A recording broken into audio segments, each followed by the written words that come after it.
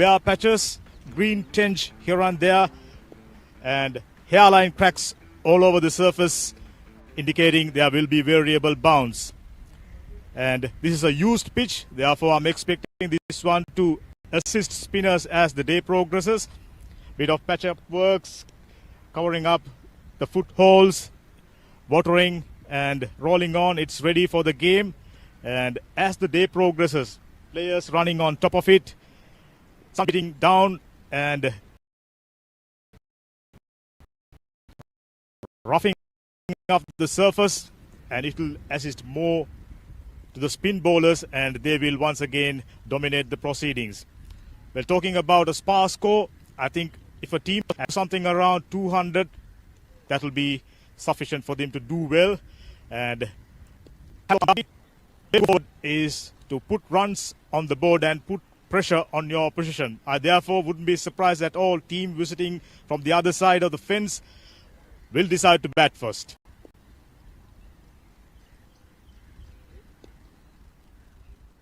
The pitch report on this game between the Colts and the BRC. And as we talked about the pitch, well, another interesting factor is the two teams for this tournament. Let's take a look at the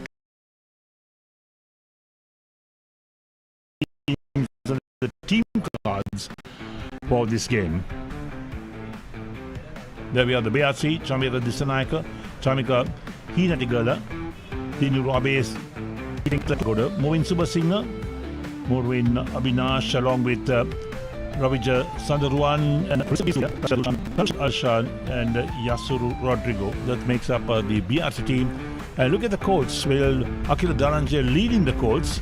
Adam Hilmi, Angelo Mathews, the old stalwart in the game. Dhananjay Lakshan, who bowled well last week. Dilshan Madhushankar also back in the team from national duty.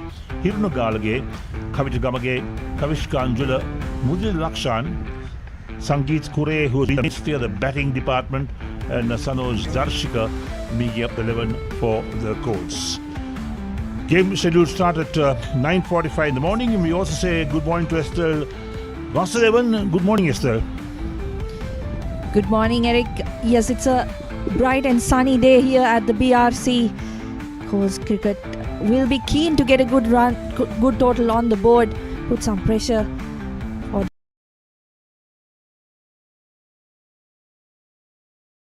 the BRC batters.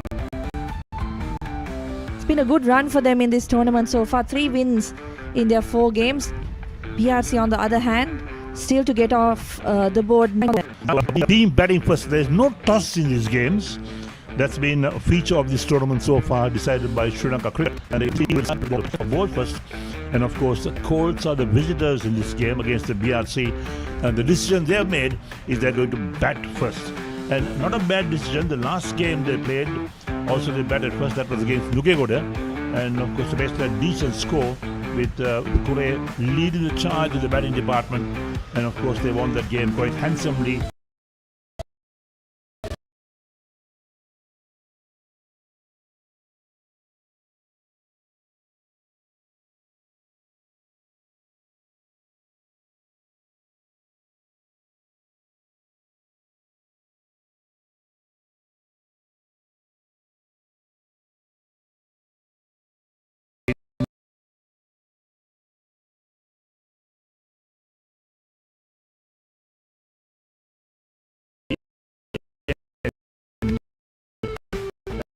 Because of that result of batting first, I think they decided, well, batting first is a good option. I don't think it's a bad option. It's a good option. Post a decent total on the board. Yes, and they've got the batter. Of course, Dinesh Chandimal is one that they will be missing in this game. But apart from that, Angelo Mathews, Dhananjay Lakshan, Sangeet Kure also has been in the runs in this tournament. So they've got the experience and the skills. The BRC grounds rather smallish. Boundaries are rather close, so hitting 4s and 6s not a bigger problem for any team batting here. As we talk to the umpires are walking out, play will commence at 9:45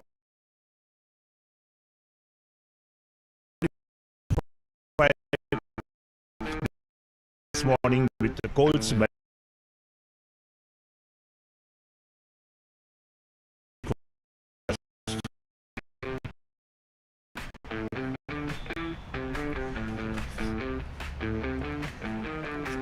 waiting for the Colts opening batters to line up the umpires.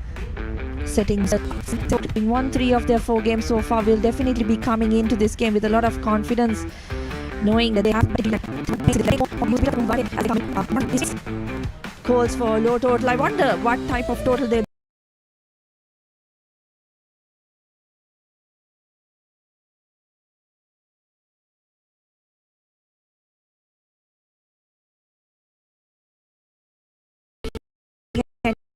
mentioned. 200 will not probably be not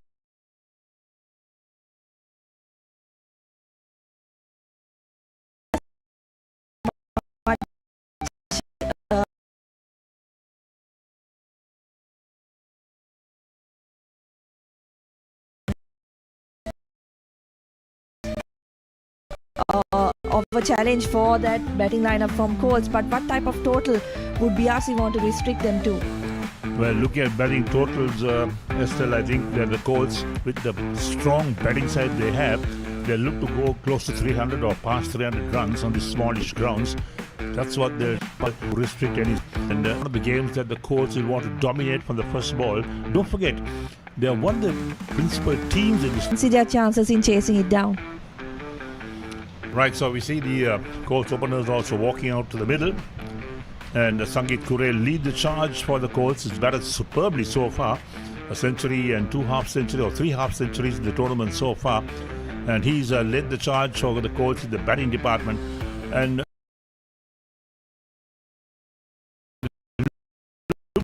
at the pitch this morning, where these are all used tracks, heavily used tracks. We're down to the very end of the season, more or less. And with all the cricket being played over the last 5 or 6 months,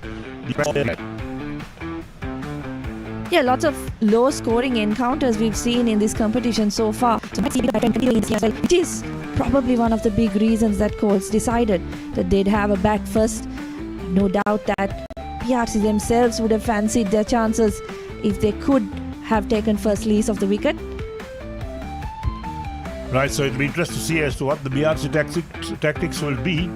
They'll want to restrict the Colts, but the Colts, on the other hand, they bat so strong down the order. And with all those big names in the Colts batting side as well, they'll want to post that total of over 300 if they can. And 3.5 hours of play for 50 overs. The BRC versus Colts, this is a home and home team because they are neighbours, in fact, in their different grounds, just across the wall they say. And the umpires having a chat, perhaps with the scorer, checking whether he's ready. They'll want to say play at this part of the grounds. There are little notebooks coming out. Deepa Gunabodhana, the on-field umpire. Tremendously experienced umpire. And he's having a chat with the scorer. And maybe the match referee as well. So a lot of work going on before game starts. And don't forget, they're using 2 new balls up to the 34th over. There's Ranganath Prasanna, the other on-field.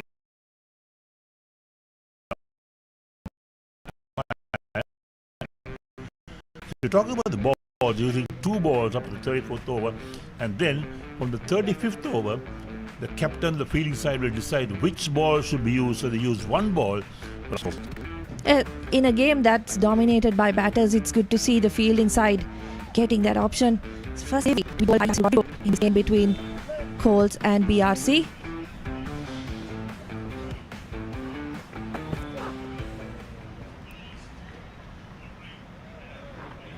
Very close to a wide.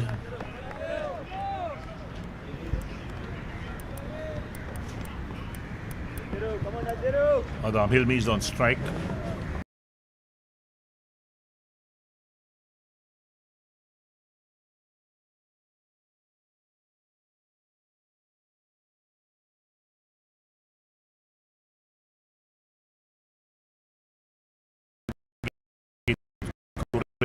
The runs then, so there's Adam Hilmi's statistics. Played 10 matches, 13 innings, 374 runs, 250 so far. Average not the best, but he'll want to improve on that.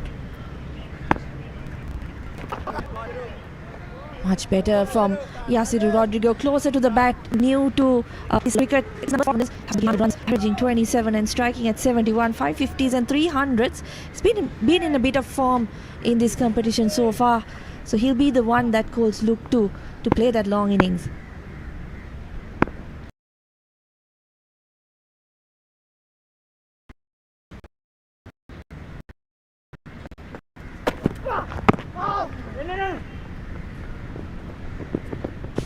Little inside edge. So the first run for the Colts coming up from the Milne's bat. Rodrigo started well for BRC. 5 for 63, his best performance so far, averaging 18 and an economy of 4.3.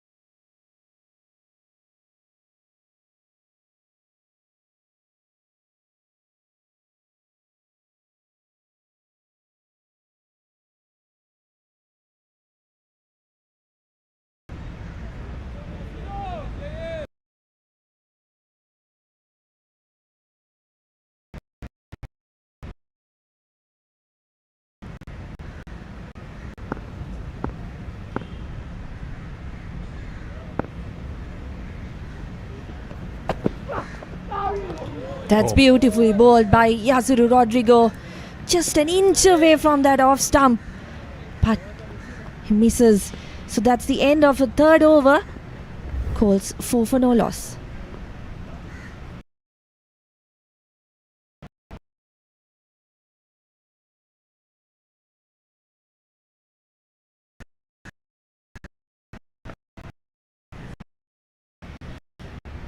Yeah, playing a miss and then very close to the off stump. Excellent delivery from Rodrigo.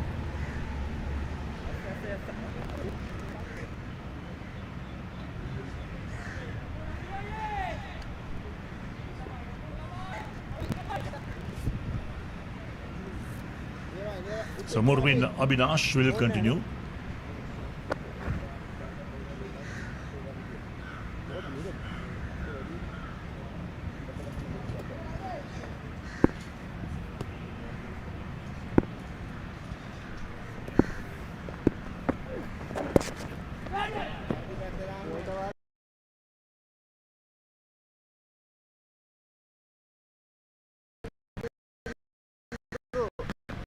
On the pads, no problem turning it around the corner for a single. Just a roll of the wrist, that's all. Never wide, which he started things off with. Those are his numbers, 80 matches. 40 is going.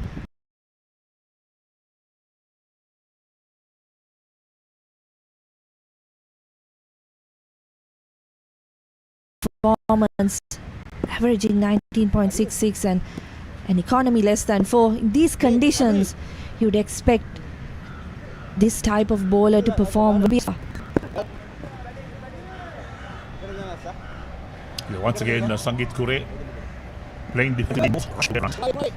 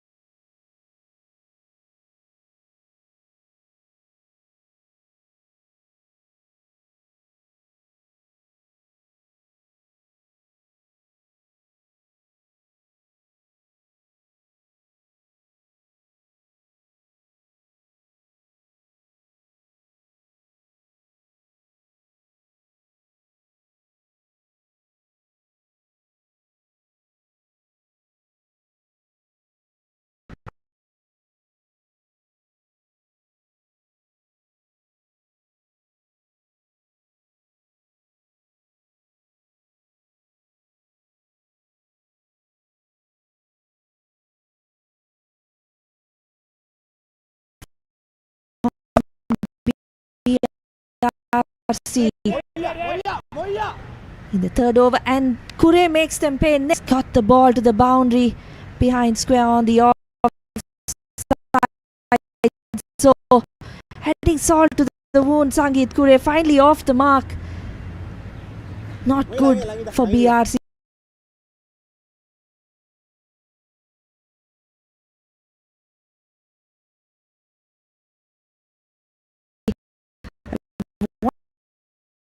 How many more runs he's going to make and make them pay.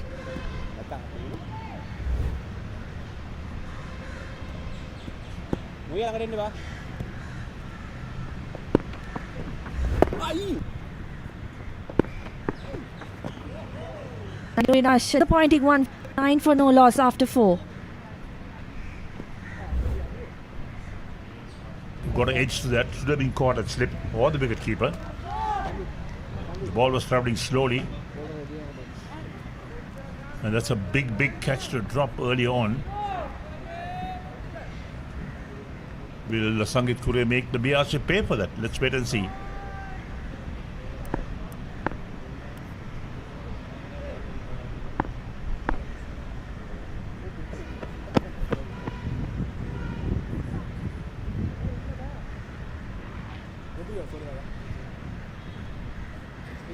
Some disturbance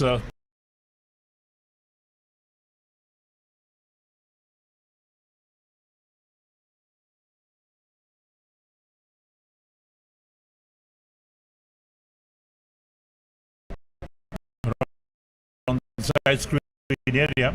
Rodrigo was about to deliver when the umpire put his hand up, stopped him.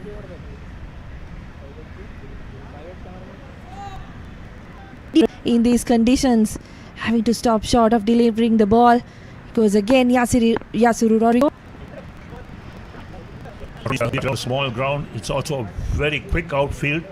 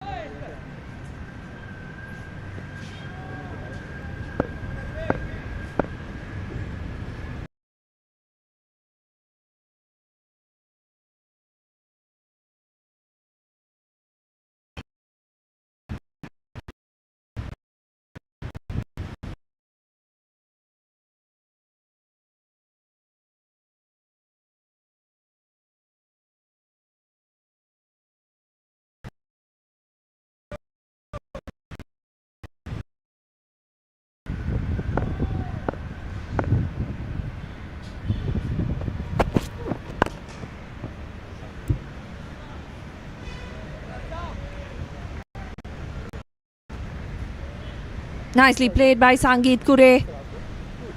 Gets onto the back foot. Just plays that hook shot so beautifully. Timing the ball and the boundary. Has bowled well all up. Twice in this over he's tried to go short. This one went for right out.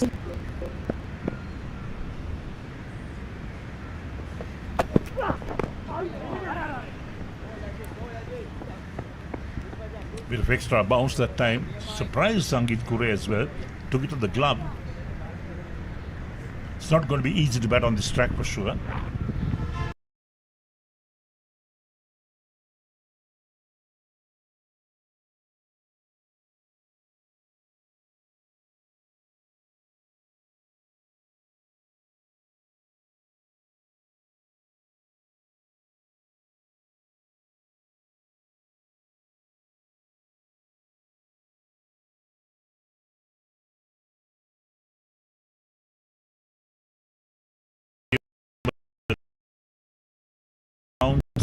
Turn that's coming in.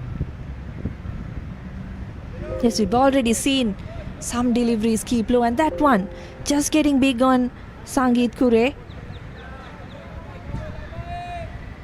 The Colts will certainly be thinking that they made the right choice in batting first on this track.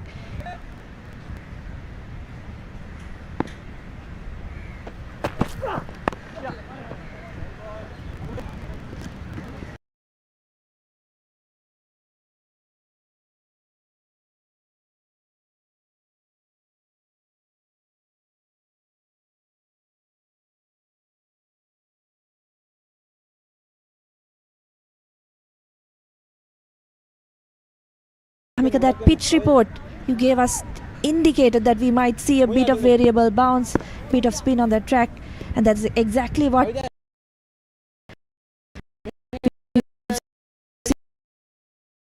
his first 5 overs. First of all, good morning to all the cricket lovers who are joining in, and just as Estelle mentioned, the pitch looks little abrasive and there are a few bare patches, though there are a few patches of grass, green tinge to it. Overall, a dry pitch, so therefore I thought spinners will immediately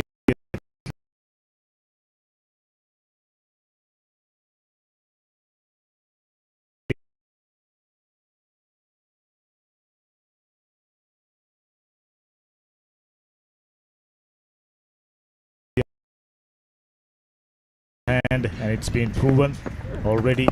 2 prolific run scorers, Adam Hilmi played for Trinity, scoring a lot of runs. They've adopted the right approach. It's the experience of playing in these conditions. You have to have a lot more of a careful approach. Once again, coming down the track, and yes, it's a wide, but Adam Hilmi's innings comes to an end. Careless piece of batting. We've been speaking about batting carefully, deciding to come down the track and paying the price. Excellent piece of bowling by Murwin Abhinash. Saw the batsman coming down the track, shortened the length. There you go. Wicket keeper does the rest. First wicket gone.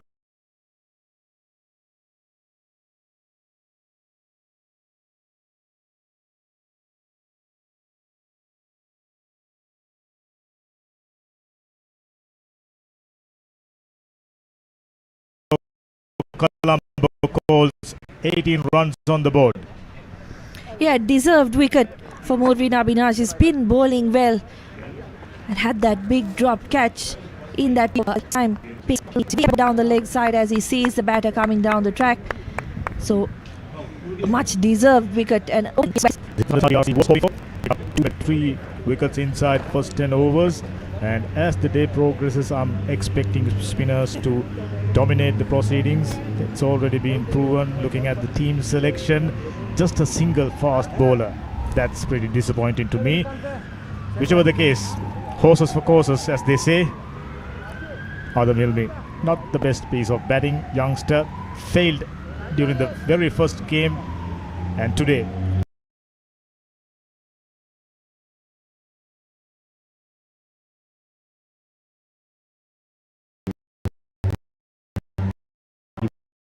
walked in with the intention of building up a good total and cementing his place.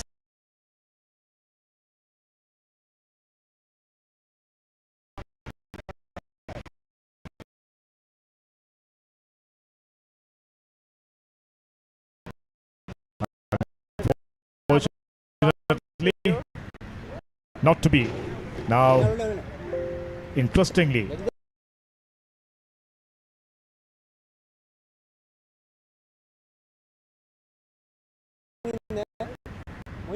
Sangit Kure, the tournament's leading run scorer. Kavi Jagamage, a product of Kingswood College, youngster who played for Sri Lanka under 19s, coming in at number 3. Interesting. Yeah, an interesting field setup as well for him. You've got that leg slip up close alongside with the regulation slip for Kavi Jagamage. It's been proven tough. This will be a true test of character for Kavi Jagamage. Someone known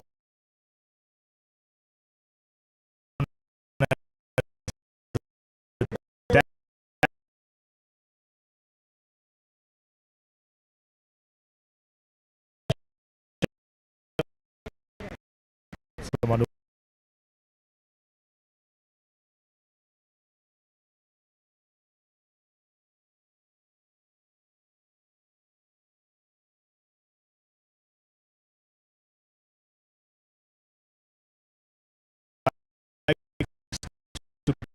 get on with things.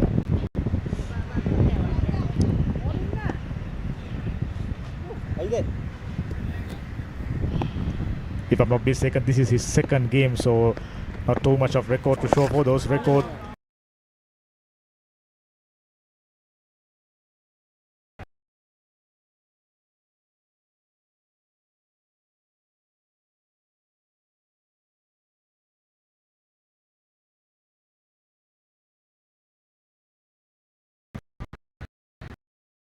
Must be out of schools cricketing arena.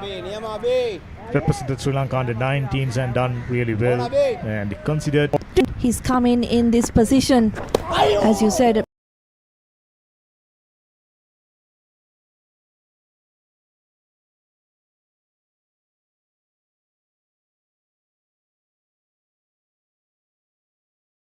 Throws the ball.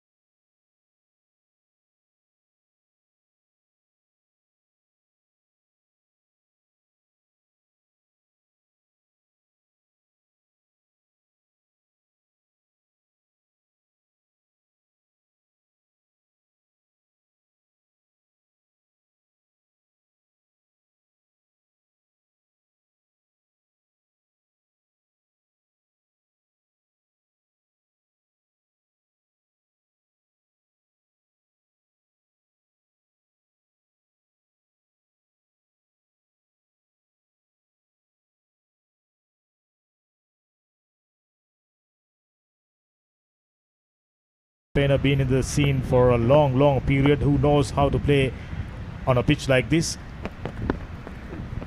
Oh, getting past the outside edge once again. Yeah, the previous delivery just went on with the arm. This one shaping a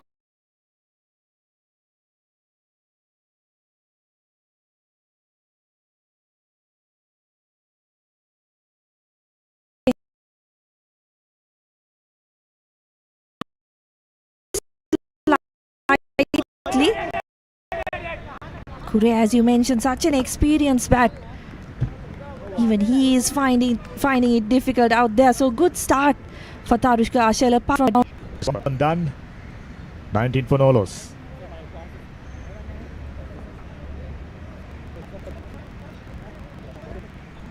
One and 7 overs done. Long way to go. Just they have experienced batters, the likes of Angelo Mathews coming down the order. Maureen Abhinash in superb form, already picked up a wicket. Should have taken 2 wickets, but unfortunately there was a drop catch in the slip.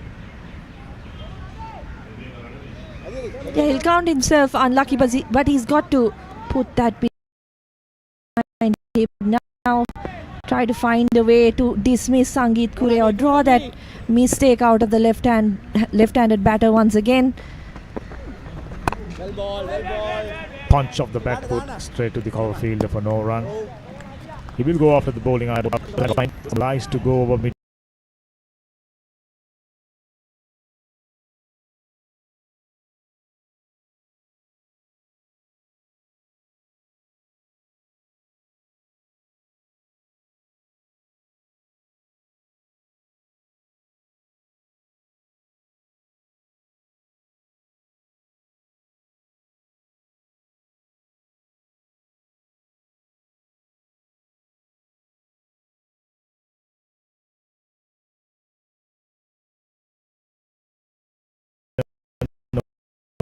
The corner. Enjoyed great deal of success. Interesting looking shot. Bit of a tentative jab down the ground. All in all, team selection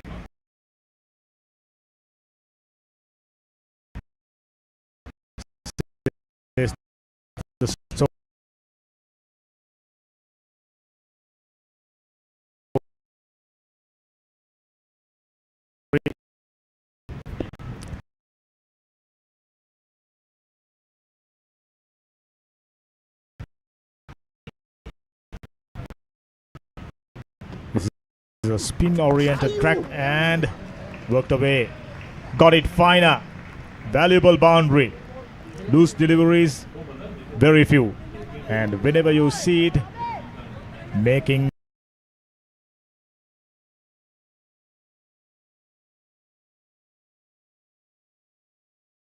to Yeah, that was that aggressive intent of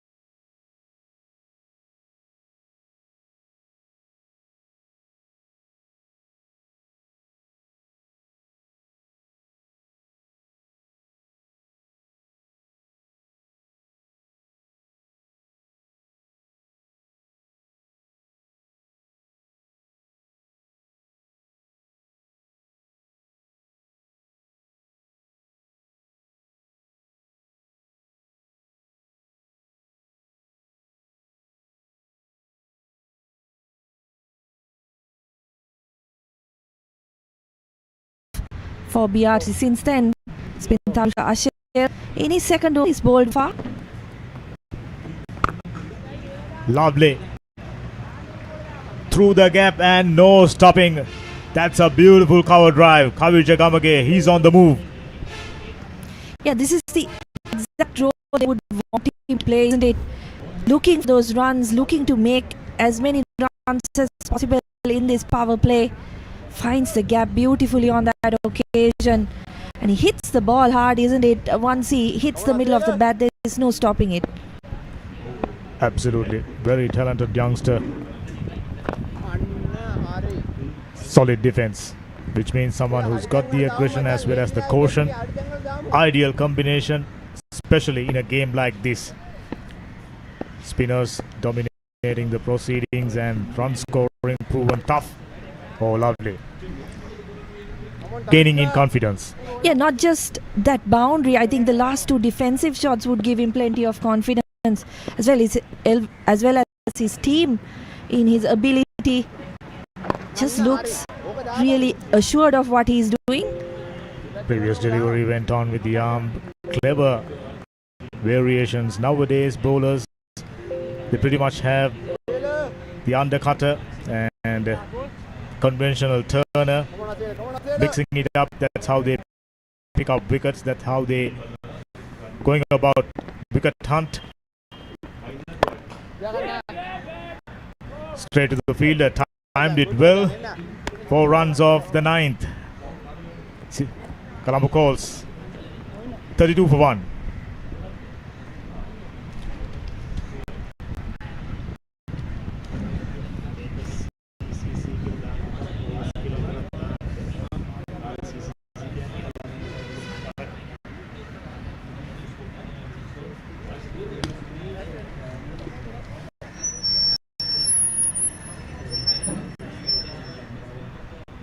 So Colts Cricket Club 32 for 1 of 9 overs. It's been slow going for the batters out in the middle. Plenty of spin on offer as we expected. The likes of Morvin Abhinash. He's bowled well. Given him maybe 14 runs in his 4 overs, but he's picked up that early wicket. Could have had 2. Sangit Kure, of course, dropped in the second over that Abhinash bowled. He's got another opportunity now against Kure. Generously flighted straight to the field at extra cover region. He will be a busy man. I have a classic example on how to bat on this type of a track. Game between Chilau Marians and Badurali. Chilau Marians were in a spot of bother, having lost as many as 4 wickets for 40, maybe 50 runs.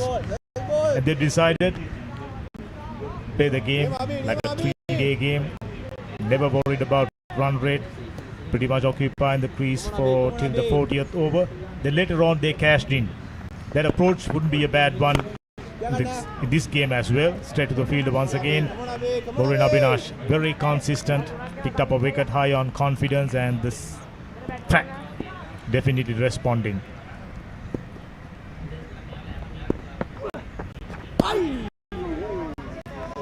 And I think what makes him even more threatening is that some of his deliveries are turning sharply. Then he's got the ball that goes on with the arm. Some of them aren't turning that sharply, so he's got that bit of doubt in the batter's minds. He's a very clever bowler. Been playing for BRC for a couple of years and done exceedingly well. If I'm not mistaken, also got selected to play the NSL 4-day tournament as well as the one-day. So immediately higher pedigree.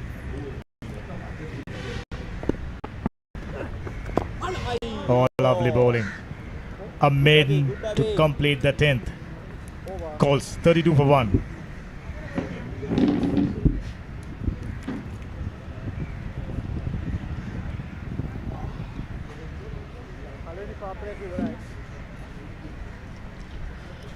So that marked the end of the first power play. Run rate at this stage, Colombo Colts not worry too much about the run rate. Very steady performance with the ball. I thought Maureen Abhinash touch unlucky. Found the edge of the tournament's leading run scorer. The catch dropped at slip, and Sangeet Kure determined to punish them. Now 13 of 29 deliveries. Once again, Eric joining me in the comm box. Intriguing passage of play, Eric.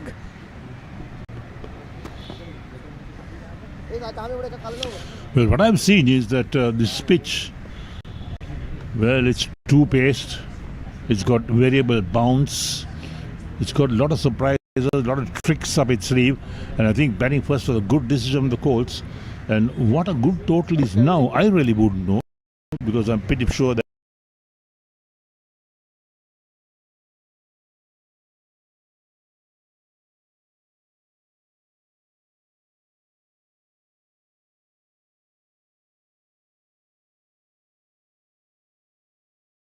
the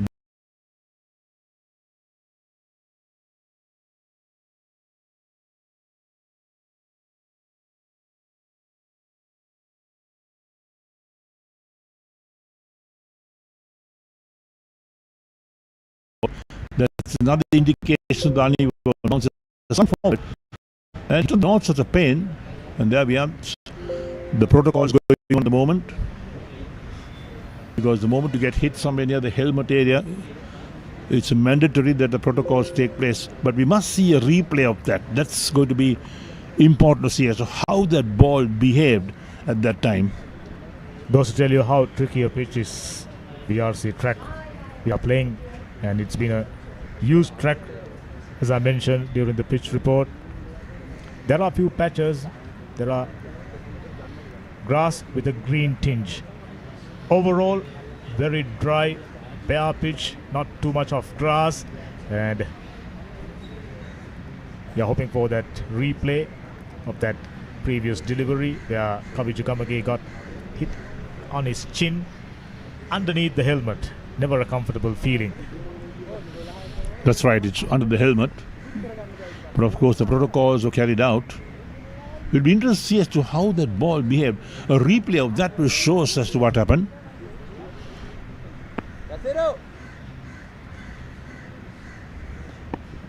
Shashika Dulshan, the new bowler, coming into the attack. Yet another left-arm orthodox spin bowler. Plenty of them.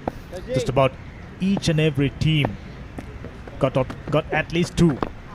Beautifully bowled in line with the stump. Just a bit of turn and bounce, keeping the batsman honest. Come on, Chelsea.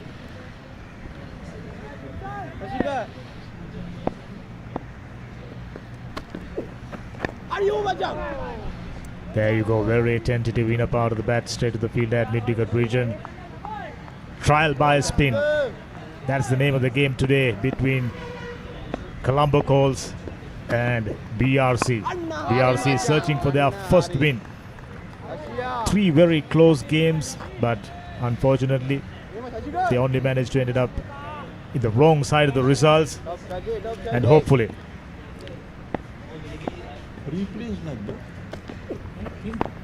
oh, lovely piece of bowling. That's more like it. Right on the money.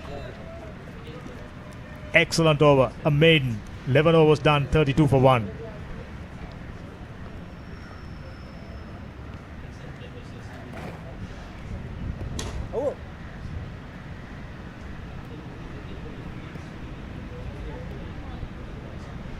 It's always good to have experienced campaigner batting alongside the youngster, providing plenty of instructions. I'm sure their discussion must be occupying the crease for a long period. Things would eventually become easier. Kaviju Gamage, who's on 9, Sangeet Kure on 13 of 29 deliveries. Plenty of patience being on display. 2 maiden overs back to back. Goes to tell you how tough is run scoring, and at the same time credit must be given to BRC bowlers Maureen Abhinash and Shashika Dulshan. Impeccable line and length. Come on, Abhi. Come on, Abhi.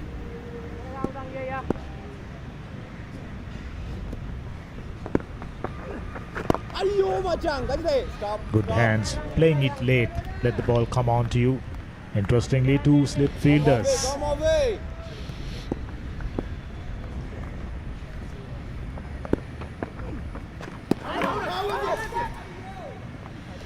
Look at the turn and bounce of that one as well.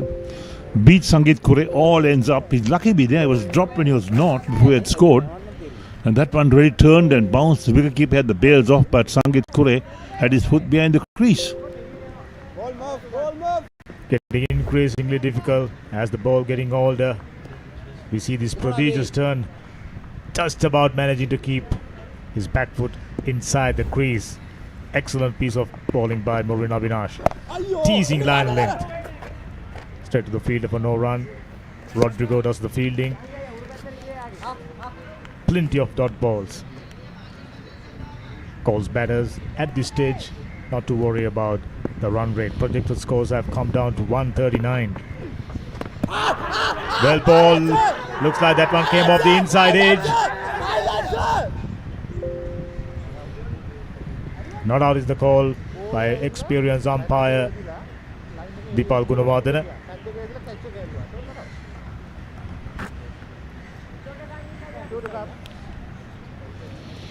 Well, there will be a lot of discussion going on in the middle with the BRC team as well and the umpire. Looking at those also will be important. There we go with the replay.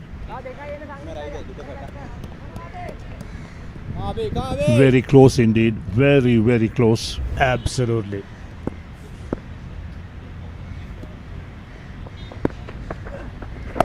Quicker off the back foot.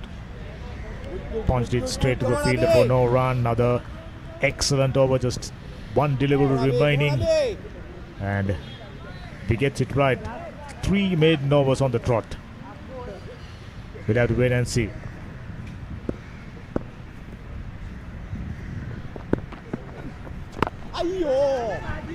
Straight to the same fielder.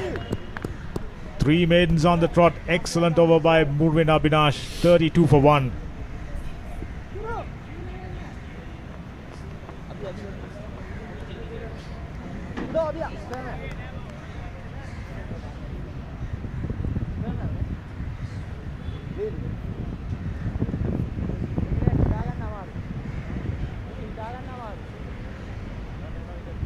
You're talking about 3 maiden overs on the trot. It's an indication of how difficult it's going to be to bat on this track. There's no doubt. And Sangeet Kure has faced 35 deliveries, so it's 13 runs. He was dropped at naught, straightforward catch. The wicketkeeper or slip could have taken that. And knowing that Sangeet Kure has been in tremendous form right through this tournament, and if he's struggling, you can just imagine how the other batsmen will struggle as well. So Kaviju Gamage also is on 9 of 21 deliveries, indication of how difficult it is to screw off this track. You're spot on, Eric. Tournament's leading run scorer. He's struggling. Yet another tentative jab to the line of the delivery by Kavi Jagamage. This is no doubt a learning experience for the youngster Kavi Jagamage. Ooh. Outstanding bowling. Getting past the outside edge. Look at the reaction of the youngster. It looks like saying, what am I supposed to do? Oh, lovely. One way of countering spinners. Played across the line, struck brilliantly. Goes all the way for 6. First of the game. Well, Kavi Jagamage, I think he didn't want the bowlers to dominate him. And he picked it up beautifully outside the line of off stump. The timing was excellent. The placement was great. Picked up 6 runs. Takes the Colts total up to 38 for 1. There we go again. There's the replay. It's a smallish grounds here, so anything that is well timed will get 6. Excellent comeback after conceding a 6. Wasn't a bad piece of bowling. It's just that Kavi Jagamage decides enough is enough. In the slot. Lovely swing of the bat. All the way for 6 once again. Get past the outside edge. You got to figure out a way to bat end this track. I mean, whenever loose stuff is on offer, you need to cash in. Other than that, apply caution. Plenty of it. Off the back foot. Yet another dot ball. 6 runs off the over. 13 overs done. 38 for 1.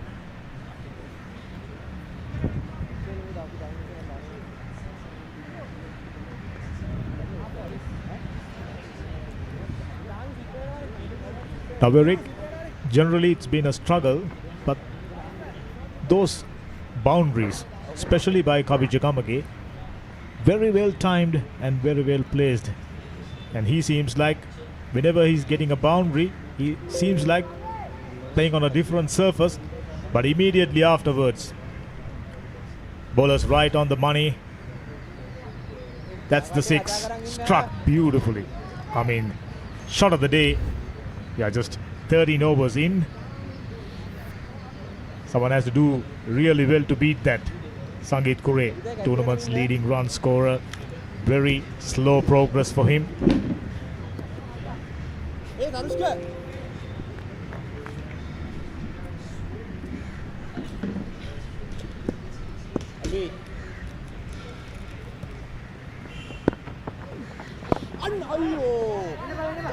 Beautiful hands, playing it late, let the ball come on to you, playing right underneath the eyes.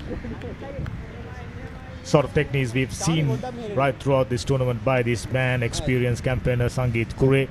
Century and 3 half centuries, and today he looks determined, especially after that life being given. Steered through sweeper coverage and picks up another single. Boundaries dried out. Singles hard to come by. So BRC 2 are attacking. They got a slip and a gully, but now they got a slip and a leg slip in place for the right-handed Kavi Jagamage. The slip and a gully for Kure, who's the left-hander.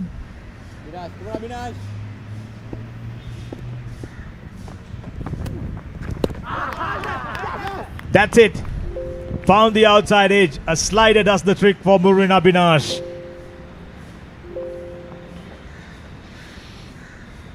The wicket was coming, there was no doubt about that, because the Colts had put so much pressure on themselves as well. And the BRC have done extremely well. Look at that. Outside the line of off stump, turn and bounce. That's what really affected the batsman, the turn and bounce. So Gamage is the man out. Caught by Veerasur, the wicketkeeper of Abhinash. He goes for 15 of 28 balls. And the Colts lose their second wicket, 39 for 2 in the 14th over.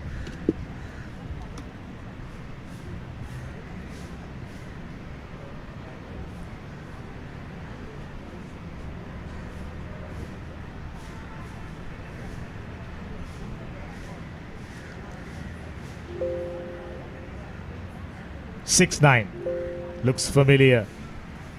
Used to be the number one, the jersey worn by Mahela Jayawardena.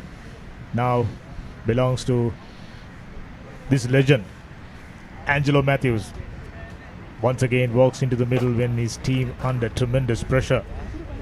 Yes, going to see how Angelo Mathews will for play in these type of situations. Turn and bounce is talking to his partner, that is Kure, as well as to what really is going on.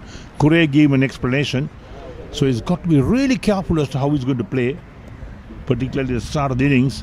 And BRC will be looking to pick up another quick wicket because they're on a roll at the moment when they have picked up a wicket. And here we are, the field settling in the slip and the leg slip in place. The two close catchers, in fact. Attacking field set for Murwin Abhinash. He's looking good. Kavichakamage played for turn. Not too much of turn there. Went on with the arm and found the outside edge immediately. Off the back foot. Let the ball come on to you. Loads of experience, I'm sure, during his club cricketing career. Must have played quite a few matches on a similar pitches. He's off the mark. That customary whip shot towards mid-wicket region. Gets a single. Angelo Mathews. It'll be interesting to see his approach in this game. A half century and, if I'm not mistaken, 20 or 30 plus runs against the other opponent. So he's in reasonably good form. The ball inner part of the bat gets another single.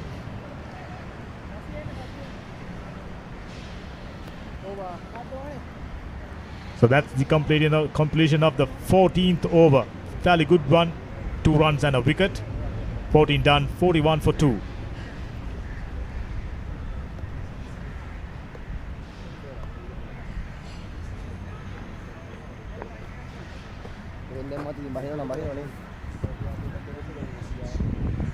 Eric, we were there at the Colts ground when Colts played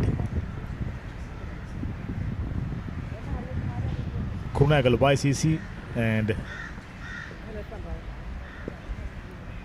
very next game, if I'm not mistaken, was against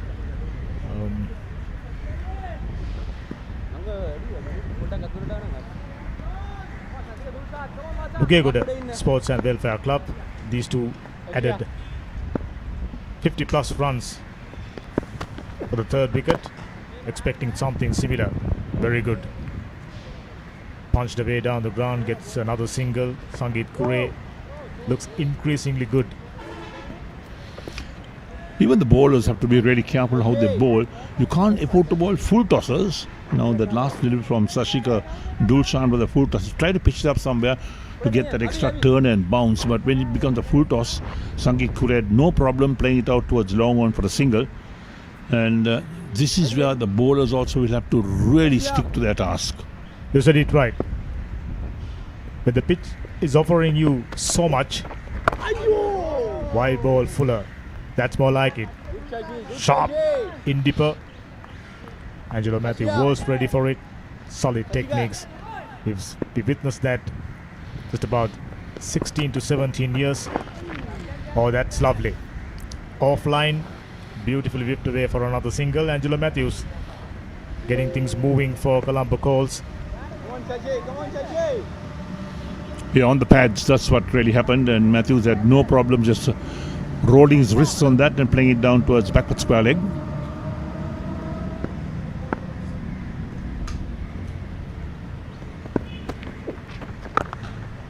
Oh, he basically spogged it. That's a 6 in any ground. A huge one. Coming down the track. Oh, beautiful shot. Sangeet Kure moves to 22. Well, I think Sangeet Kure realized that you can't allow the bowlers to dominate. So he got down the track a bit, 2 steps, and just lofted that over that long on fielder, over the boundary quite comfortably for 6. And these are the shots that they'll look to play. In fact, they'll play some attacking shots, get some runs. They'll want a decent score on the board to allow their bowlers a decent target to bowl at BRC. We've seen matches played at the BRC like 130 target, and you still lose because you need to use experience, you need to come and play shots, you need to get a score on the board. I think the first match that the CCC played against BRC here, the CCC won by 3 wickets. 2 wickets, in fact. They 2 lost wickets, okay. as many as 8 wickets. So goes to tell you how tough the track is. But today, Sangit Kure in particular, after being given a life, now he's unleashing 22 of 40 deliveries. That's basically his method of operation, utilizing as many deliveries as possible. And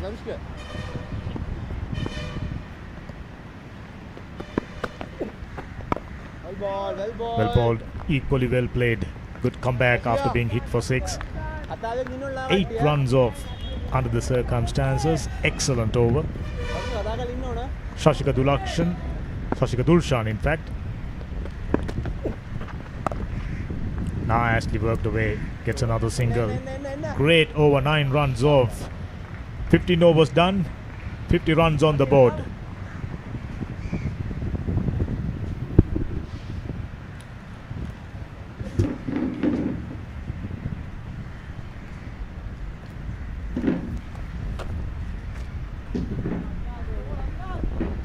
Come on, Abhi.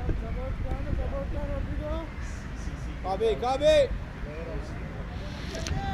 So projected score is 167. If they get there, it'll be a very good score on this track. Current run rate 3.33.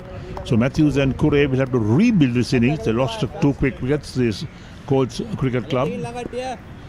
So Dulshan into his 4th over. Come on, Abhi.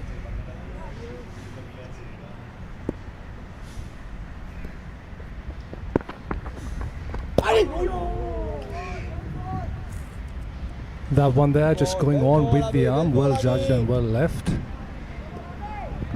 So, Eric, what do you think of the game so far? It's going quite as we expected on this fairly sticky and difficult surface. Yes, the track is giving so much assistance to the bowlers. Uneven bounce, turn as well on this track.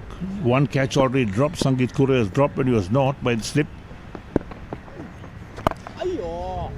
Yeah, and Sangit Kure is not someone you can be dropping. His recent scores, couple of 50s, a century in his last 4 games, and really he's getting stuck in once more. I think he's going to be playing that anchor role, and everyone's going to be looking to bat around him, and he's got Angelo Mathews, vastly experienced Angelo Mathews by his side.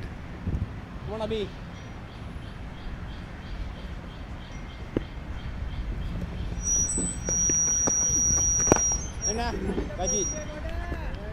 Come on, Abhi. Bowling well. Yes, it'll be testing times for Angelo Mathews as well on this track. There's no doubt about it. Come up. With the turn and bounce that the batsmen are facing right now. It's an interesting period for Angelo Mathews. Recently retired, of course, and he must have been eager to get back into the cricket, playing regularly. He got a unbeaten 50 a couple of matches ago.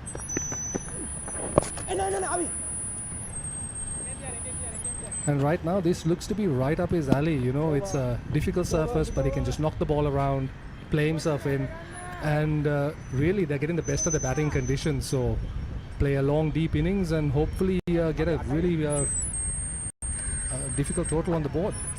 16 overs completed and the Colts are 52 for 2.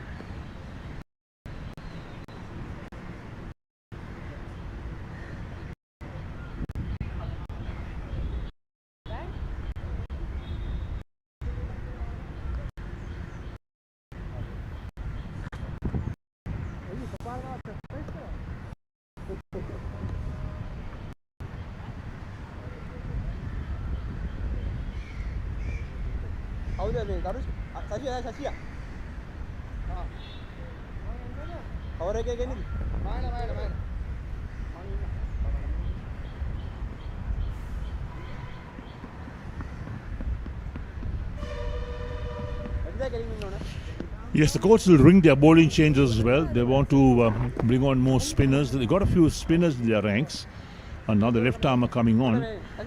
intentions pick up wickets. That's the key to pick up wickets. You have to feel well. The slip has to take up the catches. So leg slip has been disposed of. They only got a slip in place now. The backward point. The sweeper cover, extra cover.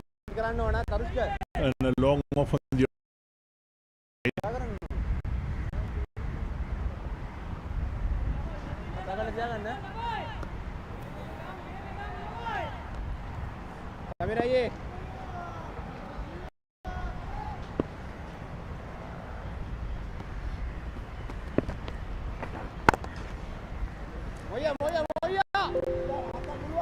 Starts off there with a bit of a short one just outside off, and it's punched through the covers of the back foot.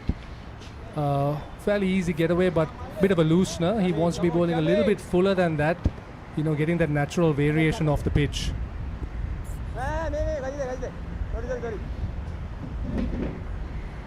Yes, that was so short that Mathews had no problem just punching to the offside to the sweeper. So Dissanayake, the bowler, 34 matches, 6 of 49 is best. Another poor delivery. Way outside the line of off stump. Too much width, and Sangeet Kure had no problems playing that out towards sweeper cover of single. Yeah, Dissanayake, they are just struggling with his line early on, and I don't think the right-hand, left-hand combination is helping his cause. He's going to need to find that soon just to get the best out of this surface. Well ball. Yeah, that one was better there. Tossed it up a little bit more. Had Mathews reaching out for it. Negotiated well.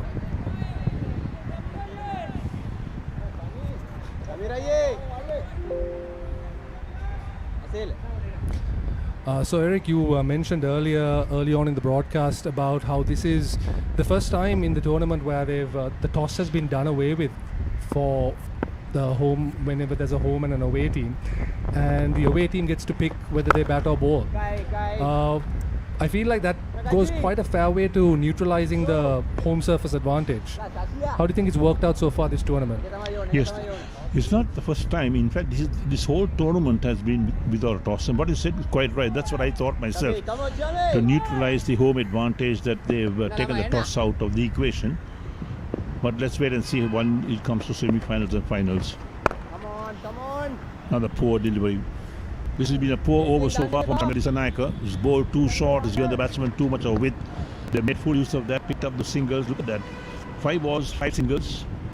Yeah, it's just very easy for the batters at the moment, and this is the best of the batting conditions, believe it or not, because this is it's not a raging turner just yet, but there's been quite a few that have just spat up off the surface, so they need to get the best use of it.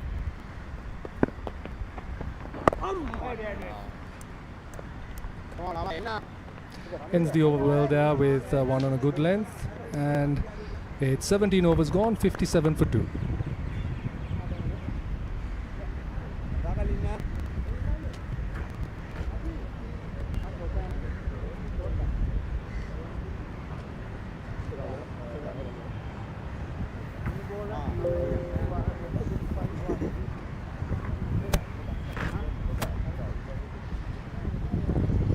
So the two batsmen, little chat, shake of heads, touch of gloves as well. In other words, saying that, look, let's go on and build a partnership. And Moeen Subasinghe comes on to bowl. He's a medium pacey. Will he be bowling spin today or medium pace? We'll have to wait and see. A good dashing all-rounder is Moeen Subasinghe. Yeah, Subasinghe has been quite the star for BRC. He's been picking up wickets of late, and lower down the order he's been really getting those runs, because the BRC top order hasn't been performing, so it's been good for Movin. A good time to be Movin. Yeah, school days he bowled medium pace, switched to spin like these days, Moeen Subasinghe. I think a lot of bowlers will be switching to spin with pitches like this, Eric. Well ball.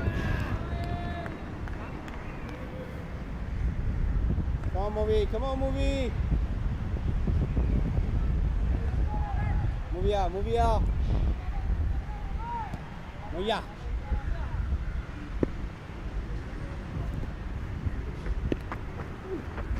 Jangan dah. Bah. So Movin noticeably fuller than Disanaik in the previous over. And I feel like that is probably the way you want to go, but maybe try to up the revs a little bit, go a little bit quicker, but definitely don't want to be bowling it short on a surface like this.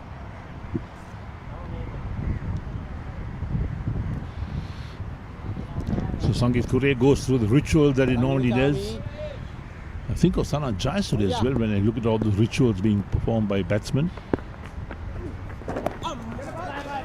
Again, turn and bounce for Movin. He played nicely towards backward point. Kasih ke? Mai. Anna, hari ni ya. Let's move it. Saya kaya deh. Ni mah move it. Move ya. A bit of light cloud covers settled over the stadium now, easing the conditions a bit. It was quite a warm day to start, but now it's a bit more comfortable for the players. There's a bit of a breeze blowing across the stadium as well. Well ball. And that's 18 overs done, and I believe drinks have been called on the field, yes.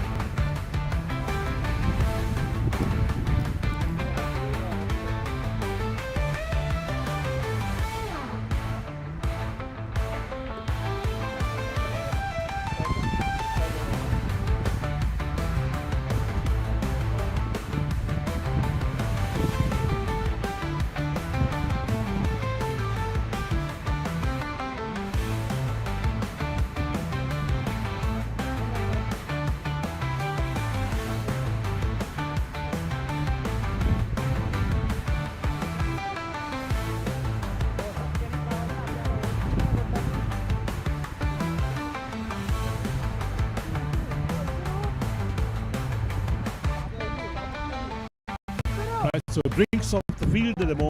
First drinks break.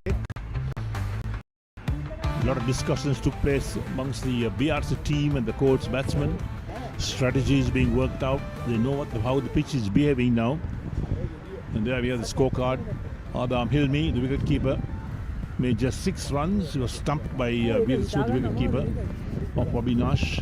And then Kavija Gamage was also caught by Veerasud, the wicketkeeper of Abinash, for 15. 1 6 and 2 4s. 4 extras the total, with Mathews not out 7 and Sangit Kure not out 26. 58 for 2 after 18 overs.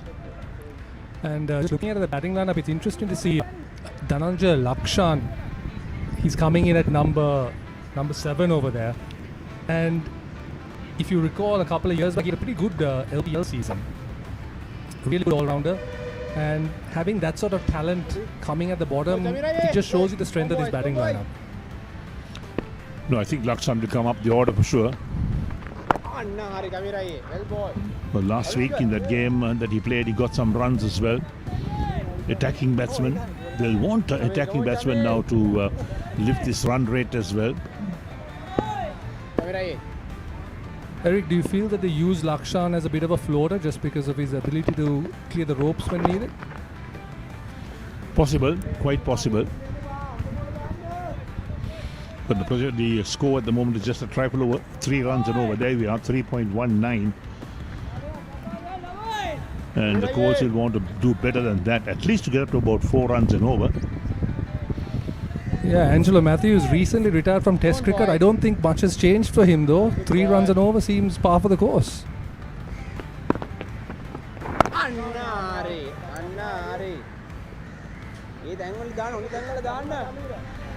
You can hear a lot of chatter from the keeper there, saying that is the line that Dissanayake needs to be bowling, the line and length, and he's definitely found it.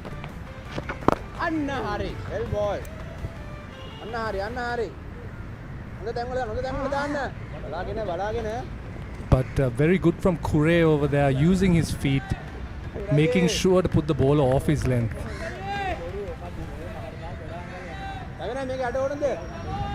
Yeah, Kure is a seasoned campaigner, no doubt. He's been around for quite a few years. He knows what it's like, he knows what pressure situations are. So pitch to the leg stump. Angelo Mathews is so strong on the leg side. Just rolls his wrist on that, picks it up towards that deep mid wicket for a single. Now this is not intelligent bowling. They need to really work that ball outside the line of off stump. Just a trifle outside the line of off stump. Make Mathews play. They know the ball is turning, it's bouncing. You're spot on, Eric. Even the keeper was talking about how that was just offline, and he just needs to keep it in that channel, just around off. Unsure whether to, play forward, play back. Let the natural variation do the work for you.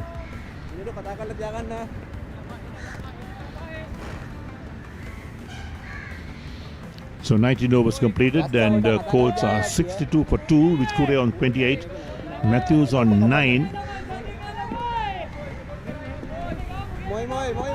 We've had 1 hour and 20 minutes of play so far today in this game of the Sri Lanka Cricket Major Club Limited Overs Tournament for 2025.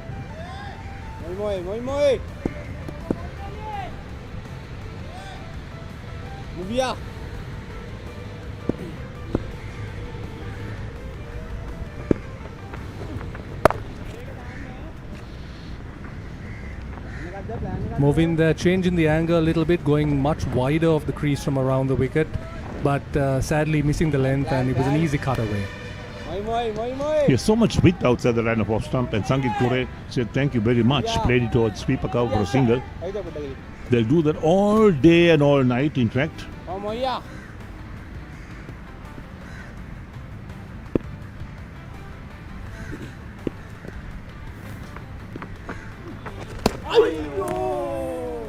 There we go, trying to pull it from outside the line of off stump, very close to the off stump.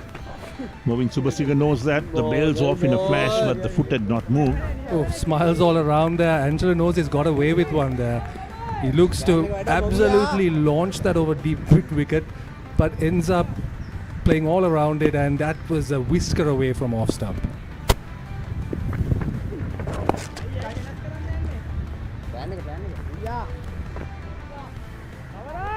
But then Movin follows it up with one a little bit shorter on the pads and easily gets Angelo off strike. That is not what you want to be doing here. You want to be building the pressure. You want to get the batsman asking a few questions.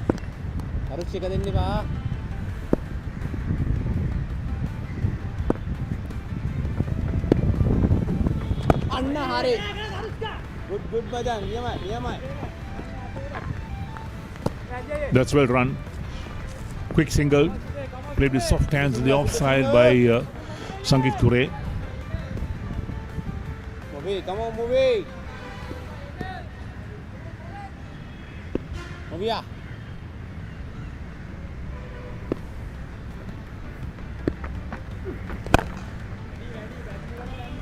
Ooh, what a hit from Angelo. He tried it early in the over, but this one was right in the slot.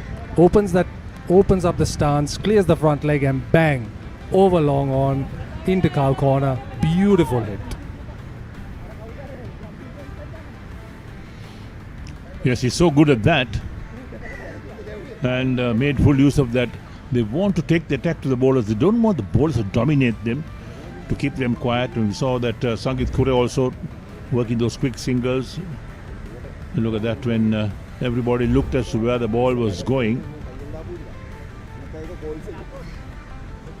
Yeah, it's definitely a wicket where you want to be getting in first before playing your shots.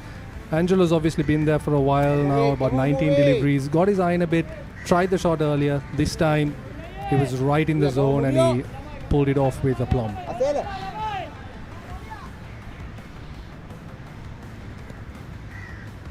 Movie.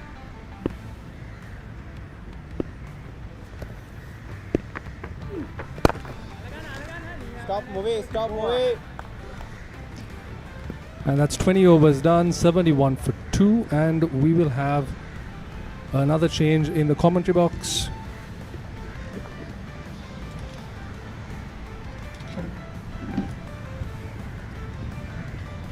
Well, welcoming back to the hot seat, Estelle Vasudevan. Estelle, what do you think of the game so far? Yeah, it's been slow going from Colts Cricket Club. Of course, conditions not as easy to score quickly on. Angelo Mathews has looked good out at the crease, 16 of 20 deliveries so far. So those are promising signs for the visiting side. Yeah, this is looking like a very dangerous partnership that they need to end soon, because Sangeet Kure, we know he's in a rich vein of form, and Angelo, once he gets going, he can make a mockery of these conditions. And given what we've seen from the pitch and the conditions so far, you think if they can get a total above 200, 220, 250 with the batting lineup that BRC have, it might be a bit of a struggle.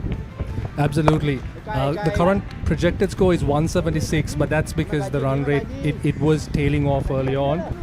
But I think 200 looks pretty reasonable at this point.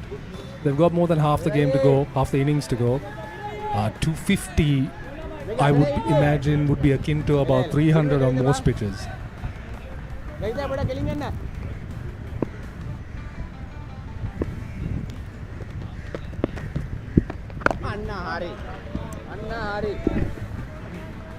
Yes, and as we mentioned before, it's been a bit of a low scoring venue in this competition. The BRC grounds haven't really seen any big totals, so Colts is probably one of those teams that can actually get to those big totals. They've got the batting lineup to do so. Absolutely, and just going back to the point that we were speaking about earlier, which is having the visiting team decide, it kind of opens up a lot of avenues, and it incentivizes the home side to sort of doctor the wicket and make it super spinner friendly. In fact, earlier in the pitch report, when Hemantha was having a look at it, there were some patches of grass which I don't think this pitch has seen in many a moon. Yeah, it's a good addition, I think, to this competition. Visiting side deciding what they want to do without having a toss. As you said, it just brings that bit of balance into the competition. Absolutely, and it's something that's been spoken about by many other cricketers, Ricky Ponting very notably. And yeah, that's the end of the over. First up, 21 done, 74 for 2.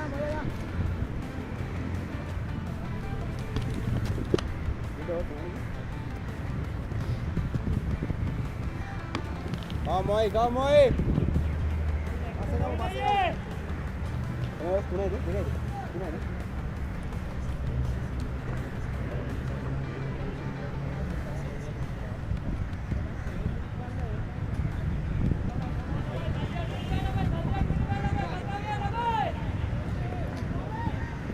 All right, moving to continue. But yes, just getting back to the point, Ricky Ponting brought it up a few years back, I think, when they were playing in Gaul. He was talking about how it would be better for the visiting side to essentially pick whether they bat or bowl. And really, it's quite hard to argue against that logic. If what we're looking for is fair wickets, where there's an even contest between bat and ball, and where the toss is not overly overpowered, I think that's just the way to go in the future. Oh dear, that was a tough chance. That was flying to his right, but he's got two hands to it. And looking at his face, he knows he should have held on to that. Another chance goes a begging, and once again the beneficiary Sangeet Kure, this time on 32.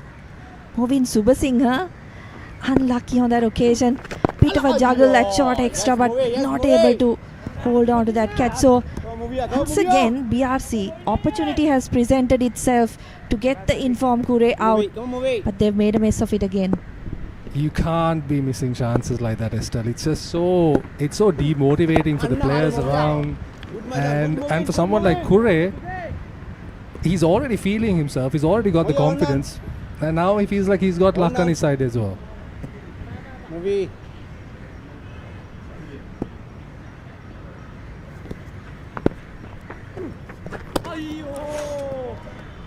Sharp turn once again. Movin Subasinghe, as you mentioned previously in commentary, he's been doing it with both the bat and the ball for BRC. So promising signs for the youngster. We know he's a big hitter of the ball, but if you can just add that extra element with the ball as well, it gives you so much value in today's day and age, particularly when short format cricket is doing so well.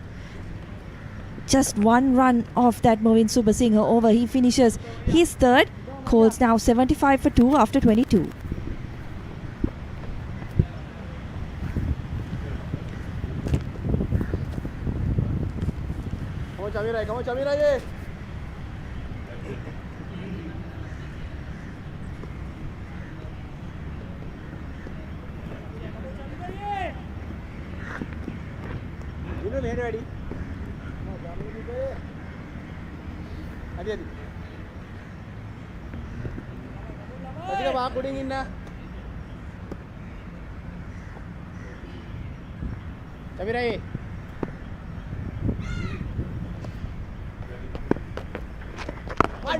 Chamira now going over the wicket to the left-handed Kure. Kure again, very proactive in using his feet. This time Chamira sees him coming and just drags it a little bit shorter, defended into the offside.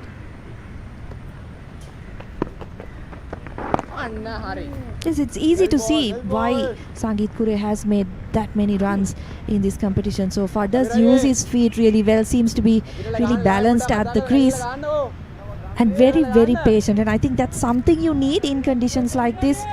Yes, not the type of conditions you will see at the international level, but it brings out a different type of skill set, and he seems to have got it. Absolutely. Just looking through his recent scores, there was one outlier which was in the T20 tournament. He struck a 93 off, I think, something like 50 something deliveries. It was an excellent knock and very out of character for Kure. So it does show that he's got that in his locker. So hopefully we'll get to see him on better pitches going forward in this tournament, and so he can showcase maybe a little bit more of his all-round batting ability.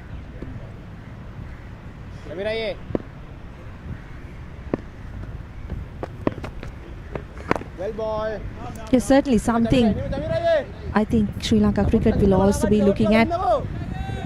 The quality of pitches, whether the batters are able to actually showcase their capabilities, because as we know in international cricket you're seeing 300 almost a par total in most conditions, so want to build up to that level at domestic level, see what these batters are capable of, whether they have the skills and they have the game to really go to those big totals. At the moment, different skill set, as I mentioned, being tested.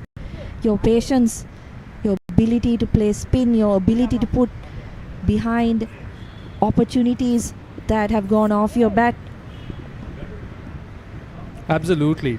Chief Selector Upul Tarang, in fact, sometime last year did mention that even when they were preparing, and I'll get back to that point at the start of the next over, that was a nice one on a length, just punched defensively into the offside. 77 for 2 after 23 overs.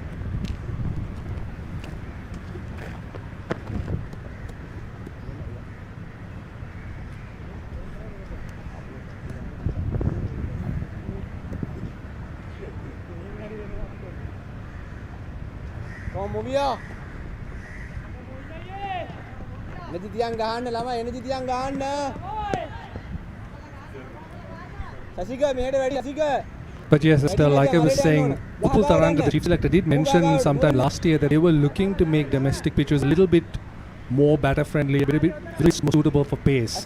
And I think maybe this change in the home team, visiting team, deciding whether to bat or bowl first, is probably the first step in maybe pushing, nudging those teams along to actually move along and follow modern ways of playing cricket.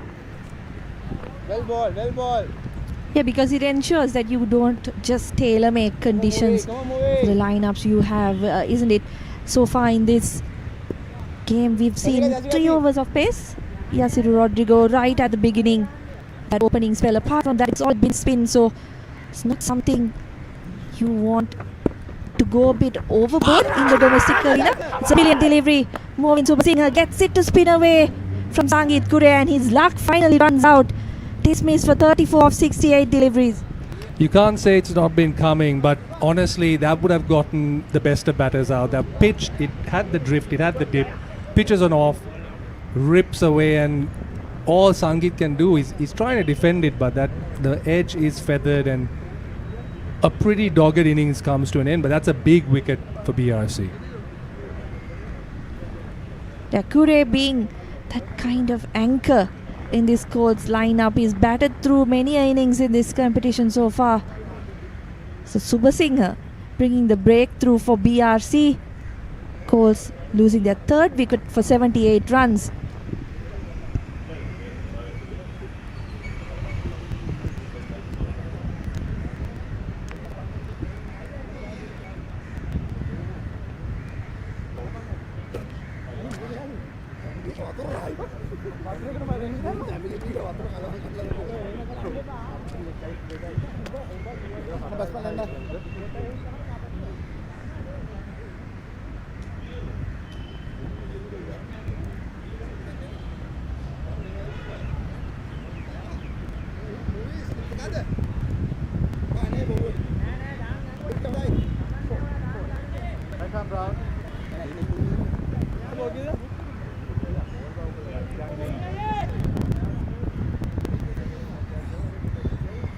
Come away. Come on, Movia. Dhananjay Lakshan then is the new batter. Another left-hander coming in, which will serve Moin Subasinghe just right. Yeah, Subasinghe would like that, having the ball spinning away from the batter. BRC also on the attack. Got a couple of slips in. Lakshan, those are the types of shots he plays, isn't it? Just a little dabs here and there. Yeah, he's taken that so well. That wasn't a bad delivery. It was on a good length on off, but Lakshan's got a good stride in and just paddled it around the corner. Definitely played and shows his intent from the get-go. I think that's that perfect display of intent, isn't it, Madhushka? It's a word that's used a lot in modern day cricket. Intent. ඕන්න ගාවින්න. It's not just about, clearing your front leg and swinging for everything. It's also about knowing what type of shots you can maximize. Once again, goes for the paddle sweep. This time, fielder has moved fine and is able to collect it. So just a single, but again, the intent to score runs is there from Dhananjay Lakshan. Move in, come on, move in. Move here.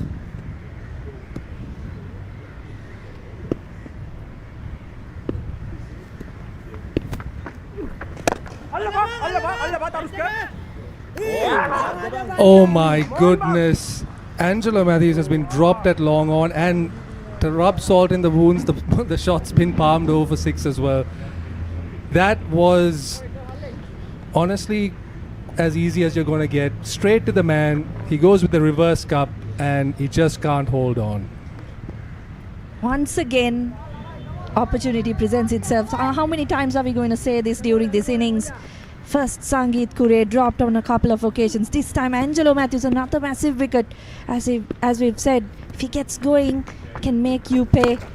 Goes for the big shot once again. This time, it clears the fielder on the boundary quite comfortably. So, back-to-back sixers to end Movin Subasinghe's over, where he did dismiss Sangeet Kure. But poor once again from BRC in the field. 24 overs done.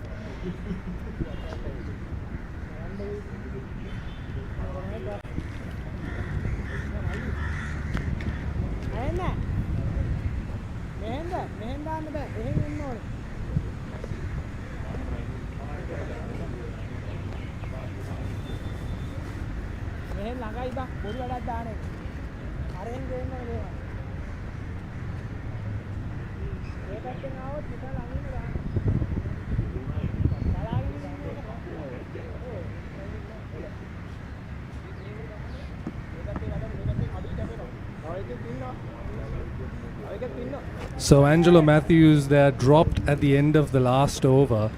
Third drop of the match for BRC, and already that drop alone has cost them 12 runs, because the shot itself went for 6 and then the next ball was dispatched into the road.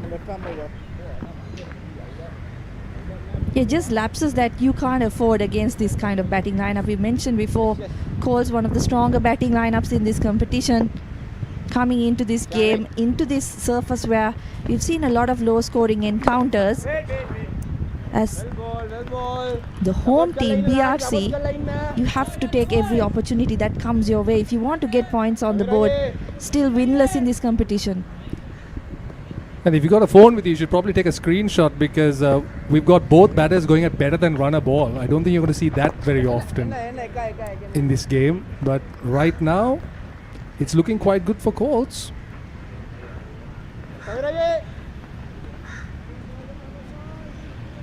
Has to be pretty demoralizing for the bowler as well. If you look at Movin Subasinghe, conceded a boundary, took a wicket, could have had another wicket, and possibly wouldn't have conceded that 6 off the last delivery as well. So he's gone from maybe having a 2-wicket over that cost him 5 runs to a 1-wicket over that cost him 13 or 14.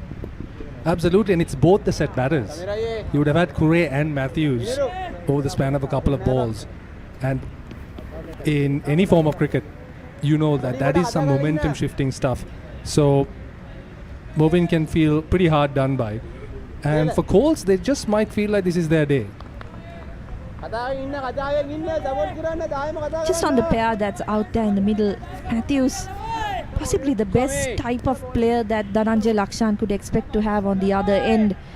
Very similar types of players if you look at their own all-round ability. Mathews perhaps much better bat, but be someone that Lakshan could look at as a mentor. Wow, Lakshan again goes for the sweep. This time he takes on the man at deep backward square leg, but no chance for him. This is one bounce over the ropes. Beautifully struck. Once again, so aware of where the fielders are. Gets his placement right once again. Playing with the spin, so not too much risk involved in that shot as well. Yeah, he's playing with the spin, exactly. And you have to question the persistence of Oh my goodness, this one's over in front of square, all the way. The sweep shot is absolutely destroying Disanayak over here, and Lakshan is having a field day. Yeah, and the run rate's gone above 4 for the first time in this innings as well. Projected score going above 200. So Colts really stepping on the accelerator, but you've got to question also the tactics, and the bowling from BRC hasn't been at its best. Feels like they're just expecting the pitch to do all the work for them. Yeah, and I think Lakshan's been sent in here with a remit. He's been told, get those runs quickly, you've got a free hand, and he's taking it with, I mean, not just a free hand, he's got 2 free hands, he's taking it both-handed. Lakshan really doing the damage over here. Bit of a break out there in the middle. If you're wondering why, I think they lost the ball, didn't they? That's right. It's gone over the fence, over the brick wall.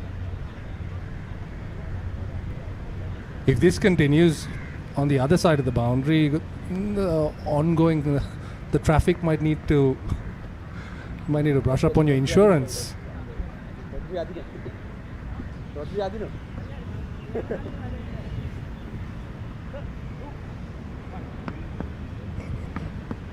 Very hot and humid conditions as well, so batters taking every opportunity to hydrate out in the middle. Angelo, experienced campaigner, he knows when he can just push the line on the brakes, get a bit of water in. Angelo definitely aware of the timings. And that's 25 overs down, half the innings, 107 for 3, and the run rate suddenly touching 4.5 and over.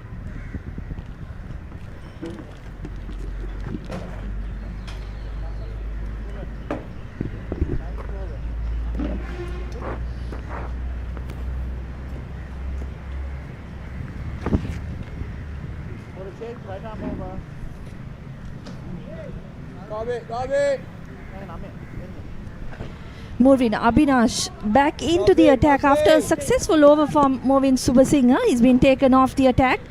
Abhinash, of course, picking up 2 for 19 so far in his 8 overs. Has bowled really well. Opened the bowling for BRC today.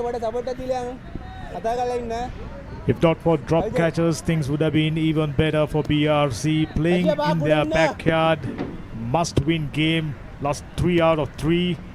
And by dropping Angelo Mathews, they've just probably dropped the game. It's too early to say that, but Murwin Abhinash, he's the wicket taker back in the attack. And we must mention there are four more matches worked simultaneously in Colombo. NCC taking on Chilaw Marians at NCC grounds.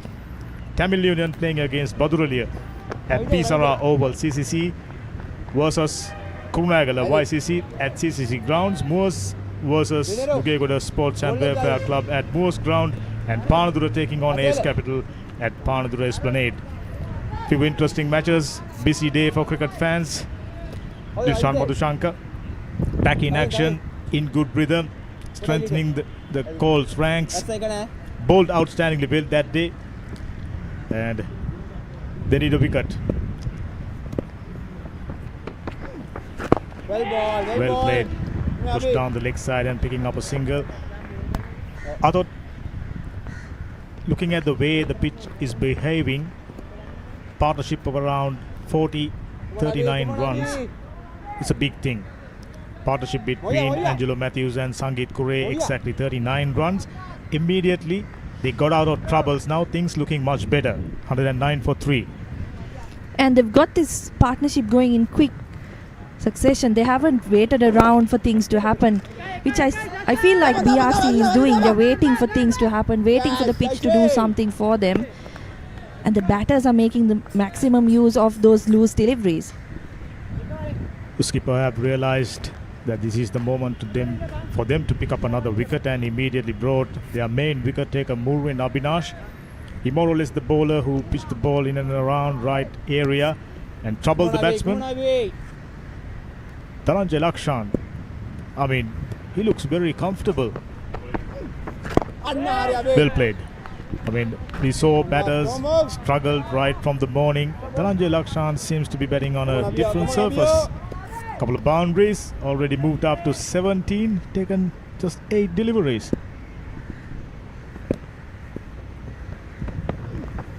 อันไหนเหี้ย Yeah, and what's been encouraging is that he seemed to have found the middle of the bat right from the first delivery, hasn't he? He's looked in good touch, and he's an important player for Colts to have in that middle order because he can play different roles for them. Can go after the bowling, does play spin well as well. But then, if you need him to, he can play that supportive role to the other batter as well. There you go, fairly decent over, just 3 runs off. 26 done, 110 for 3.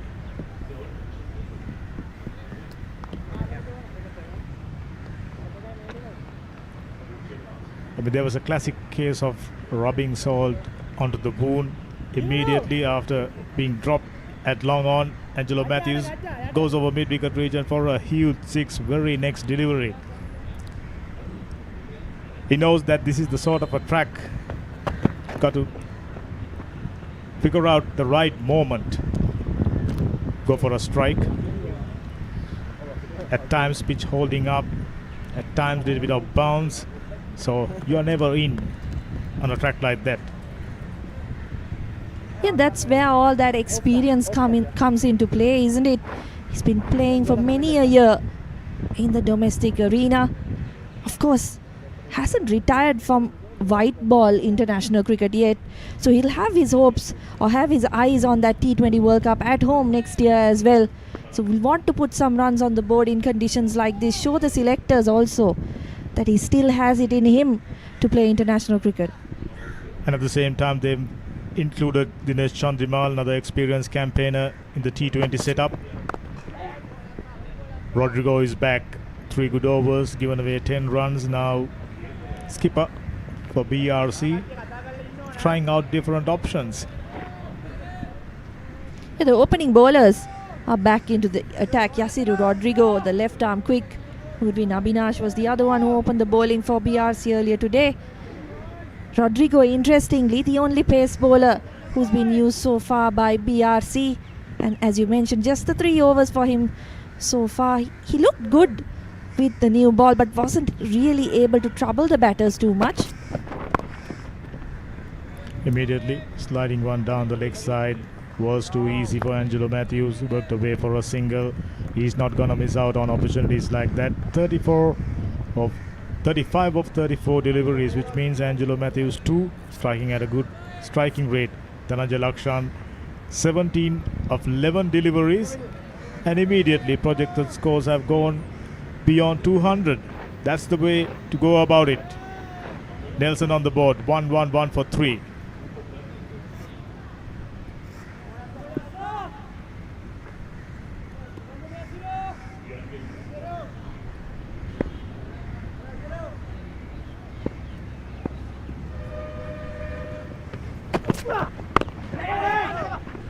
Good ball. Back of a length, just about foot outside the off stump. Very tall lad, this young man, Yasiru Rodrigo, a product of St. Thomas's College, Mount Lavinia. Promised a lot with his height, someone who can extract a little bit of bounce. Yeah, a bit of Binura Fernando in the way he goes about things. Similar physique to him, tall, left arm quick. Does get the ball to move around a little bit as well.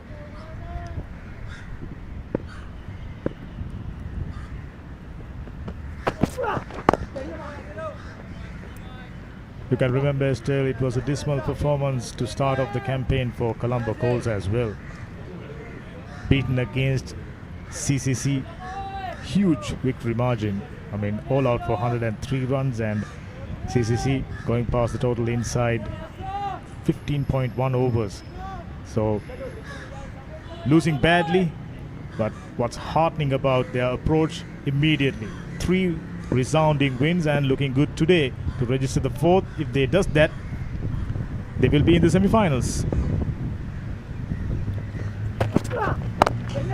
Yeah, certainly one of the most strong teams on paper, at least, Colts Cricket Club in this competition. And as expected, they're topping the table at the moment with 3 wins out of 4 games. They've got one of the best batting lineups, I would say, in this competition. In terms of experience, absolutely. 2 in the middle, Dhananjay Lakshan, national capped player. I mean, no need to speak about Angelo Mathews, years of experience. And how about Police Sports Club? Winning 4 out of 4, already booked their place. I mean, 1 foot in the semi-finals. 4 out of 4, outstanding.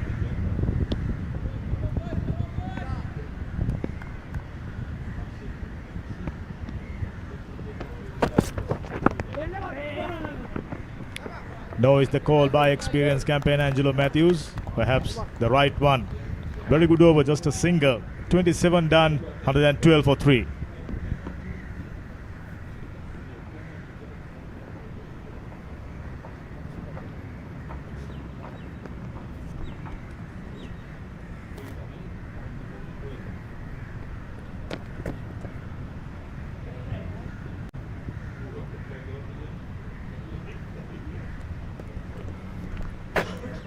SLR mentioned about Police Sports Club, the only unbeaten team so far after just about 25 matches in, and stellar performance.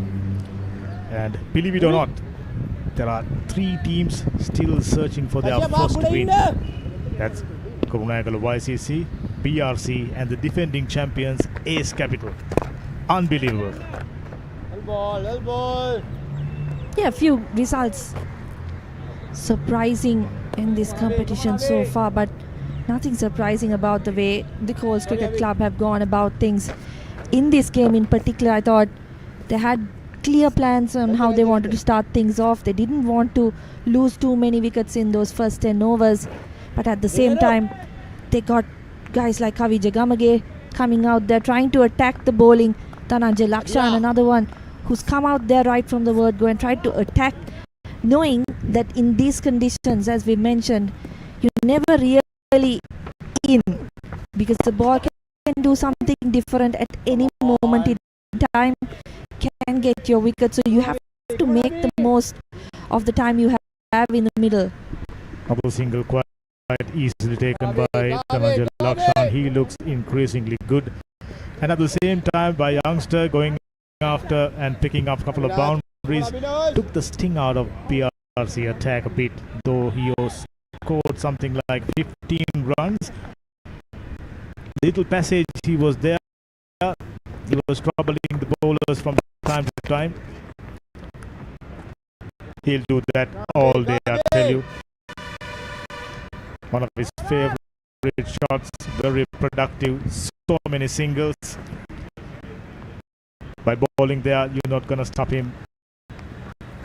Best of times, I can tell you that. Murvin Abhinash, little quicker than, I mean, in comparison to the first spell, touch too quicker for my liking. Yeah, and what's interesting to see, I think, also is that despite PRC bringing on their 2 opening bowlers, their 2 wicket-taking bowlers, they don't really have too many attacking fielders in. So it's making things easier for the likes of Angelo Mathews, Dhananjay Lakshan, both very experienced batters. Mathews, of course, many more years in international cricket. Played uppishly to the deep. As I was saying, experienced players, they won't want to take too many risks. They'll know that working the singles and the occasional boundary here and they will give them that 6-7 runs over. Gone aerial, reaching the fielder on the first bound, bit of turn there. Never an easy position to field against spin bowlers. Lovely bowling, equally well played. Very good over.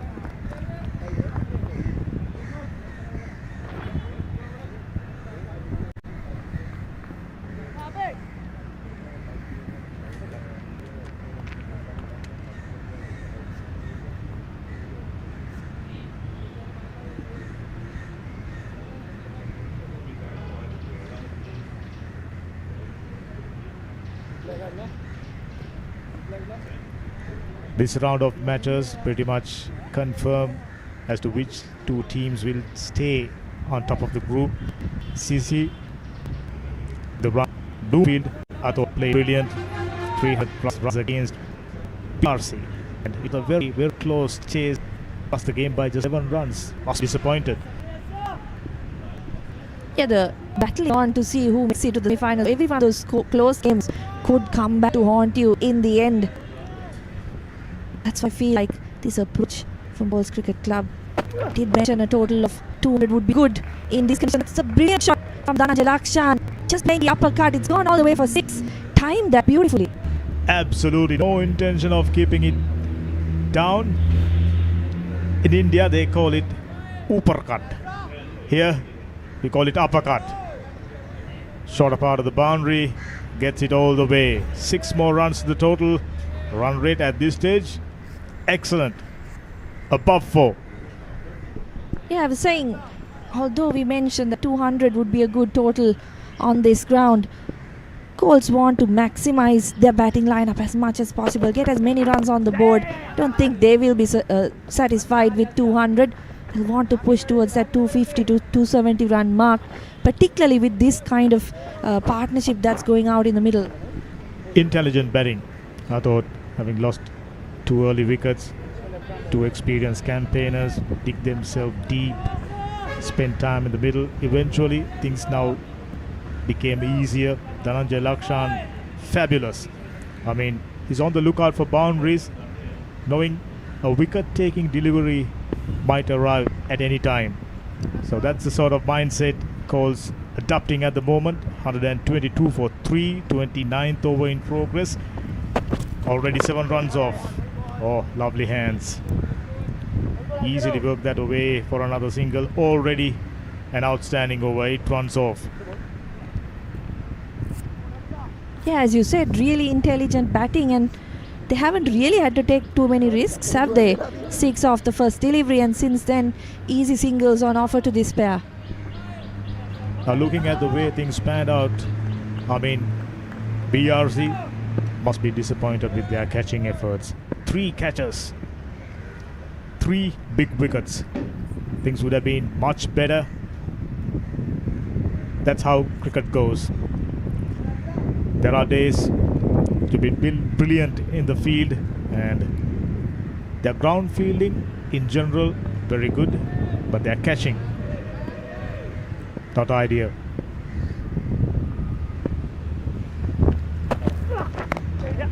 Yeah, and as we've mentioned, those are not opportunities that should have gone a begging. They weren't tough opportunities. Sangeet Kure dropped at slip and then at short extra cover. Angelo Mathews dropped at long on. This level of cricket, you have to take those opportunities that come your way, because otherwise batters are going to make you pay. Well said there, sir. In schools cricket or lower division cricket, you might get away with that, but in a tournament like this, 14 best club teams in the country, this is SLC Major Club 50 overs tournament. Over the years, this tournament has produced some excellent cricket, and this is the pathway for them to earn their place for SLC matches for their selection. So putting up a good show is the order for all the youngsters as well as experienced players. Pitched outside the line of the leg stump, in fact. Good piece of bowling nevertheless, a dot ball. Yeah, big shout from Yasir Rodrigo on that occasion. I think more in hope than anything else, clearly pitching outside the leg stump for Angelo Mathews, but a rare miss from the veteran. Left-right combination never helps when it comes to setting the field and bowlers to get their line and length right. So ideally working for Colombo Colts.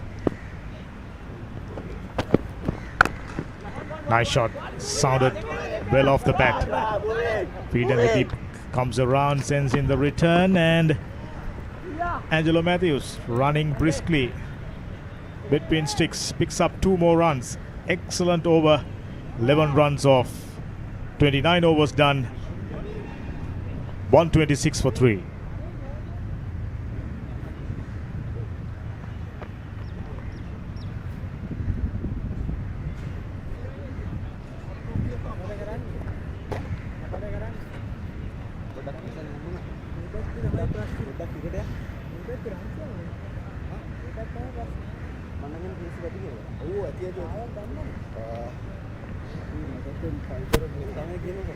So we were discussing off commentary with Eric. When you spend time in the middle on a track like this, things will definitely become easier. And classic example, these two batters out there in the middle spent time, 21 deliveries and 40 deliveries respectively, handling all the bowlers without any troubles. Moin Subasinghe picked up a wicket but was very, very expensive. Angelo Mathews taken to him, got few boundaries. So is Dhananjay Lakshan. Very stylish left-hander, scored truckload of runs during 3-day tournament previous season. So Super Singh back into the attack after that successful over, which also went for 13 runs. Angelo Mathews clearing the boundary twice, despite one of them actually being an opportunity at the boundary. So he'll want to prove a point. Did dismiss the set batter Sangeet Kure in that over. Moin Super Singh, a very useful cricketer, part-time off-spin bowler, one of the strongest hitters of the ball, product of Wesley College, and had very little opportunities to showcase what he's really capable of. Lackluster performance for BRC, still searching for their first win. It will be very, very interesting chase coming up for the team searching for their first win. He's got an opportunity in this team to actually show what he's capable of. Does get much more of a role with the ball as well, given the conditions that BRC do play their home games in. And he's done well in this competition so far, hasn't he? Especially with that chase, he got very, very close against a strong team. I mean, end of the day, end of the season, those little things really matters. I mean, every passage of play pretty much decide the outcome of your match. And it's just about time they forget about those 3 drop catches and be efficient in the field, especially when it comes to their catching.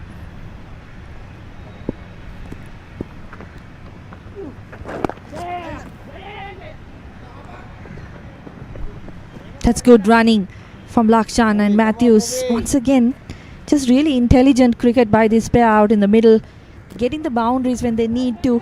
And apart from that, they've kept the scoreboard ticking. So little bit of thinking for BRC to do as well.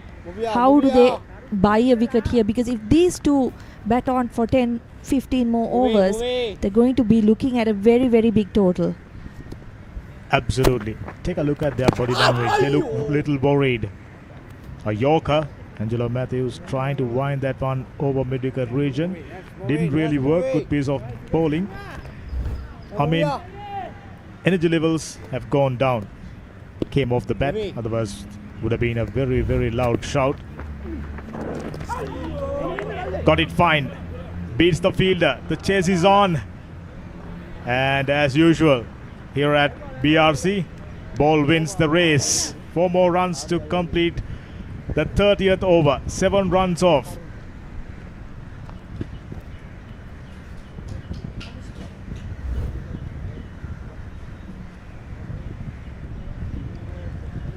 There you go. Lovely hands.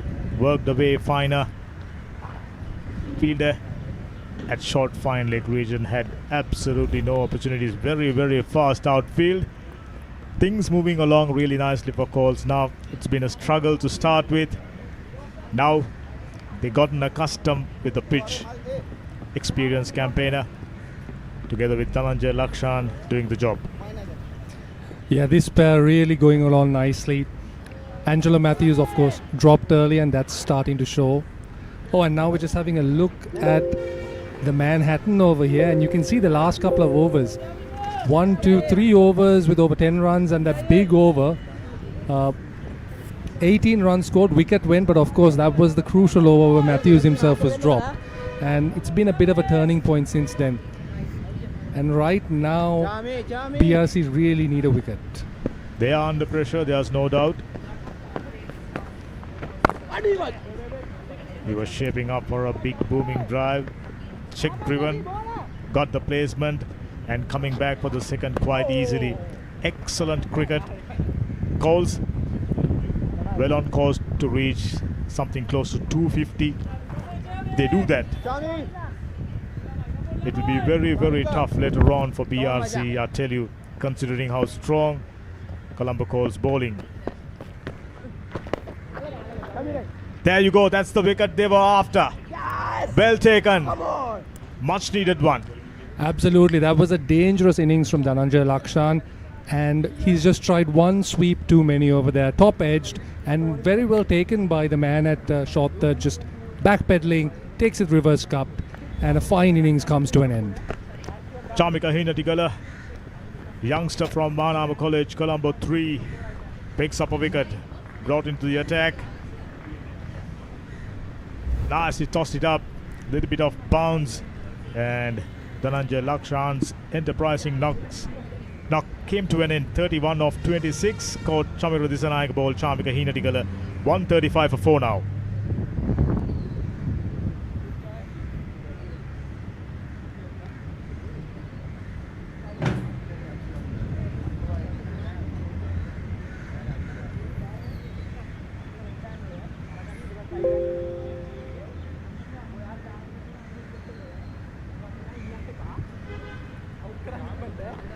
Looks like I was about to say Kavishka Angela, who captained Colts during the first game, walking into the middle. Much needed breakthrough. Only mistake he made was playing across the line of the delivery. Found the top edge, and the rest done by the fielder as slip. Yeah, the intention was right, Hemant. He wanted to take on the new bowler, put him off, not let him settle, but maybe he would have been better served just seeing how the new guy settles in, understanding the bounce a little bit, and so on. Taken a moment for me to realize that's Kavishka Angela, in fact. Batted beautifully the other day against Nugegoda. Fine half century. Immediately sounded nice off the bat, gets the placement. Will they come back for the second? No, they won't. Chamika Hinatigala, very talented youngster. Bit of a part-time spin bowler. Mathews, 5 short of well-compiled 50. Just 43 deliveries. Fine knock. Yes, he was given a life. Absolutely, 45 or 43 in these sort of conditions, definitely not something to be scoffed at. That's it. That's it. So he's not gonna get his 50. Youngster picking up his second wicket in this over. We might have to hold our hands up for the commentator's curse there, Hemanta. And Chamika Hinatigala with a devastating arm ball over there. That one pitched, he tossed it up, pitched on a good length, and just looking at the replay, you can see that Angelo there, he probably wanted to come forward to that one, caught in the crease. I was about to say that he made the same mistake during the first game, now being dismissed. LBW Chamika Hinatigala for 45 of 44 deliveries. Excellent knock, nevertheless. Better late than never for BRC there. Both set batters gone. They had the chance to get Mathews a couple of about 10 overs prior, but they finally got their man. And now it's 2 new batters, half the side down, and just 136 on the board. Momentum change, momentum change. I mentioned this track is a tricky one. When wickets starting to go down, it go down in cluster. Absolutely. BRC definitely need to stem the flow a little bit over here. Consolidate a couple of maybe slow, tidy overs, but get back into that rhythm and get settled in. Plum in front. That one would have crashed into the leg stump. Misread the length. Excellent piece of bowling by the youngster. Chamika Hinatigala brought BRC right back into this game. Yeah, no Hawkeye, of course, in domestic cricket, but that was crashing into leg stump. I like this. Immediately a slip fielder being brought in, attacking, They know Sanoj Darshika, a very capable batsman. Solid techniques, lovely forward defense. Yeah, did really well. Lunged forward, got to the pitch there, smothered any sort of movement off the surface.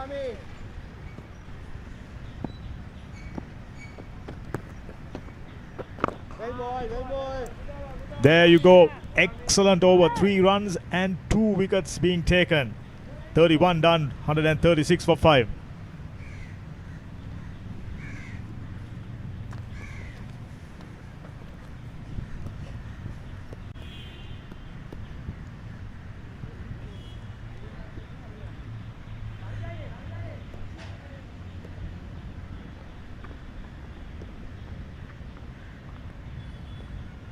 Come on, movie.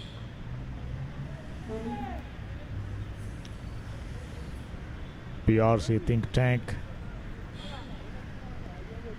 relatively happy now after picking up 2 wickets back to back. 2 experienced batters back in the hut. Now it's about time to tie things up a little bit. Few economical overs and getting few catchers in place. Just like that, 2 slips. Kavish Kanjul is someone who likes to get on with things, get after the bowling, to say the least. I mean, the other day came at the right time. Top order and the middle order setter. There you go. Not afraid of going after the bowling.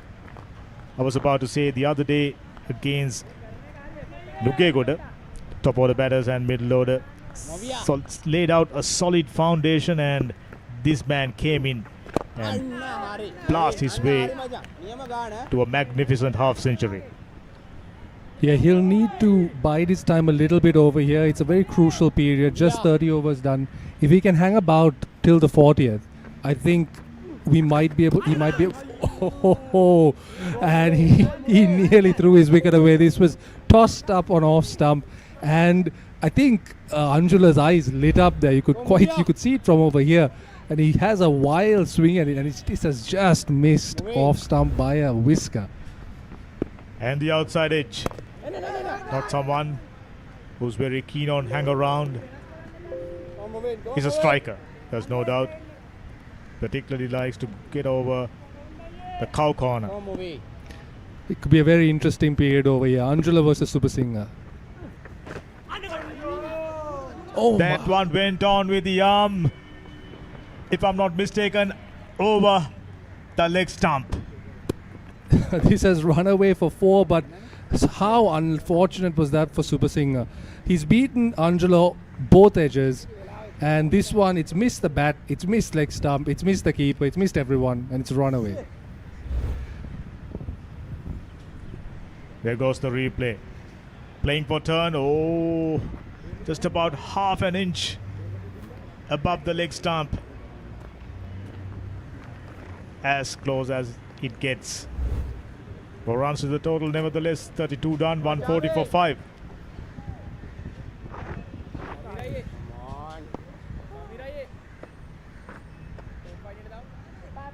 And now we have Chamika Hinatigala into his second over. Of course, just 18 years of age, and his second ever wicket in List A cricket. Angelo Mathews, how about that? Oh, memorable one, there's no doubt. Coming down the track and diving effort in vain. I mean, not only the batsman, the way he got out, outfoxing the experienced batsman. Absolutely. Dream start to his 50 over career here in domestic cricket. Just 18 years of age. You can't ask for much better, really. And it could even get better now. Shot outside the off stump, couldn't penetrate the gap, straight to the fielder. From time to time, you could expect this. That was a long half. Should I put away for runs? Yeah, Angela will be quite disappointed with that effort. It was there for the taking. Well, this one's just been knocked back down the ground to long on for an easy single.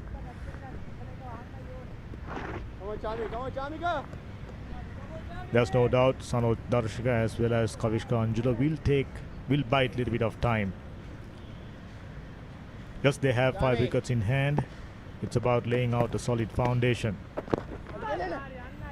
Keep enough wickets in hand till the 40th, 42nd, maybe 45th, and immediately launching pad is set. Would be a bad idea for these two to stay till the finish. Lovely square cut. The chase is on. The fielder in the deep, a mere spectator. Placement superb. That's absolutely what you need to be doing here. When the ball is there for the taking, you gotta take it on and get the runs, because there's always a wicket, there's always a delivery with your name on it on these sort of surfaces. Angelo Mathews found out, Sangeet Kure found out. But when you get it short and wide, you gotta put it away, and that was really nicely done by Sanoj Darshika. And at the same time, whenever spinners get it on a right length, it was proven very, very tough. Far too many deliveries, either too full or too short by BRC spinners. Single to complete yet another very good over. 7 runs off 33 done, 147 for 5.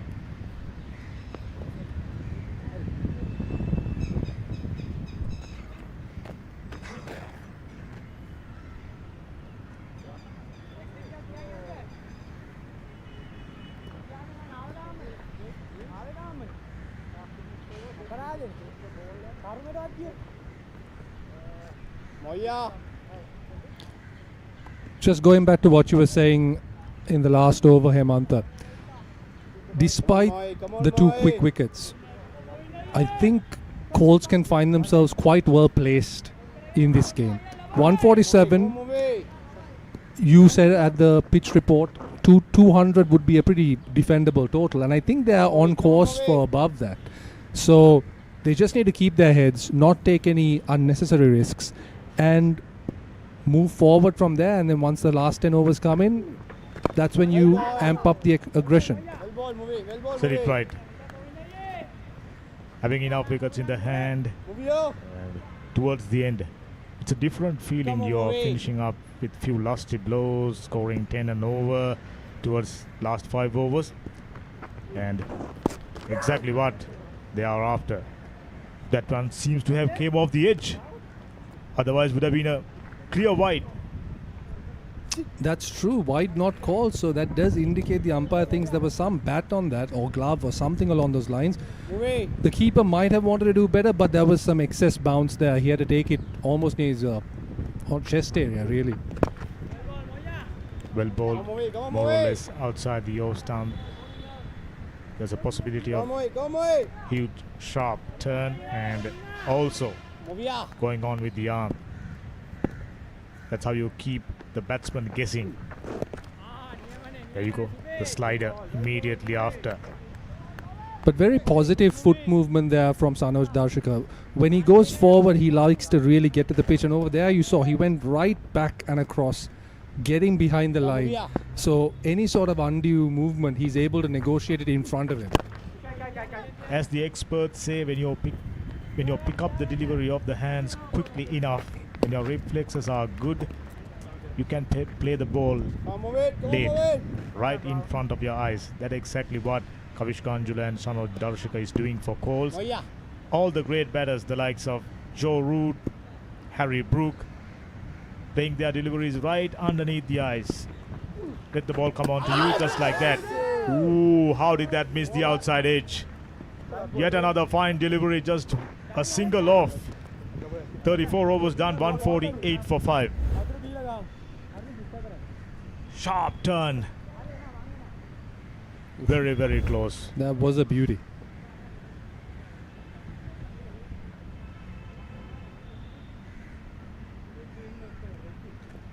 And with that, we have the second drinks break of the innings. So 34 overs done, 148 for 5.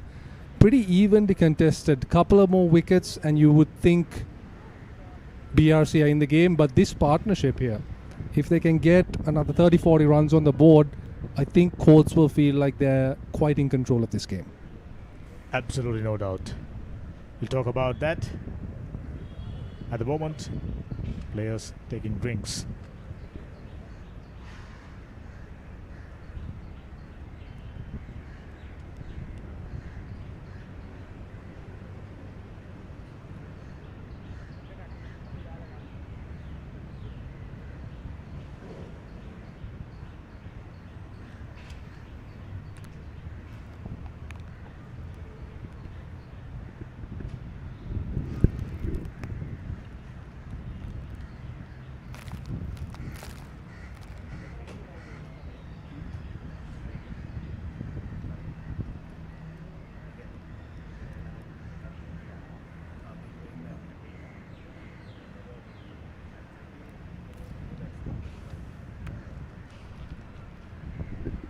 That's the batting card so far for Colts. Hilmi out for 6. Sangit Kure batted patiently 34.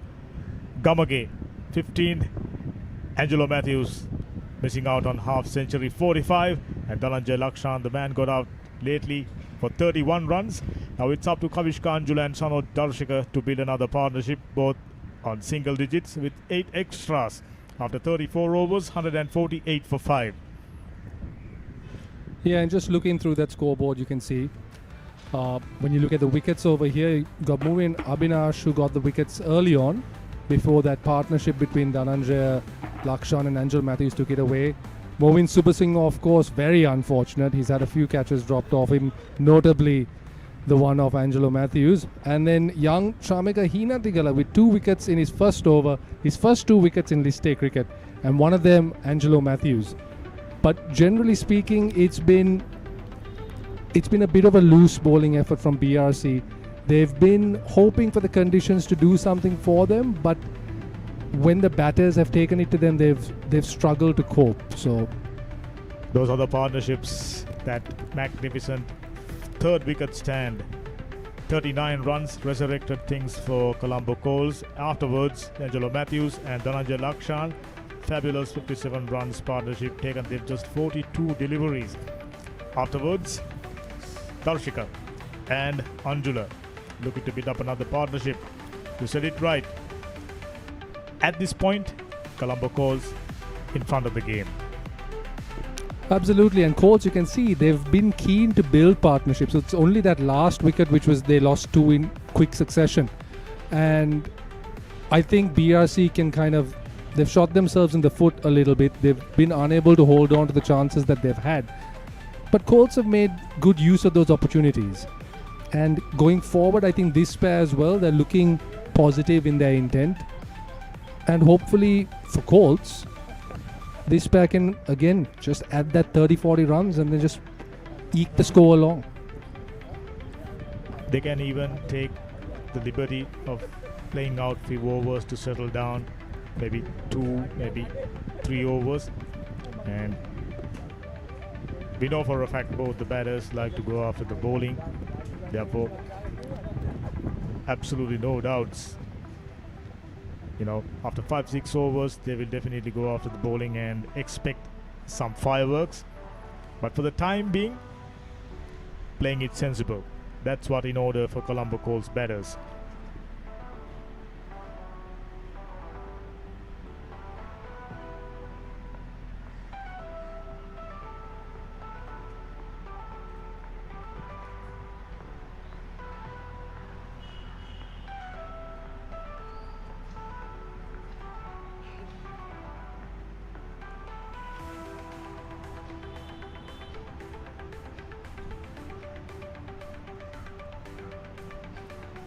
Right now, SLC Major Club 50 overs tournament into its 5th week, and pretty much the top 4. You can guess which team. Colombo Colts, nicely placed. NCC still fighting hard. Police, they are through. CCC, Bloomfield, Moors, they are fighting hard. All in all, really nicely poised this tournament. Anjula and Sanoj Darshika trying to stitch out a partnership. Darshika gets a single, he moves to 8 and score moves to 148. Yeah, that was again very good use of the feet from Darshika, and I think the message was clear over the drinks break. We need, keep the intent up and get some quick runs on the board. Don't let the bowlers settle. The field spread out. Oh, how about that? Cheeky little reverse sweep. Would have been disastrous, not too far away from the stumps. Yeah, we've not seen many of those. In fact, I think that's the first reverse sweep attempt of the game. But clearly there has been some directions here. Gone aerial. Clears the infield. A huge 6. I told you so. This man likes to go after the bowling. Cow corner. That's his favorite area. Goes over the mid-wicket region. Picks up another 6. Nasty blow. And looks like, oh yeah, they got the ball. They managed to find the ball. They nearly lost it for a minute. That would have been the second ball that they'd lost today, but they found it. But yeah, that was a nasty blow, like you said. Go on, Jamie. As we are looking at that previous reverse sweep, 155 runs on the board. Colts looking very, very strong. Good hands. Well fielded. 10 out of 10 for commitment. Big man Momin Subasinghe prevented what would have been a certain boundary. Yeah, it's a pretty dry patch of grass over there, so extra points on the dive. Go on, Jamie. Go on, Jamie. Superb work. Always good to see 100% commitment by the fielders.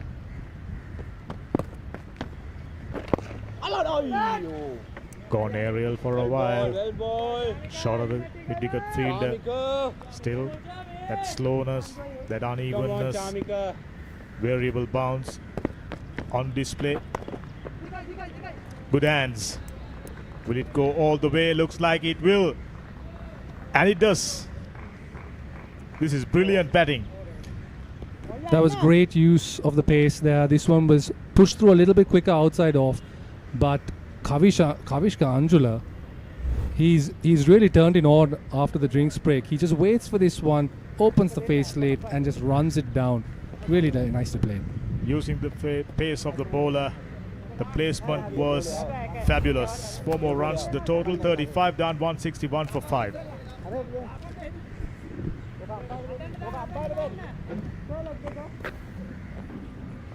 Come on, come on.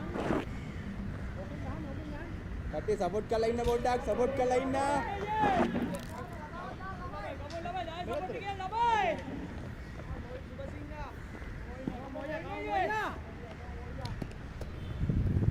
Movin Subasinghe now looking to add to his 1 wicket tally, and we've got a change in the commentary box.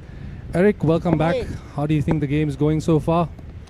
Thank you. Well, there we go. Another lusty blow down the ground. I think the Colts have picked things up. And at one time I didn't think they'll get to a 150 in this total because the pitch was playing also the tricks, uneven bounce, and well, the ball was turning as well. But some good partnerships, I've seen them through. Yeah, and all the Colts batters have done well to take on the bad deliveries. They've punished them, and they've also taken the attack to the spinners when possible.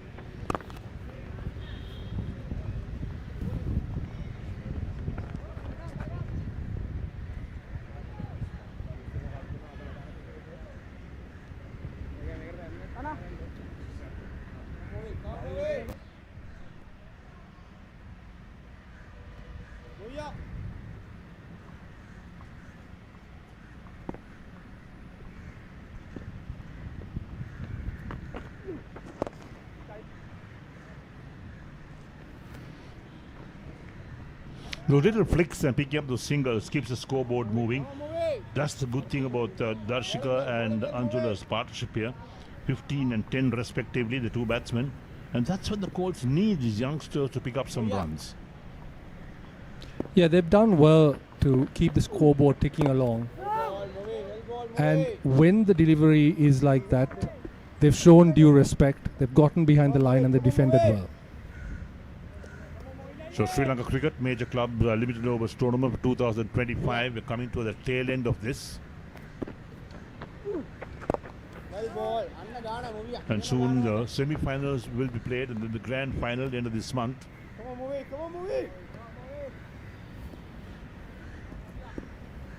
And if BRC have any hope of getting there, a win today is a must.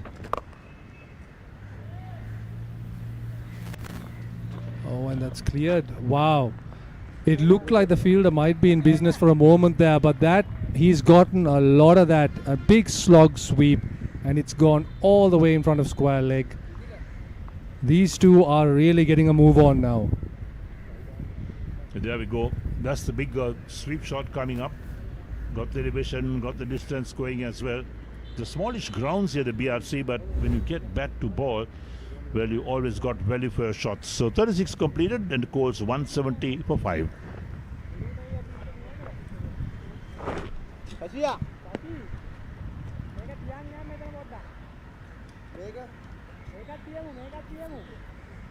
Suling yang kiri.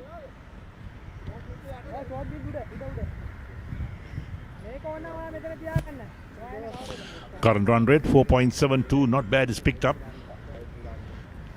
Projected score is 236. They get there, I think they've done extremely well. They put them in the box seat of this match. Because the BRC, to make that type of total, they'll really struggle, I think, because the pitch will help the spinners even more in the second half of this game. That's after lunch. Absolutely, and BRC's top order hasn't been all that good form as of late. So anything above 220 on this sort of surface, like you very rightly said, Eric, will prove quite difficult. And now we've got a change in bowling as well. Sashika Dushan into the attack. His 3 overs had gone for 15 runs earlier, no wickets, and they're just hoping that a change might bring about a change. Well, the first ball that he bowled was down the leg side. An easy picking for the batsman. Darshika picked up a single straight away, playing towards short, fine leg.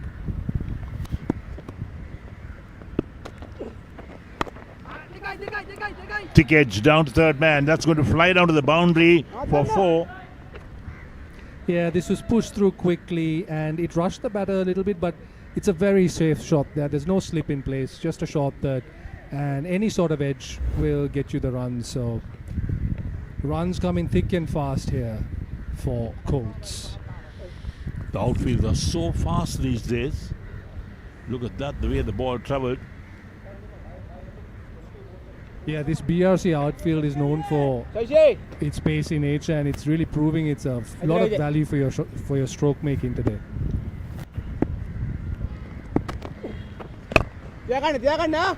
Stop, Majang, stop, Azela. Yes, it's not a big ground. It's one of the smaller grounds in Colombo. Perhaps the Moors, the BRC, are the 2 smaller grounds of all the first-class venues.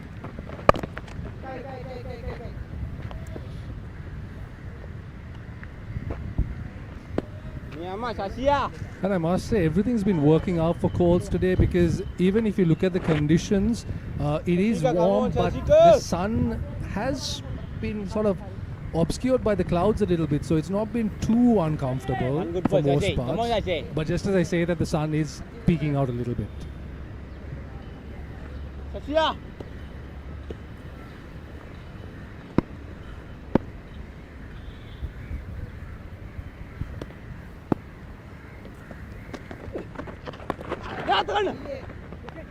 Nicely played, very nicely played. Open the face of the bat.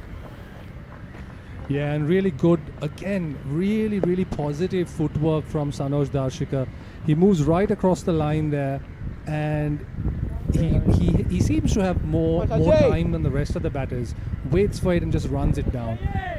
Really impressive showing, and he's doing well to give the strike over when he can to the more aggressive Kavishka Anjula.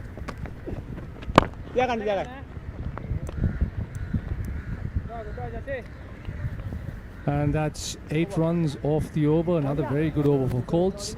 It's 37 overs done, 178 for 5.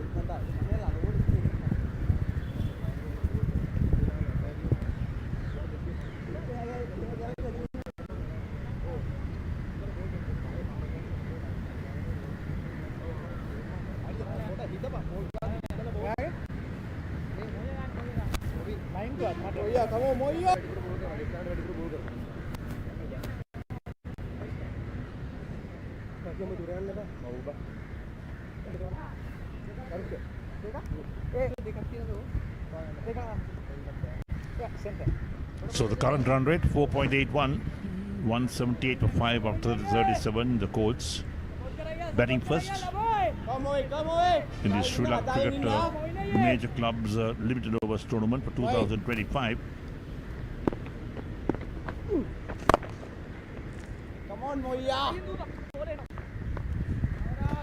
Runs coming quite easily now. They're able to eke the singles whenever possible. This again, pretty decent length on the stumps, but easily worked down the ground.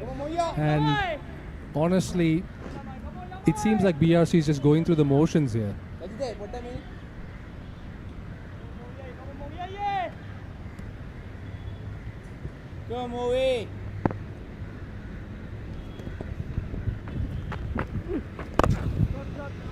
Wow. What a hit that was. Gets down on one knee, clears that front leg, big slog sweep over cow corner once more. And Sanoj Darshika now also getting into the air. Both these batters very comfortable going big and playing that powerful slog sweep. And they're really, I mean, after those two quick wickets, they've just continued in the same vein as the previous partnership.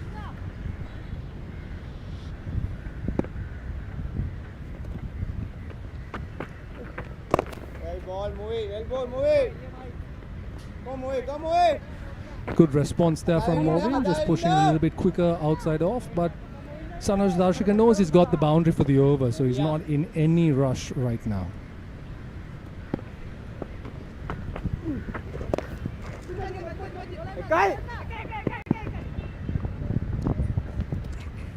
Again, some very positive cricket there. Moves across, takes it from outside off and just works it through square leg. And the call is very nice, loud and early, just for one, even though Darshika wanted the second. Yes, that's important cricket. You have to call early.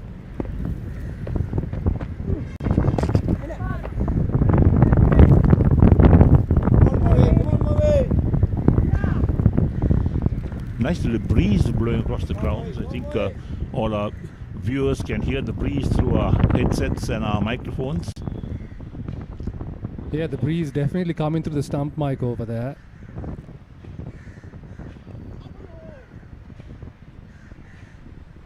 And Movin wisely trying to use the breeze a little bit, trying to get that drift going a bit wider of the crease on that one. But again, really well worked from Kavishka Anjula for a single into the offside. 38 overs done, then 187 for 5.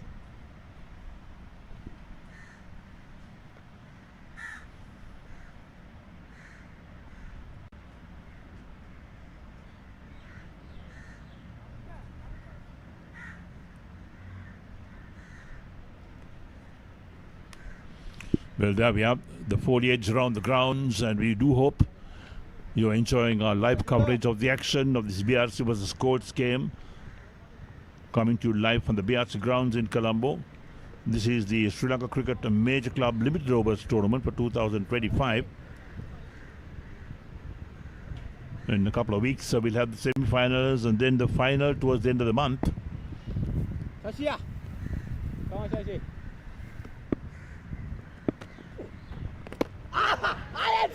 Edged and gone. This one coming against the run of play, tossed up, and Kavishka Anjula, some poor footwork there, didn't really get to the pitch of it or get towards the ball. And he's got a thick edge, and it's well taken by the keeper as well. Yes, look at that. A quick delivery as well through there. Going for the big drive, the edge. Batsman looks behind, and well, he knows he's caught out. The umpire's finger came up straight away. So Kavishka Anjula goes caught by Veera Surya of Dulshan for 28 of 26 balls. Got 2 sixes and 2 fours in that knock as well. Nice little knock for Anjula down the order. So 187 for 6 after 38.1 overs.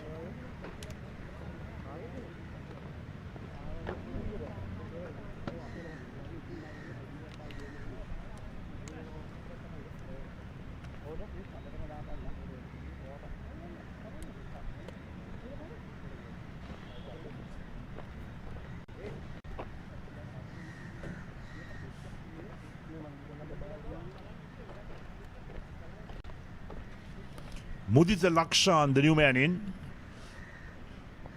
Right hand bat. All the youngsters turning up for Colts as well. It's good for cricket to see so many youngsters in the game. They'll get good experience in this form of cricket. Yeah, we saw young Chamika Heenatigala, 18-year-old, picking up some wickets earlier. Now we got Mudite Lakshan, just 20 years. I think he's 20 years of age, but yeah, very, very young guy. And of course, that wicket though, very important wicket for BRC, because Kavishka Anjula going into the final 10 overs would have been a very, very difficult prospect. So they'll be hoping to keep them quiet over the next period.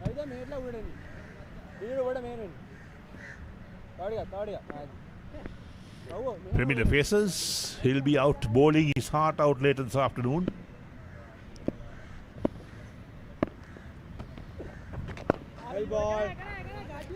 Yeah, that was Dilshan Madhushanka, of course. He was recently in the ODI squad for the Sri Lankan team. But right now he's here and he's doing the work for Colts. He'll be hoping to get in the action soon. There's also Akila Dhananjaya. He's going to enjoy bowling here. Madhushanka was with the Sri Lanka one-day team in Kandy. Travelled down to Colombo, reached Colombo at 5 o'clock in the morning to play for the Colts that day. Reminds me of Dasun Shanaka's world trip where he was playing for SSC and then he went to play in his franchise, all within the same day.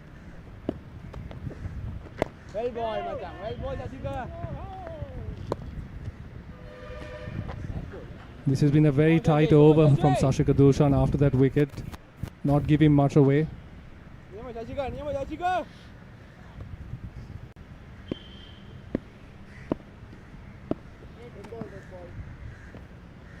The run rate has dropped a bit, 4.82 at the moment. Coming to the last ball, the 39th over. So 11 overs left in this innings after this. Come on, Shashi.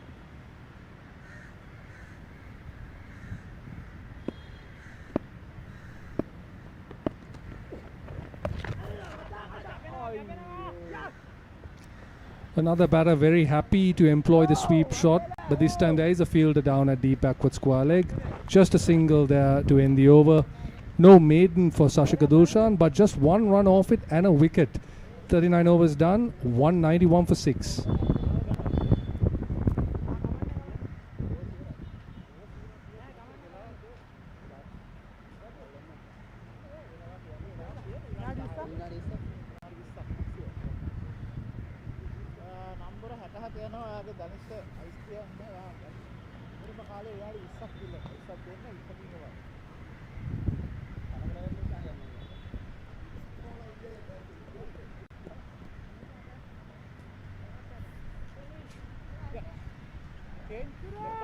And unsurprisingly, with the two right-handers at the crease, Chamira Disanayaka with his left arm spin is back into the attack.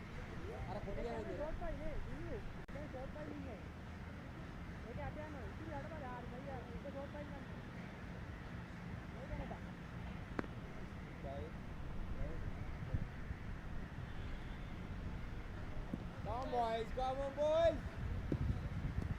Z.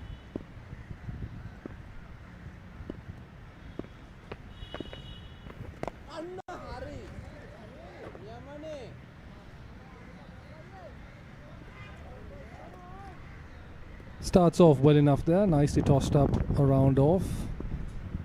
Mudit Lakshan just getting his eye in, but he's got oh, that could have gone anywhere and it's fallen safe.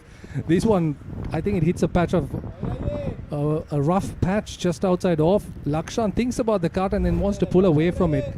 Ends up just getting the toe end of the bat and it loops up agonizingly short of short extra cover.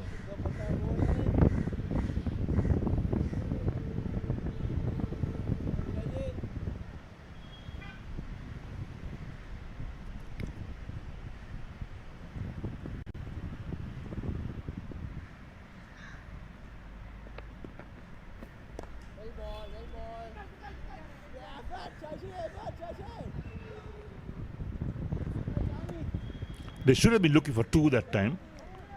The ball beat the field at backward point, running down towards short third man and third man running across, or sweeper cover running across to the fielding. They must put the pressure on the fielders, look for the second runs. There we go. Beats one fielder. The first run taken so slowly. Ball watching was the two batsmen. Oh, and that's another powerful sweep from Sanoj Darshika. He takes this from very wide outside off stump, but he's moved, again, really good footwork. He's moved right across and absolutely hammered this to the square leg boundary. A gem of an innings here from Darshika. Can he keep it going?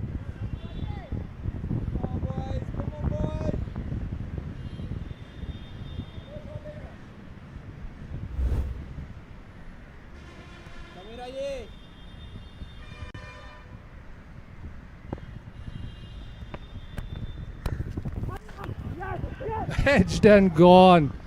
And just as we say that the commentator's curse has been very real, Eric, in this game. So tossed up outside off, thick edge and well pouched at first slip. Darshika's enterprising knock comes to an end. 24 off 22. Nice tossed up. Went for the drive, thick edge.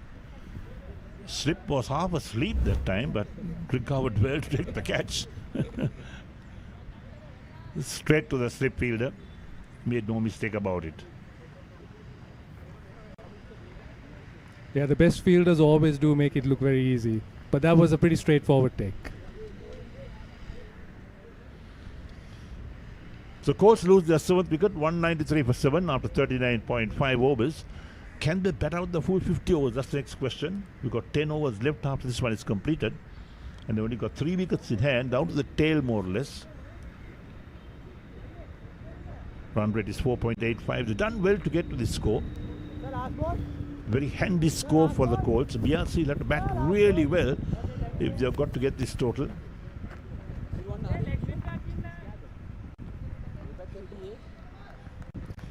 Yeah, the pitch is definitely doing bits. Even that delivery, it took quite a bit of grip and turn away.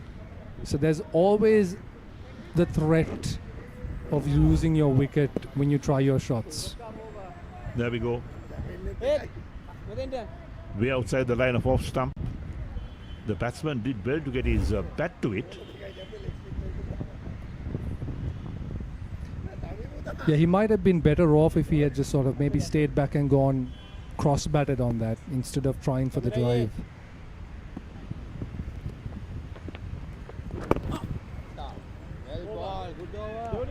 Ends the over.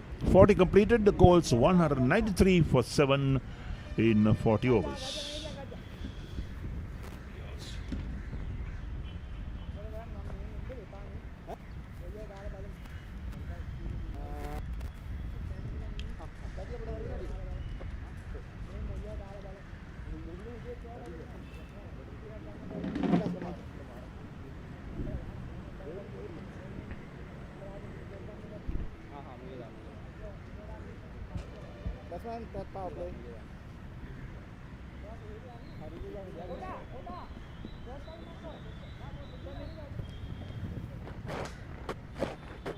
So Colombo Colts 193 for 7 of 40 overs.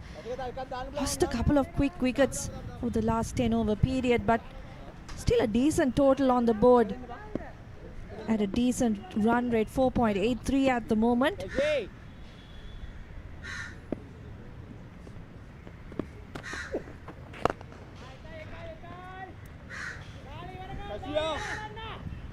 Shashika Dulshan has been good with the ball.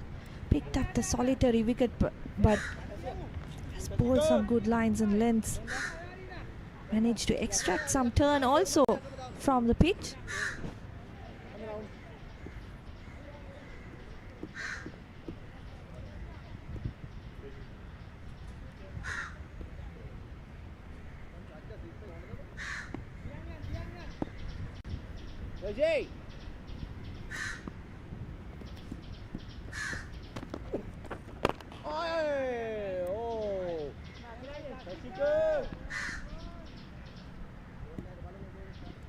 Akila Dhananjaya out in the middle, coming in at number 9. Not a mug with the bat, can score some runs when the team needs him to. It's down the leg side from Dulshan. Not called a wide by the umpire, so getting away with things, I would think.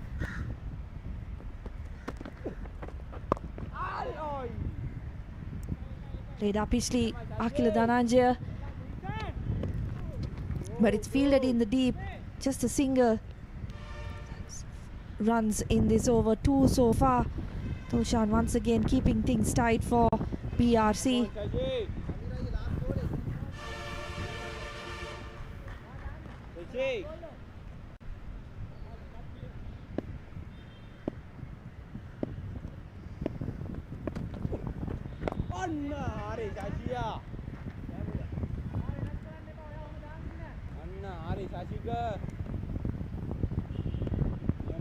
Another good delivery from Dulshan, his last one from the 6th over coming up, and a big shot by Mudita Lakshan, and it's cleared the boundary ropes just barely. The fielder, for a moment there thought he might be in with a chance to grab that, but it's cleared him by a couple of meters. So good shot by Mudita Lakshan to end the over.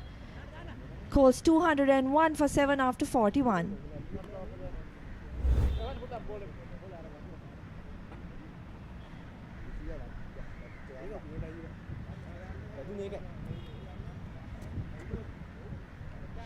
Yeah, picked up so nicely. Full face to the bat. Smallish boundaries here at the BRC ground, so getting a 6 is no big deal sometimes. And Movin Super Singer comes into board his 10th and final over. 1 for 55 his figures after 9. Projected score is 245. The current run rate 4.90. They'll want to get up to 5 they can.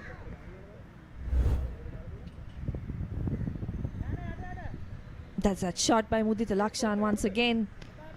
Just clearing the fielder in the deep. Yes, Colts would want to bring that run rate up to 5 at least by the end of their innings, but how do they go about things now? They've lost 7 wickets. 9 overs to go in the innings. Do they try to bat out the 50 overs, or do they continue to go hard at this bowling attack?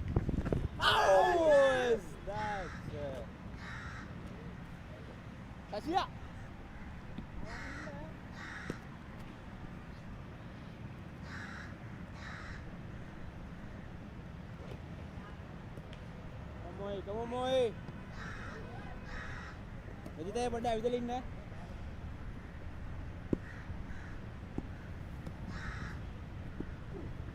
Anna hari. Come on, Moy.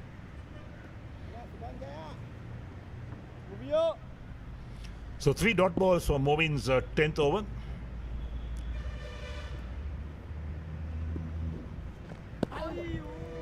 Oh, turn and bounce again. Well bowled by Movin Super Singer.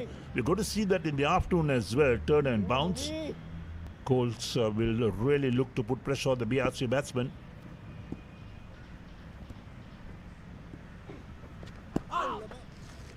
Once again, a play and a miss.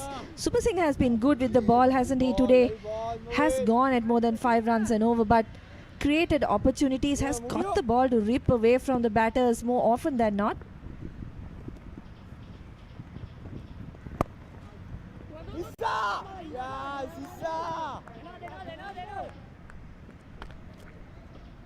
So single to end the over from Movin Super Singer. Completes his 10, 1 for 56.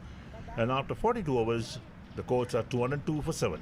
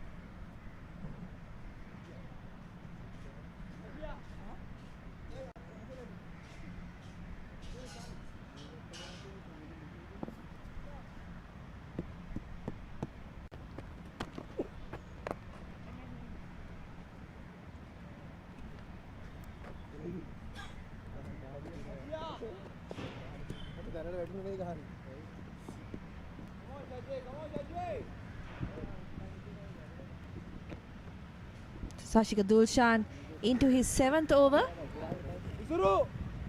Holds 203 for 7. A big shot attempted by Akila Dhananjaya, just reward of 1 run.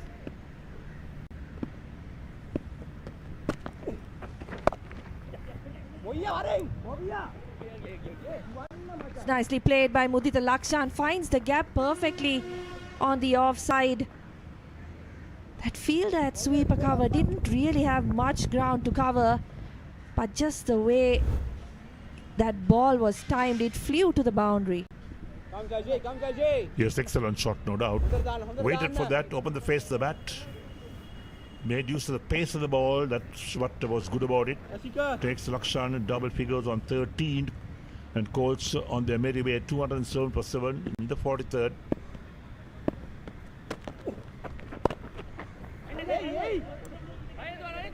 Replayed once again, running down to the boundary for 4 more. Back-to-back boundaries for Lakshan. This is something that BRC cannot afford, to give away easy runs to this lower middle order of Colts Cricket Club. Once again, you have to say that infield not doing enough to stop the ball.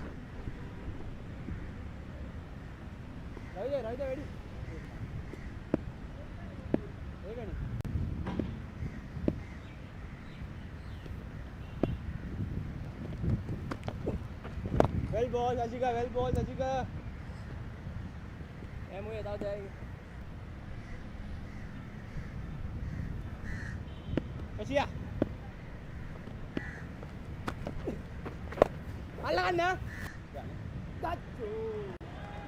Another big shot by Mudita Lakshan, and once again he's able to clear that fielder at mid-wicket. This time a flatter 6, but a 6 nonetheless. It's been a brilliant over for Colts Cricket Club so far. 2 boundaries and now a maximum. Good attempt in the deep, but just not able to get his hands to it. Yeah, 15 runs of the over so far, 1 ball left.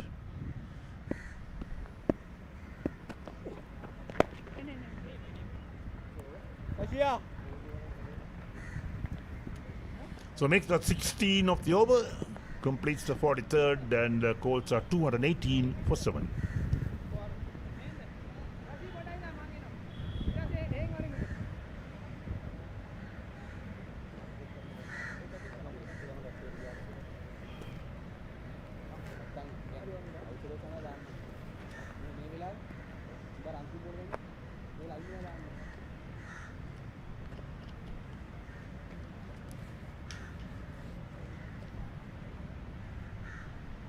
Number 303 is going to ball. Change left arm round to center. So the run rate creeps up to 5.07. Projected score 254. Samir Dissanayaka to bowl his 7th. 1 for 31 is figures.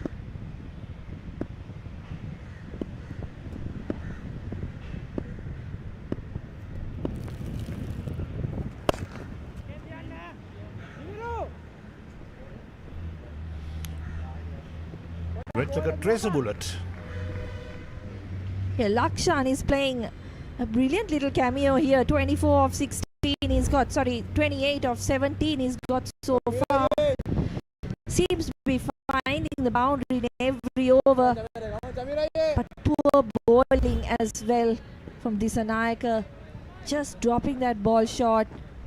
Easy pickings for Mudita Lakshan, who's looked in really good touch in this short span of time.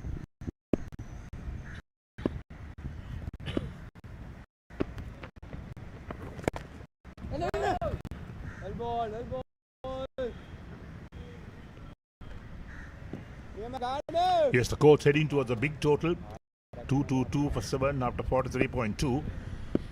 If they can get about 250, it's going to be really a very good total on this type of pitch.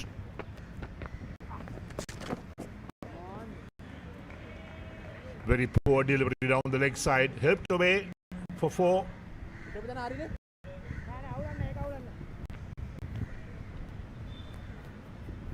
Yeah, Dissanayake, bit disappointing, you've got to say. He's been brought on as the left arm spin option. Put some pressure on the right hander, but he's dropped the ball short on a couple of occasions in this over. Previously, a bit too loose in conditions that are very much favourable to spin bowlers and just giving away easy runs at the moment.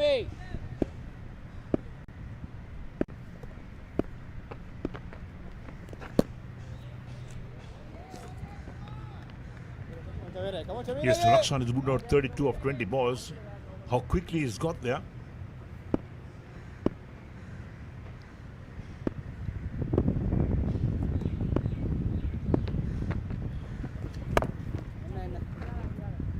Another poor delivery, but this time it's played out towards sweeper cover or single.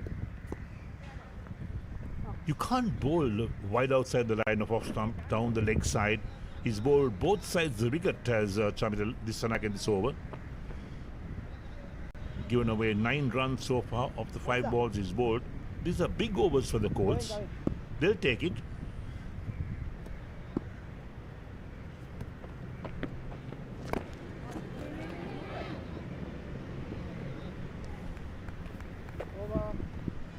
Lakshan just denies that single of the last ball of the over, wanting to keep strike as much as possible, which would be the right idea for Colts. So that's the end of the 44th over.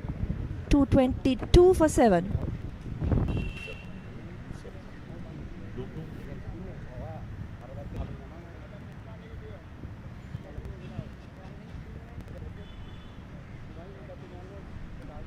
So Chamika, he comes to his 4th over, 2 late to bowl his innings. In the meantime, the damage has been done as Wicket Lakshan has reached 33 of 21. Akhila Dharanja, the captain, is there, is 3 of 12. This is a big total as it is. If they get to about 250, projected score is 258 at the run rate they're going at the moment, just over 5 and over. That will be a big score for the BRC to make. Current rate 5.16.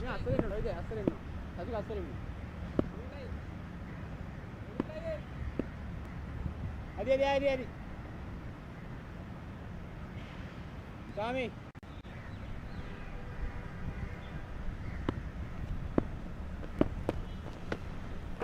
Anna Hari Macha. Come on, buddy. Come on, buddy.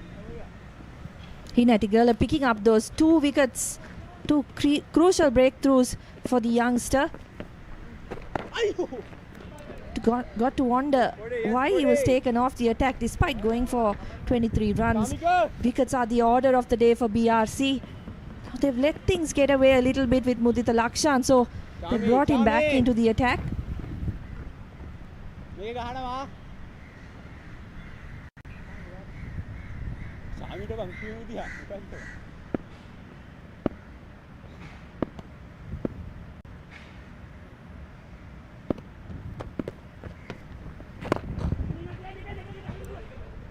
Ball down.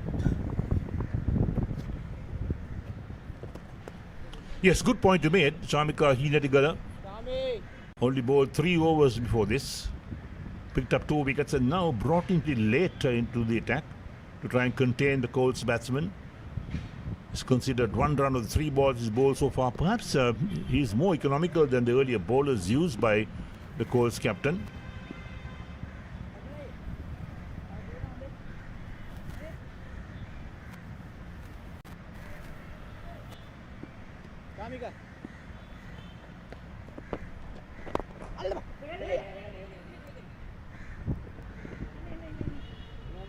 They got to look for 2. There's no point in taking a single. They must put the pressure on the fielder that was going on towards that deep mid-on position. And if they looked at taking 2, I'm pretty sure they would have completed that quite easy. Look at that. There's the ball going. Didn't quite get hold of it. Fielded a long chase. Picks it up, throws. Got to take every extra run on offer, isn't it? Particularly at this back end of the innings. Just over 5 overs to go. We want to maximize things in these 5 overs. And if they are to do so, they'll want Mudita Lakshan on strike as much as possible. Yes, quite right. and then taking those extra runs, making those ones into twos. You've got to really put the pressure on the fielder, and that's where the batsmen come in these last few overs. They must do that all the time, but the last few overs particularly, they need to really get their work cut out. Last ball, the 45th coming up.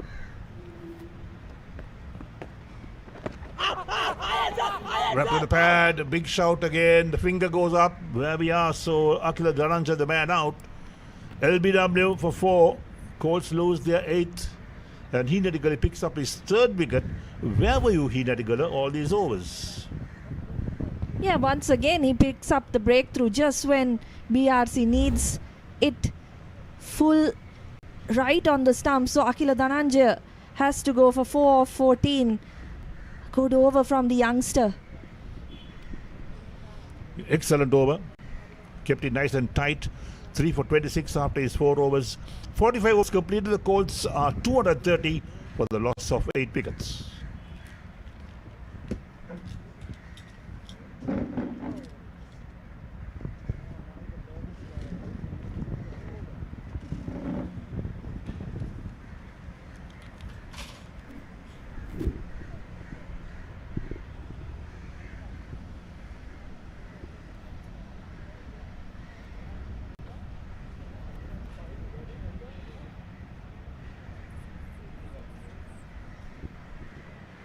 Colombo Colts really nicely placed thanks to a fine knock by Mutalakshan. He's been the aggressor, picked up boundaries at will. With his steady left-arm orthodox bowling, he fast become a genuine all-rounder and knocking the doors to enter national reckoning.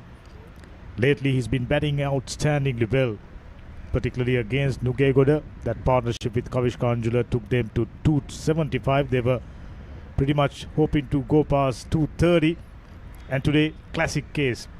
We mentioned 200 runs would be sufficient. Now they've gone past that. 230 runs on the board, 5 more overs to come. Lakshan looking fabulous, 35 of 25 deliveries, and he'll be the striker. He'll be very, very keen on taking strike. Hirunagalage, the new batsman, his responsibility is to get with the Lakshan on strike as much as possible. Yeah, just on Mudita Lakshan and the way he's gone about things, I think it speaks to the tactics from Colts as well.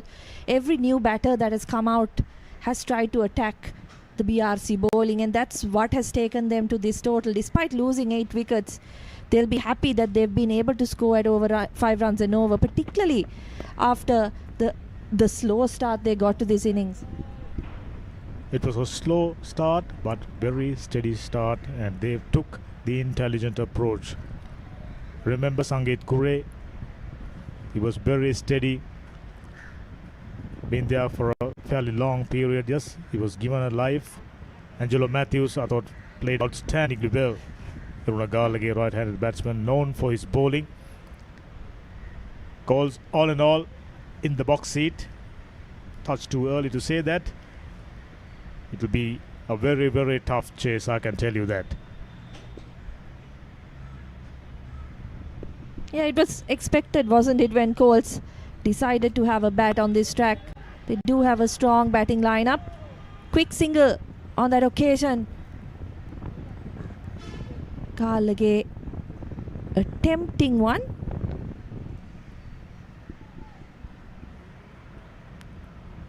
There's no question as to which batsman Colts prefers to have few lusty blows, particularly that pickup shot towards mid-wicket region. Very, very productive for this man, Mutalakshan. He's been in the scene for a fairly long period. Product of DS Siranaka College, playing for Colombo Colts, playing mercantile cricket, played for Sri Lanka A, if I'm not mistaken. Oh, lovely hands once again through the line. Steer that one towards sweeper cover region, just a single. So Yasiru Rodrigo, so far, very steady. Yeah, he's been brought on probably to bowl 3 overs from one end as the sole quick in this side. Just try to get some restriction on the run flow. Mudita Lakshan, of course, has been doing the bulk of the scoring for Colts so far. So getting him off strike itself is a bit of a success for Rodrigo. Well bowled and immediately. Excellent response. Lakshan once again back on strike. Yeah, once again, that fielder just a little bit deep, isn't he? Keeper calling out not to give that single away, but he's just a little bit too deep to stop the batters from crossing over. Not that great cricket from Heenatigala, to be honest. You know that Hirunagalage is going to attempt that quick single, so you need to be on your toes, ensure that they don't cross over, and you keep the tail ender on strike as much as possible. At this stage, pretty understandable. Pretty much all the fielders inside the inner ring, hovering around the edge of... Oh! Well taken. I was about to say that one probably go all the way, not to be. Outstanding knock by Lakshan comes to an end. Good piece of bowling. Knew that the cow corner would be his preferred area. Pitched it short, wide enough. Pull that one straight into the hands, and very good catch. Those are never easy. Closer to the boundary while running. Well taken, well batted. Lakshan out for 37 of 28 deliveries, 4 boundaries and 2 sixers. Outstanding strike rate 132.14, 234 for 9 now.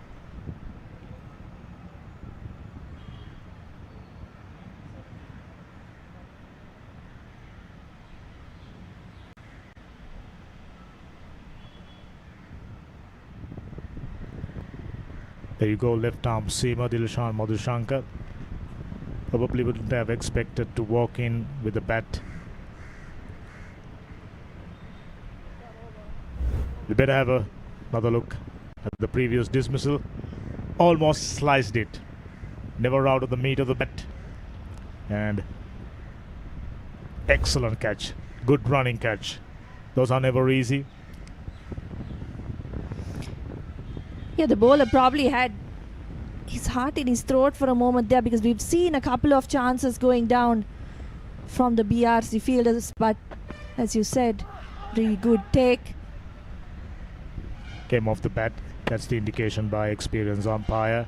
Throwing the stumps down, a little bit of chaos. A wicket taking over, and a fairly decent one. 46 overs done, 234 for 9.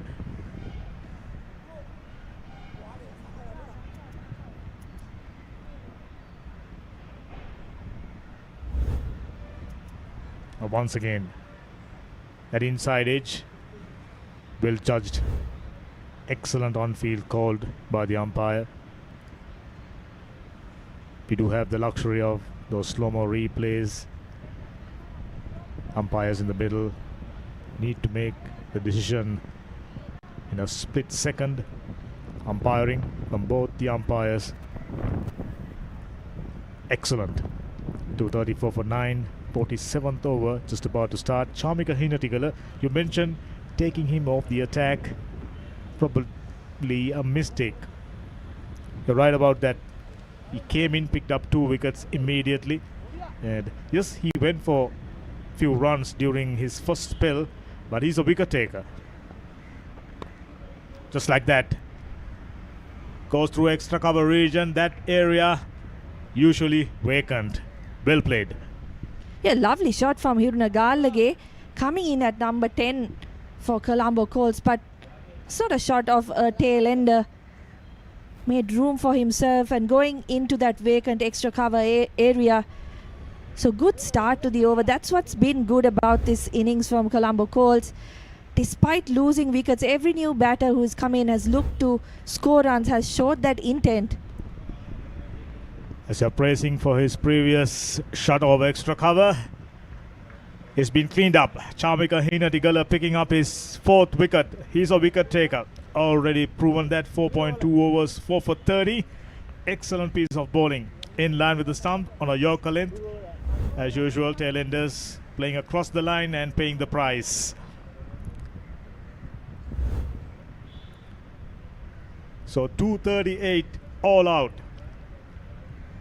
I thought under the circumstances, Colombo Colts done fabulously well. Hirunagalage out for 6 of 4 deliveries.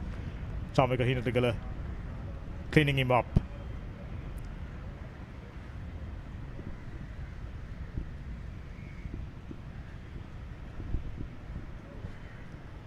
It's time for us to have a look at the batting card.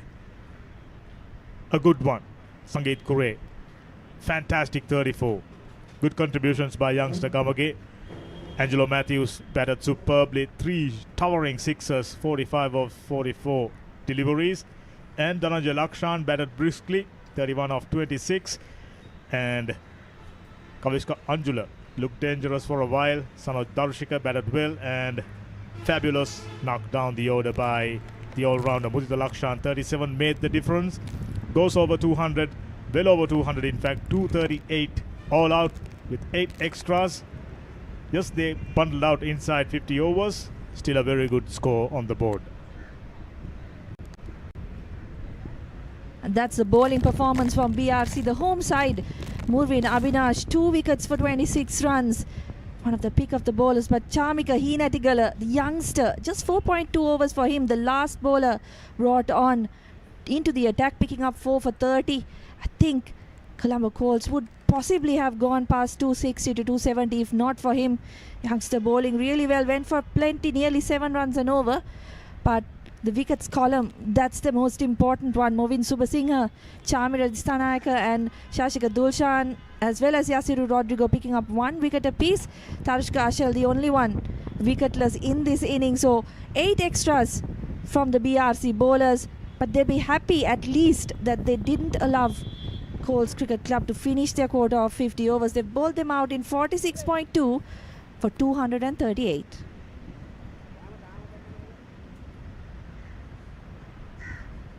Well planned out, well laid out innings. Yes, they lost early wickets, but from time to time picking up boundaries just like that. That's the dismissal of Dhananjay Lakshan playing across the line. Angelo Mathews missing out on a half century, and few deliveries, few oohs and ahs here and there. You always see that when the pitch turning square. Anjula, lovely hands guiding that one towards third man region and picking up a boundary. Mudita Lakshan joins the party, and few lusty blows. Anjula kept going. Very useful knock.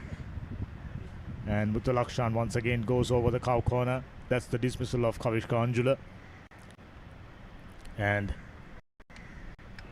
Lakshan took up the mantle of being the aggressor after the dismissal of his partner. That's a huge 6 over mid-wicket region. Struck beautifully.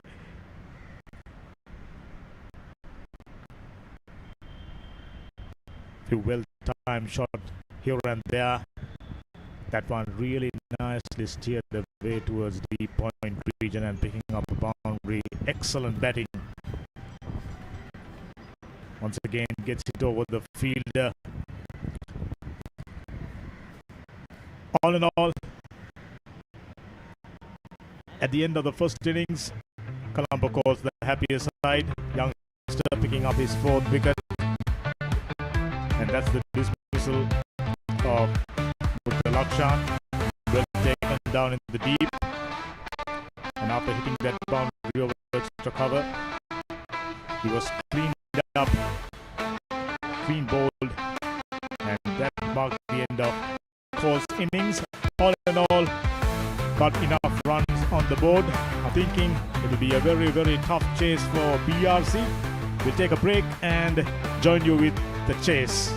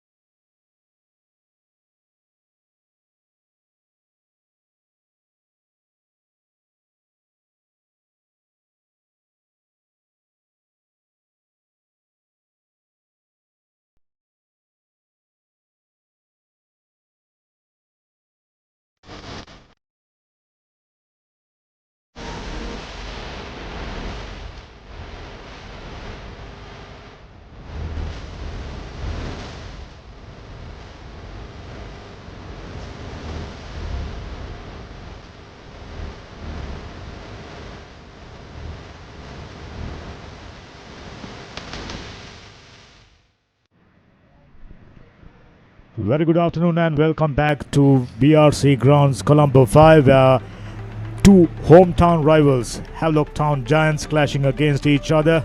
It was a resounding batting performance by Colombo Colts, scoring 230 plus on a testing track.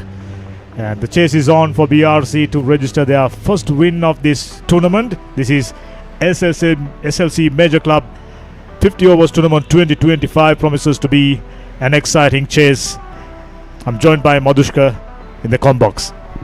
Thanks, Hemanta. So we've got Dilshan Madhushanka, unsurprisingly, with the ball first up. He's going to be bowling over the wicket. And he's got two slips in place.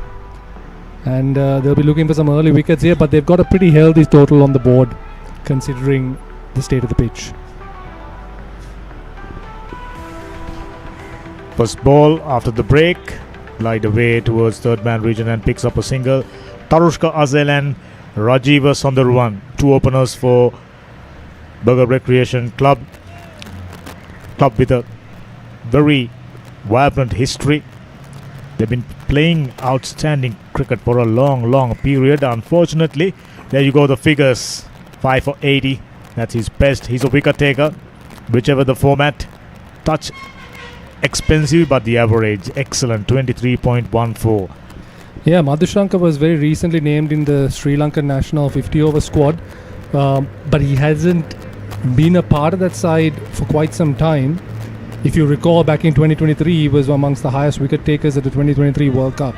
So there's a lot of pedigree over there, and this tournament could be seen as a sort of comeback of sorts for him. Rightly said.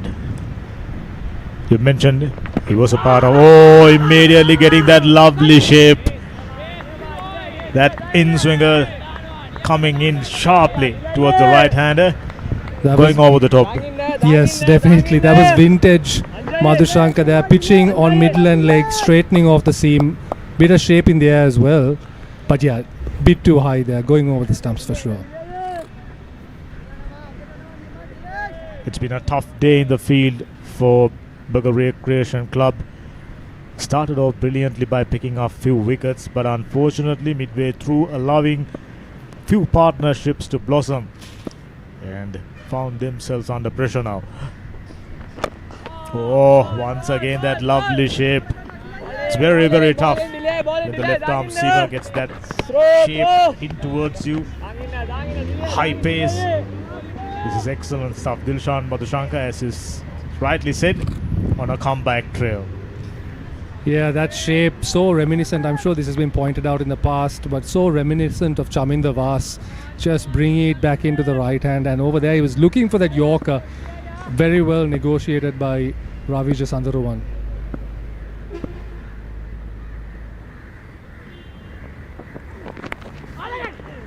Kept little low. I mentioned this pitch will offer variable bounce from time to time. Previous delivery was a classic case. Two previous deliveries going over the top, and that one kept low. Exactly, that pitched pretty much in the same sort of region as that first delivery, but this one, Ravija thought he had picked the length, went for the pull shot, he was on it, but this kept very low and it bounced through to the keeper almost twice. Excellent over so far.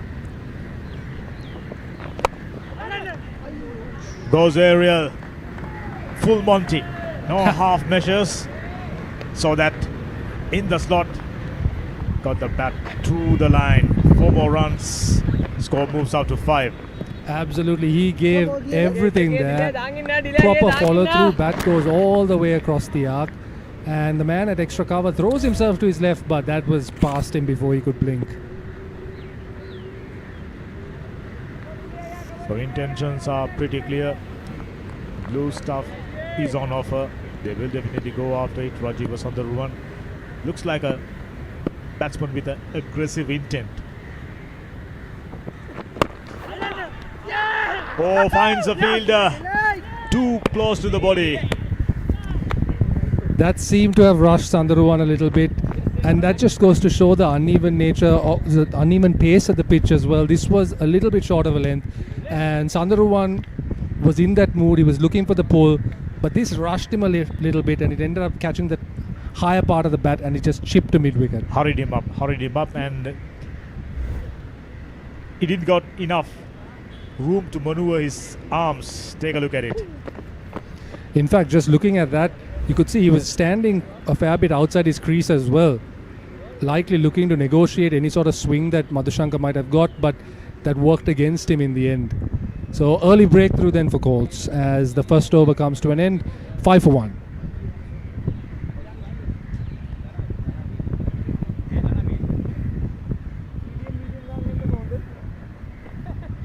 There's absolutely no doubt. Just the kind of start Coles would have planned.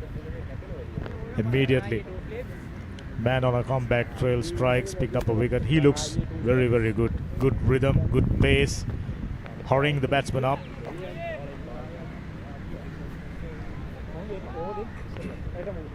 Yeah, absolutely. And I imagine the selectors also will be paying quite close attention because the Sri Lankan seam contingent these days, it's a very competitive space. A lot of good talent on the bench, even in this current ongoing T20 series.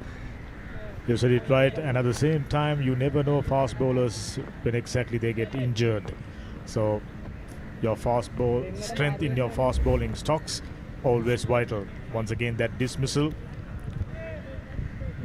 Rolled his wrist over, but couldn't keep it down.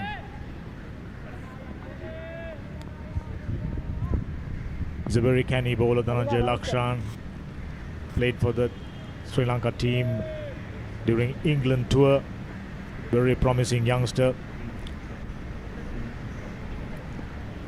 68 matches, 4 for 9. That's outstanding. Economy slightly on the higher side, but he's a wicket taker. Ideally suited on a front stage. Got plenty of variations. Yeah, and that's his versatility, right? Up the order, lower the order, through the middle. Oh, and he's getting a bit of shape there. Nicely off a length. But good run. Just dropped into the onside and they set off quickly. The BRC batters have seen how well Coles middle order built up partnerships and got out of trouble. It's about the same thing. Take the lead of the opposition's book. They've done it very successfully.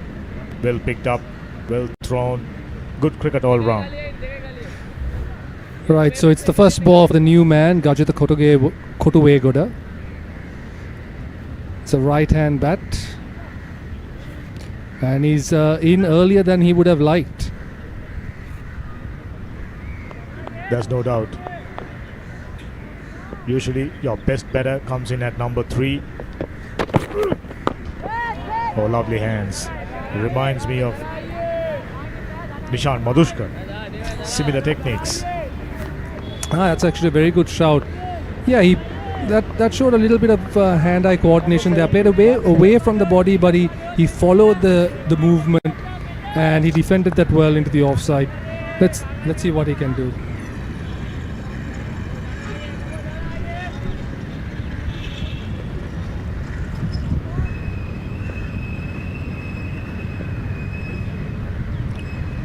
Once again. Oh, lovely line of length. Right on the money. So far, both seamers from both ends, they've kept it right on line. Something BRC was struggling with through the course of their innings, their bowling innings. But yeah, these guys are not giving much away.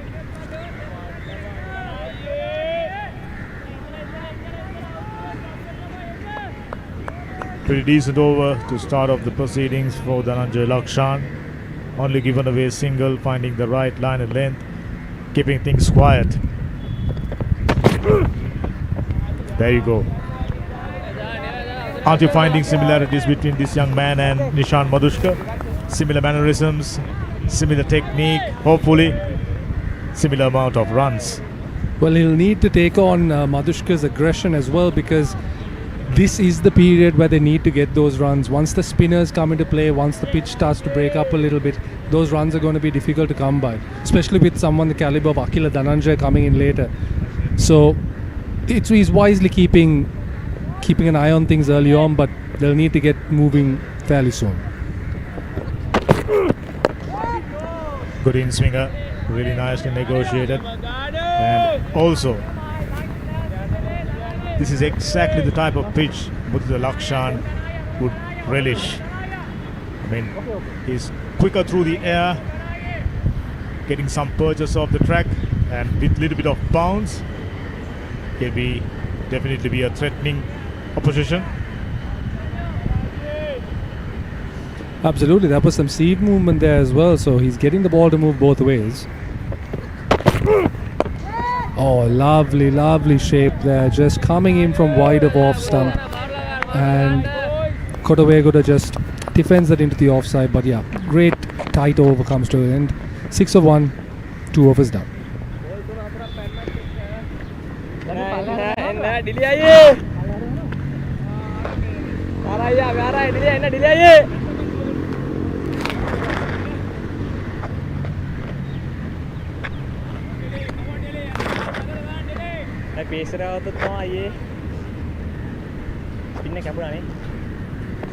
Losing 3 out of 3, BRC immediately out of contention when it comes to semi-finals.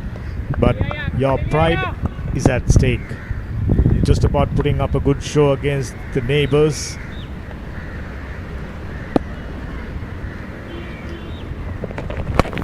Oh, lovely. Good pace, good bounce. He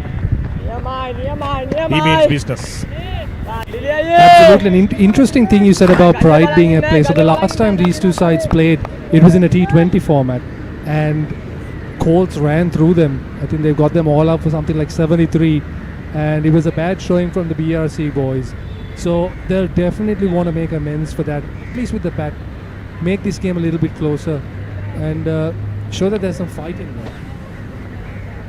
And interestingly, all 3 games they've lost were very, very close ones.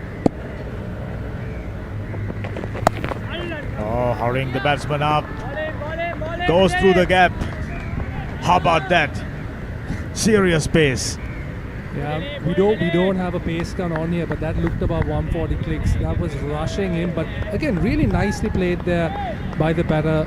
Soft hands, and it's a pretty packed slip court, and there's 2 slips and a gully, but it's right through the gap.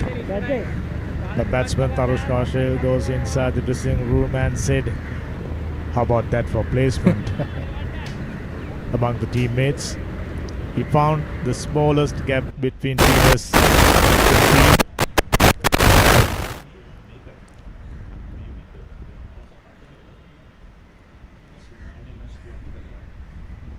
Bit of a hold up. Seems like the fielders taking a little while to find the ball. In the meantime, this is SLC Major Club 50 Overs Tournament 2025.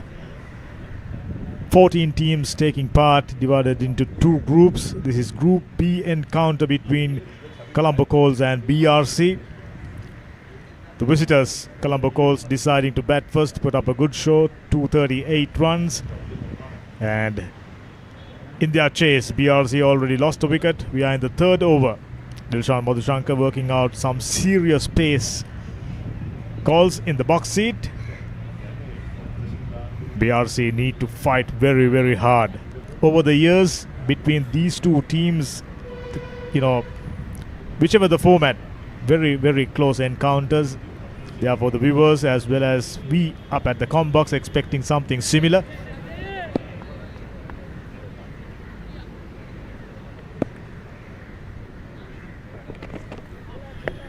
Ooh, that one had some serious carry there.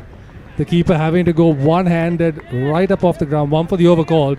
Nice fiery bouncer from Madhushankar, who was clearly not happy with that boundary of the last ball. Wasn't his fault. It was a fantastic delivery. Found the outer half of the bat, and I thought better than seriously well. That was a quick delivery. Like I said, at least 140 clicks.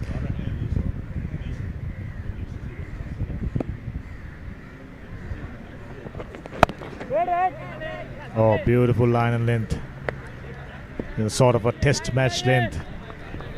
When you're on the lookout for wickets, that's the sort of a length you should be operating. Yeah, this is very good to see from Madhushankar. Over the recent past, after his injury, post-World Cup and his comeback, he struggled bowling the left-hand, right-hand combinations where he wasn't able to get exactly right when he came to the lengths, or rather the lines. But here he's bowling it quite well. He's getting in that channel outside off.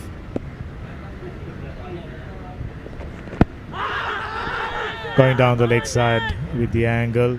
Good piece of bowling nevertheless, keeping things quiet. Dilshan Madhushanka played the previous game between Colombo Colts and Nugegoda Sports and Welfare Club. He was looking good. Today, he looked fantastic. Just looking at that last delivery there, this one keeps holding its line, goes on with the arm. Madhushanka very adept at moving the ball both ways there.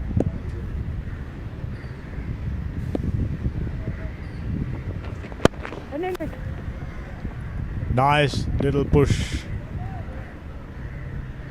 Oh, gone all the way. Bit of a teaser.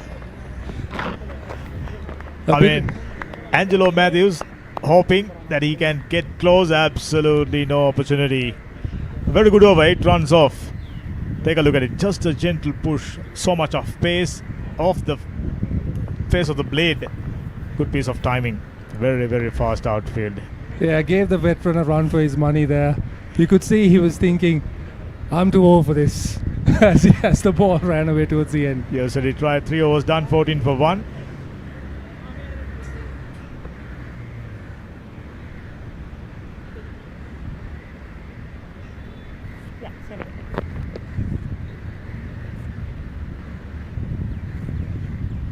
So in comparison to BRC's bowling attack, which was spin heavy, just a single seamer, very balanced outfit, very balanced attack for Colombo Colts. Well bowled, equally well played. Always good to see good bowling and the batsman responding with respect. Yeah, absolutely right. I think BRC, they had spin from the second over itself, whereas these guys, both Lakshan and Madhushanka, happy to work with the new ball. They're getting some movement and they're proving quite difficult to get away. Lakshan in particular working out seriously good lines and lengths. Always replacing another man on a comeback trail. Oh, fabulous delivery. Look at the shape. That was that banana swing, Hemantha. Wow, that was tailing in late. And Kotwegoda just about managing to get the bat down right in time. Take a look at it. Oof. You get it right, you can trouble any batsman.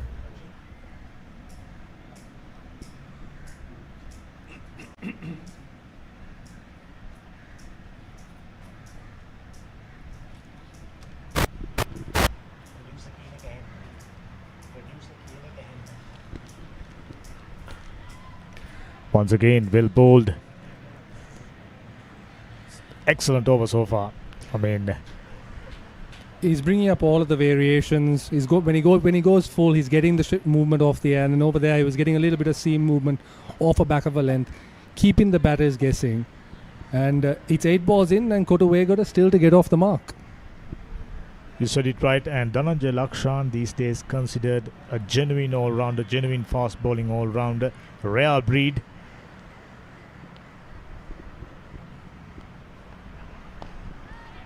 Slightly leg stumpish. There is protection inside the circle, straight to the fielder for no run. 4 dot balls.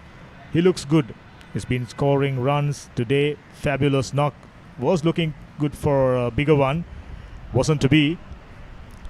So he's taking every opportunity to impress the selectors. It's a very good point, Hemantha. It's definitely something the selectors have been looking for. Recently we had Chamika Karunaratne and Dasun Shanaka both brought back into the T20 side. And with the T20 World Cup just around the corner, someone like Lakshan with his skill set is an interesting option. Once again going for that banana in swing, but on that occasion was touched too full. Kotwegoda took the opportunity, just steered that one towards point region and picks up a boundary. Spoiled what would have been a great over. Yeah, this was very well played by Kotwegoda, who kind of saw this was a bit pace off. He waited for it, stayed on the back foot despite it being full and just leant into the shot, cut it away nicely into the space. And like it's been all day, this outfield is rapid, so the ball just runs across. It's just about staying out there in the middle, figuring out a way to score runs.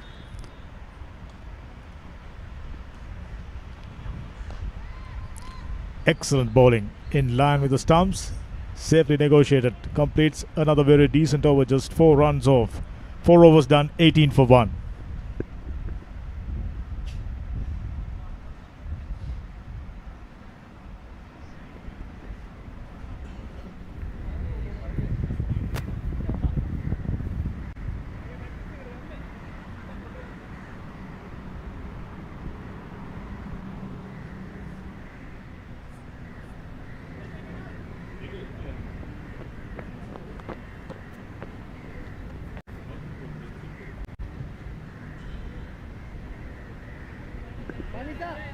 Mammoth task ahead. BRC, not the best season. Plenty of youngsters, inexperience. They're just hoping they can put up a good show, and hopefully in the next season they can become good once again. He's off, this time just inside the boundary line. 2 runs to the total. Dilshan Madhushanka concede 2 more runs. The ball keeps finding Angelo Mathews, but he's putting in the yards. That was just a touch away, but he has all the way back. There's a sweeper covering, deep mid wicket covering, but Mathews is happy to make those laps. If you are to get back into white ball team, your fielding has to be top notch. So Angelo Mathews, plenty of opportunities to prove that.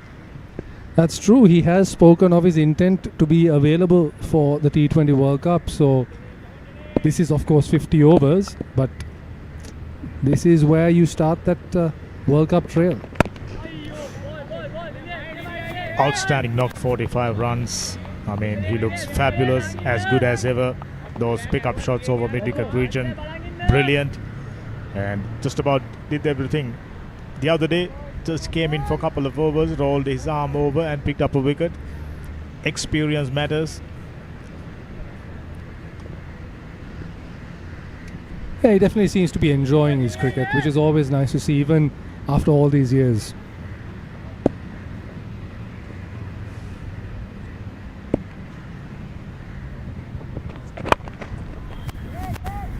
Well fielded, good cricket all round, good fuller delivery on a Yorker length. Just pushed down the ground. I really like the rhythm of Dilshan Madhushanka today in particular. The other day, he was little apprehensive, wasn't of his best rhythm, but today, I can tell you, as good as ever. He's been on the money here, Mantha. Given nothing away, the boundaries that were scored off his bowling were more fortunate than anything else. And yeah, I don't think anyone can really complain about his performance today.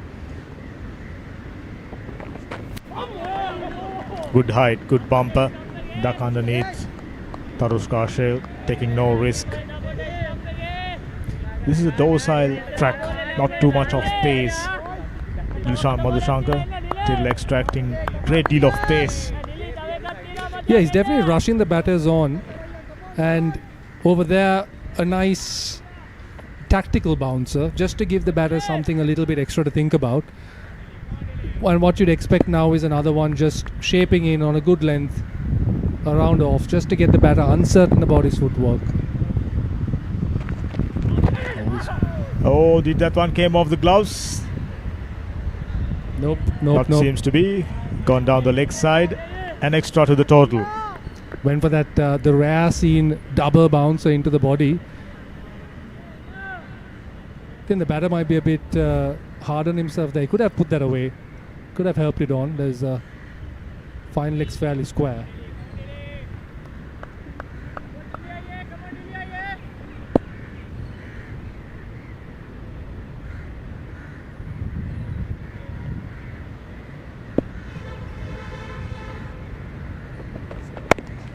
Oh, this is brilliant bowling.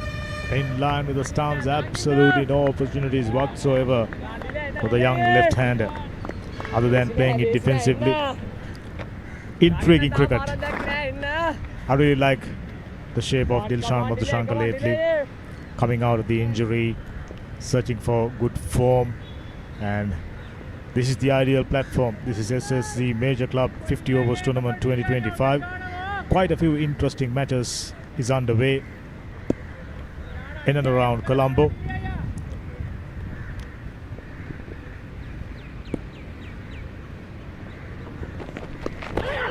Came off the glove and taken. Brilliantly done. Dilshan Madhushanka picks up another wicket. He was searching for that, finally got it. The short ball strategy has paid off. He tried to rush him with the pace, and he said, okay, we've got short fine leg in, take the man on. He challenged him and he pulled it off.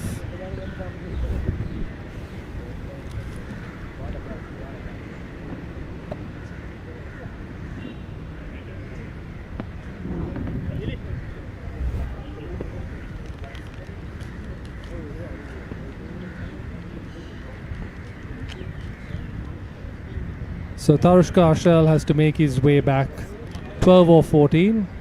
And just as there's a change at the batting, we've got a change in the commentary box. SL Vasudevan, welcome. Thank you, Madhushka. A great start for the Colts Cricket Club with the ball. Dilshan Madhushanka, as expected, making the inroads early on. 2 for 16. He's got... What a great delivery that was. Just rolling his fingers over it. And a great take by Angela behind the stumps. Those are the little areas I think that BRC was lacking in the field. They put down a couple of regulation catchers, but already Colts have shown they look like a much more professional outfit out there. Yeah, absolutely, and Madhushanka's accuracy has just been pinpoint today. Whether it's the length balls in the channel, whether it's a Yorker, whether it's a short one that's just directed right beneath your eye line, it's right there.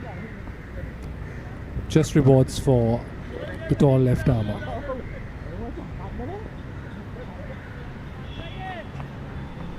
And right away you can see how different the tactics are between these two teams. BRC, of course, going in with a spinner to open the attack, and it's also a reflection of the type of players they have in their ranks, isn't it? Colts have the luxury of having 2 international cricketers to open the bowling for them. And 2 international cricketers who are at this point right on top of their game. They're giving nothing away. Any sort of attacking shots come with quite a heavy degree of risk attached to it. BRC do have their work cut out in this early period. And we're only expecting it to get harder, isn't it, with the spinners coming in, the likes of Akila Dhananjaya, sure to pose a major threat to this BRC batting lineup.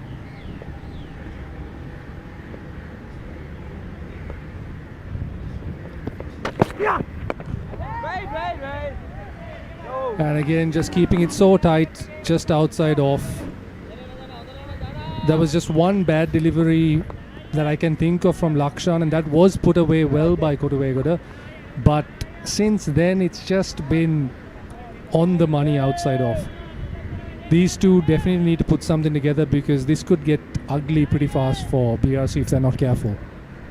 And you talk about batting in partnerships, but this bowling partnership has worked really well for Colts as well. Dhananjaya Lakshan, as you said, so accurate, so on the money right from the word go, just giving that little bit of space for the attacking option. Madhushanka to come in from the other end, pick up the wickets for Colts.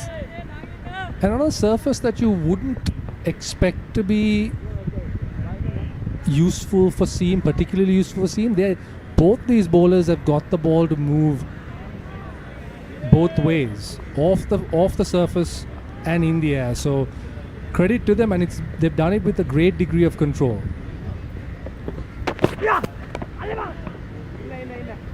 And again over there, Lakshan follows the in-nipper with a very nice outswinger, and all the batter can do is just sort of hang his bat out, try to play with soft hands, but the fielders too are on point.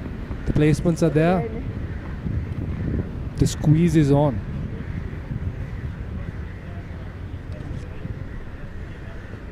Yeah, Kotuegoda not really getting any opportunities to score runs.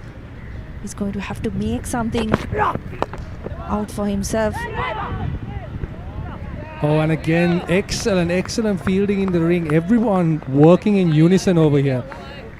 Kotuegoda there playing a little bit away from the body, not much footwork, but the timing was there and he would have expected a boundary, but again, cover just springing to his left. And that's 5 dots in a row. We're on the verge of a maiden here for Dhananjay Lakshan, who really has given nothing away in his first 3 overs.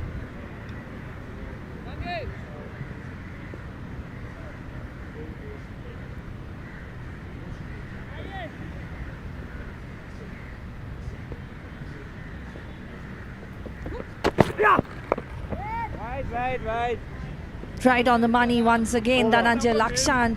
An excellent over from the right armour. Maiden to finish things the 6th over. 21 for 2 BRC.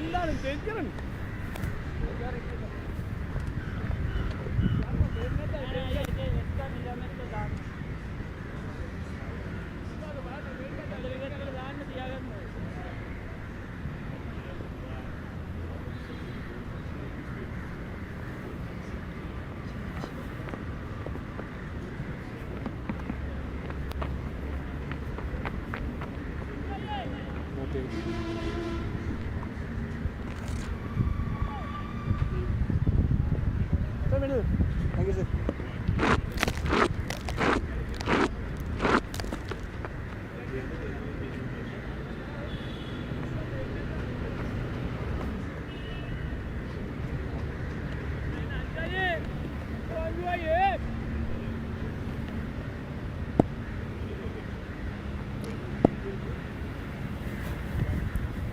Is that right?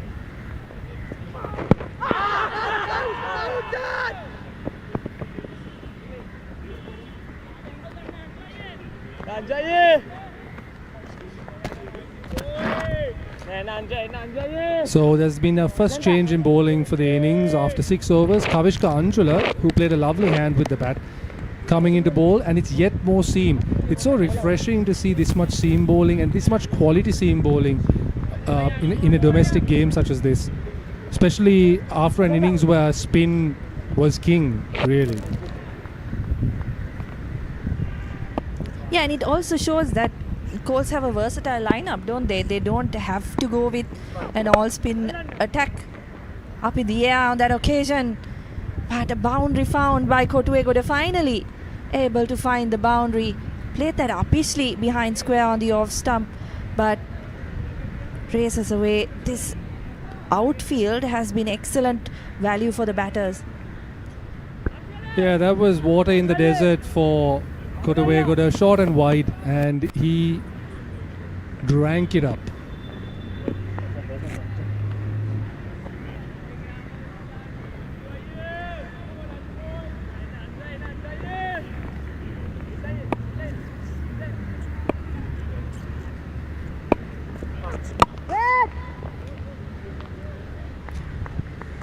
Anjula too getting a little bit of movement in the air there. He's bowled, he's tossed that right up.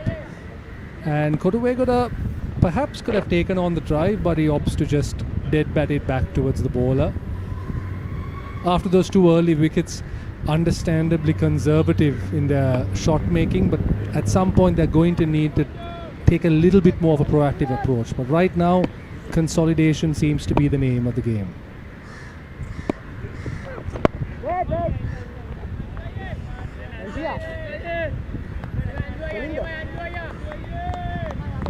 This has been a good start by Anjula. Despite giving away that boundary, has kept things tight. This will be the challenge for BRC as well. Where do the runs come from? Kajitha Kotuegoda, 20 deliveries for his 8 runs. Crucially, all coming in that power play period where you would expect runs to be scored quickly.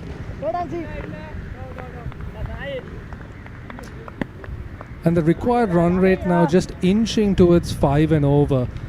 This usually wouldn't be that much of an alarm for in a 50 over game. However, in this particular match, considering the surface, considering the spin that's to come, BRC need to be careful. They can't let the run rate go beyond 5 and touch 6.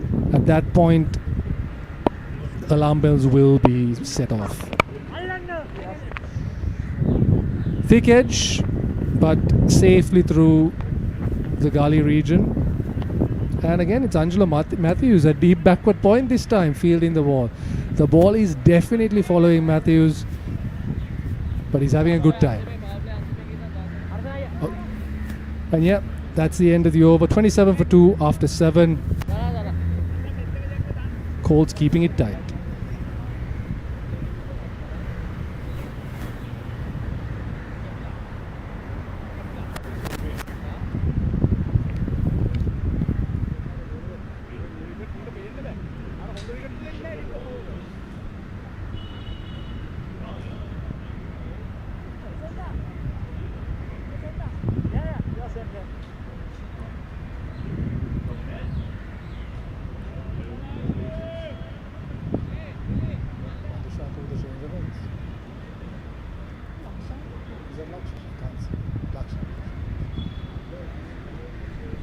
So after that maiden over, Dhananjay Lakshan will continue the attack. He's been very impressive today so far, hasn't he, Madhushka? Just kept his lines and length so well, and he looks to be bowling with some pace as well. Yeah, he's definitely bending his back, and in this heat, that's doubly impressive. And into his 4th straight over now. He doesn't seem to be letting up. Doesn't seem to be tired. He really seems to be a man on a mission. First with the bat and now with the ball. And for players like Dhananjay Lakshan, this is the kind of audition for the national setup as well, isn't it? So trying to put his best foot forward. Was impressive with the bat, as you mentioned, looked to be middling every delivery. And what was most impressive, I thought, was his ability to pick the gaps in the deep. He wasn't really going for too many big shots, but when he did connect, he was finding the gaps. So that was good to see from someone who's coming in that middle order. And then the advantage of having somebody who can also take the new ball, really immeasurable in today's day and age, particularly when you're a fast bowling all-rounder. Yeah, Lakshan's definitely one of those players that you might consider has slipped through the cracks somewhat in the national setup. The first LPL, he was a champion. He led the way. He did a really good job with bat and ball, and that seemed to have opened the door into the national setup. But I think when you consider some of the dysfunction around the national side over the last couple of years, you can understand why talents such as this don't necessarily get the length of time within the team to make a genuine impact. But you can see this is some persistent quality over here, and he's really showing good intent. He's getting good bounce on not necessarily a bouncy surface. It's fairly dry. Yeah, that's the other thing, isn't it?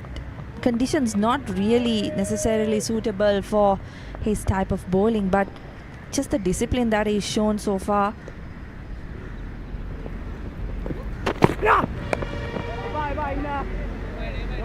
And I think what I like about him is that there's a certain repeatability to his action. You know, it's very compact. He's got a nice gentle run up, and then gets a easy. It reminds me a little bit of like a Nuwan Kulasekara. He skids through a little bit. And can get the ball to move as well, similar to Kulasekara, particularly when we've seen him bowl in under lights. Got a really good in-dipper up his arsenal.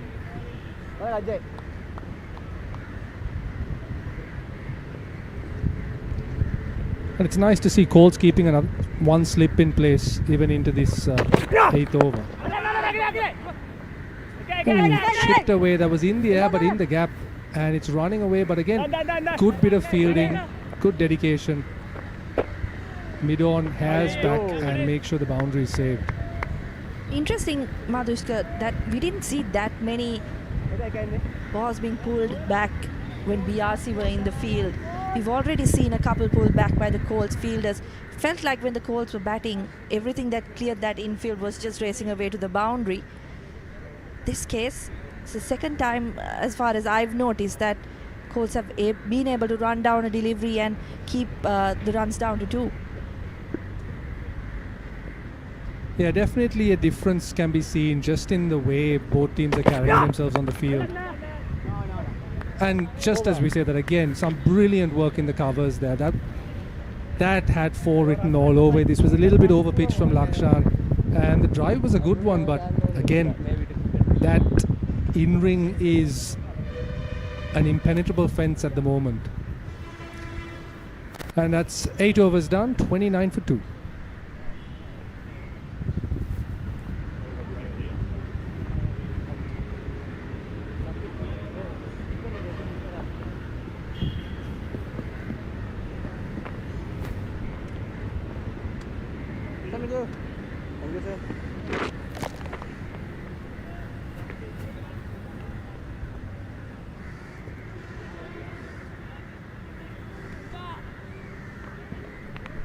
Kavishka Angela to continue.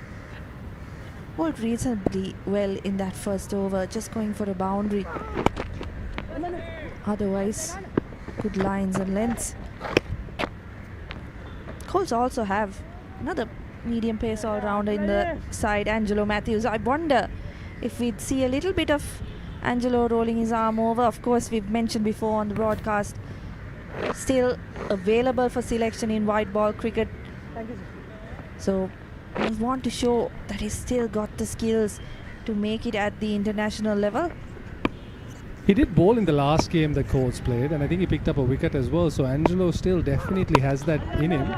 And in fact, if you look at the way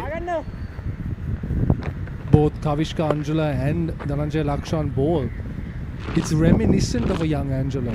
You know, those variations that hit the line and length, hit the deck, and just a little bit deceptive. You know, you don't really expect them to come at you like that, but somehow, you know, they're nicking out.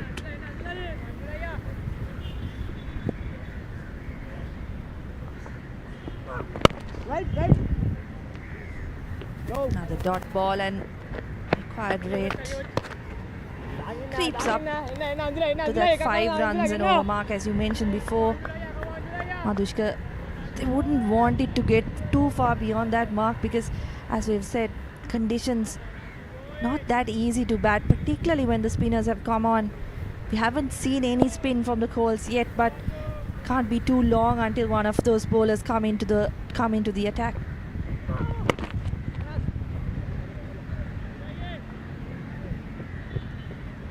But this is what the pressure does. The ball before this last one, it was full, it was there to be driven, but again it was just a gentle shot straight to mid-off. There was really no attempt to any sort of reasonable scoring of it, and I think that's just the domination Colts have shown over this early period. Yeah, but also if you want to be a bit critical of the batting, there's been no attempt to make anything out of what's going on. They've looked to play their classical shots, and as I say that, he's found the gap. Kotue Goda, another boundary for him. So that's a good shot from him. He finds that middle of the bat. As I was saying, it doesn't feel like they've tried to do anything different. They've not tried to put the bowlers off their lines or lengths. They've not tried to improvise. They've waited for the bad deliveries to come, and unfortunately for them, those bad deliveries have been really rare from the Colts bowlers.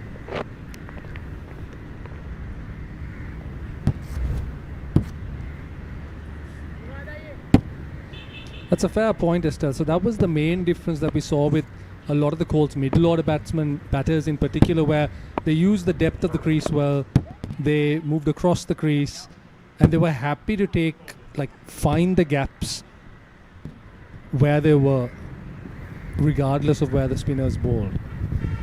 And then on that note, it's 9 overs done now, 36 for 2, run rate just at about 4 and over.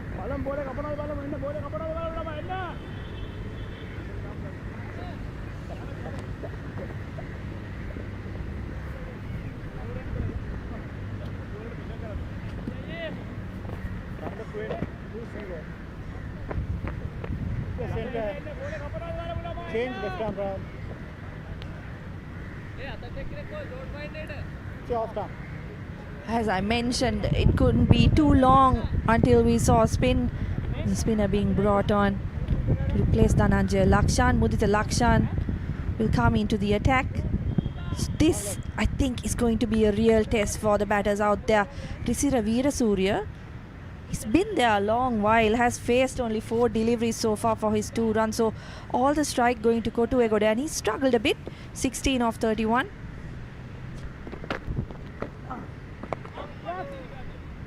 And Lakshan, just like the seamers before him, Mudita Lakshan over here on the money with his left arm spin, and he's got a bit of height to him as well. And he's yet another all-rounder in this Colts side that just seems to be stacked with all-rounders. He had a really nice hand with the bat, pushing that total well beyond the 200 mark.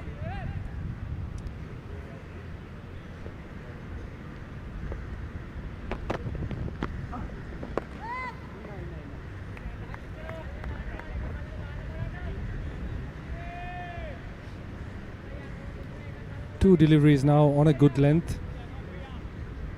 If he makes it 3, that'll probably be better than anything the BRC spinners did in terms of consistency. And yeah, again, this has been the hallmark of this bowling performance so far. Colts keeping everything on a tidy line and length, and the BRC batters just not doing enough to put them off it.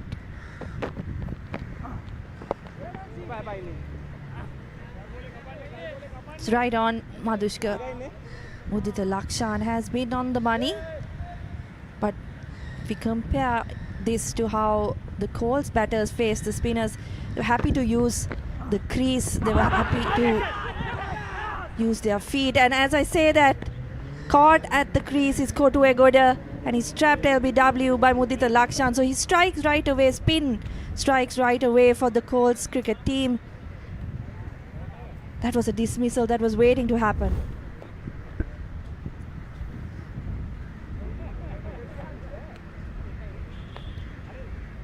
This one skids right through, but again, Kotu, the foot movement definitely to be questioned there. Also, Lakshan hadn't really shown that much grip or turn in his previous 3 deliveries, yet he played down the wrong line and he paid the price because this was crashing into middle and off. That's an interesting point you make, Madhushka. Sometimes when you're faced with conditions like this where you've seen balls ripping away from the stumps, balls spinning, it's almost in your head that every delivery is going to spin, and then when you have someone like Mudita Lakshan come in and bowl that straighter one, you end up playing down the wrong line, and that's exactly what happened to Kotu Egoda. No footwork. I was talking about how the Colts batters were happy to use the crease. Just plants that front foot and he's not able to play around it.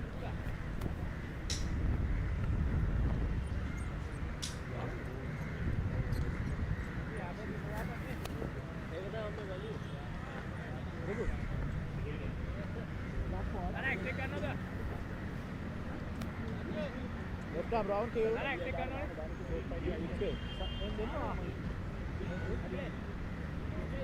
I got it. Okay, off arms. Left arm over. Center. One more remaining.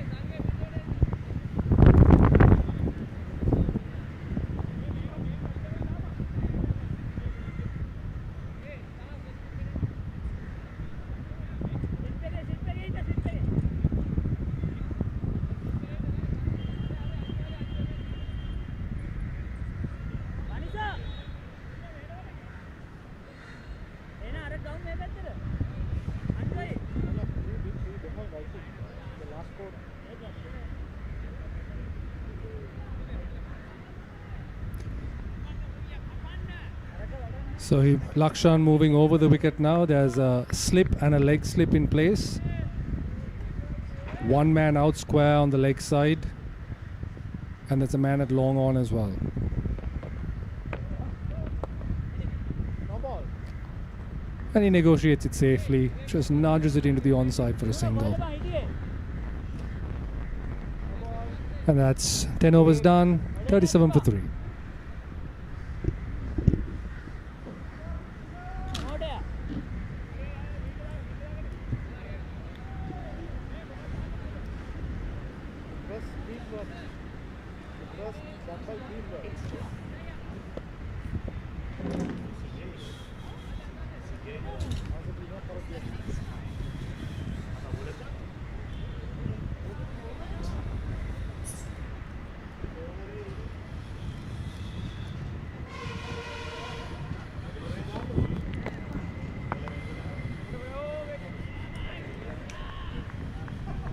Bit of confusion out there. According to our count, he's just bowled the 7th delivery of his over, but nevertheless 10 overs done. BRC 39 for 3.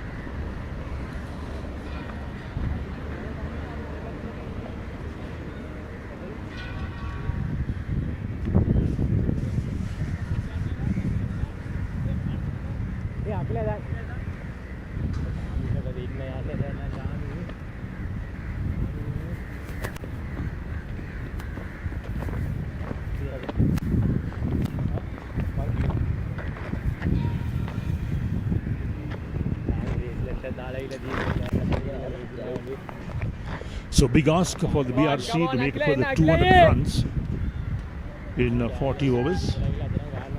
That's 240 balls to make 200 runs. Current run rate is just over 3. So Akila Dalanja coming into the attack, the right arm spinner, the captain of the Colts team.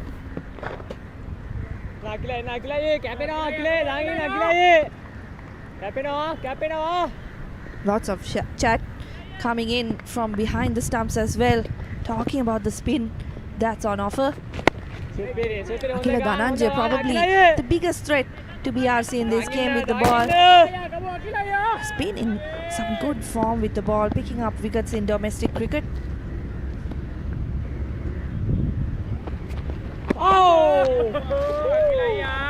Little bit of sharp turn on that occasion.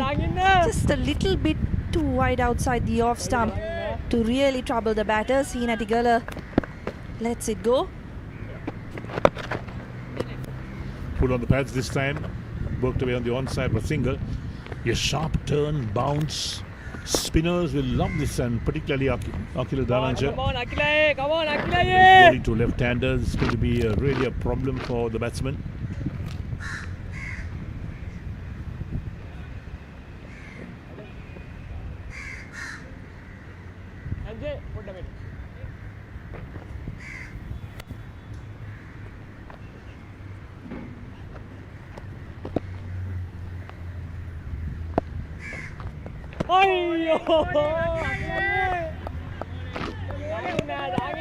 The wrong one from Akila Dhananjaya to the right-hander, turning across the face of the bat.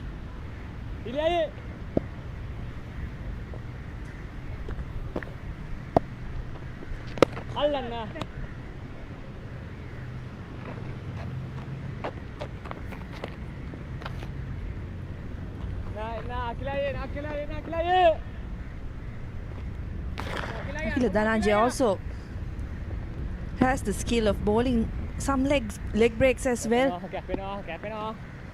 So should be able to deliver the type of delivery necessary for both the left and right hand batters out there.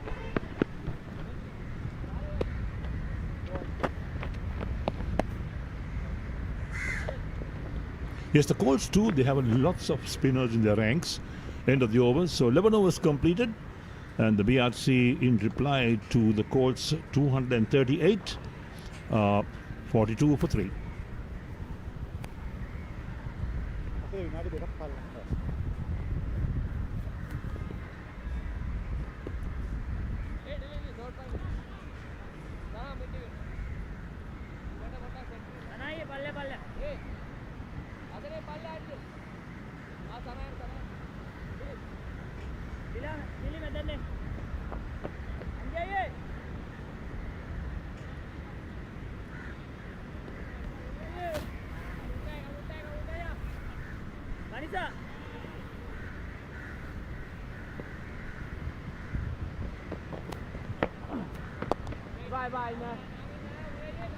Chamika Heenatigala, the batsman, is on 3 of 5 balls. Mudita Lakshan, 1 for 3 of 1.1 overs at the moment. Required rate is 5.07. Oh, there we are. Well, beats the batsman all, ends up. Wicketkeeper has the bailed off in a flash. Batsman short of his ground. He's out of his crease looking to use his feet. There we go. Look at that. Using his feet out of the crease. Boot on the line, out. A nice bit of keeping on that occasion. It hasn't taken long for the spinners to really get into this game, as it just the third over of spin in this innings. Mudita Lakshan already struck twice. Chamika Heenatigala so good with the ball earlier today. Picked up 4 wickets.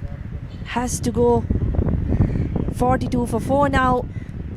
BRC of just 11.2 overs. An uphill climb for them to get to that chase.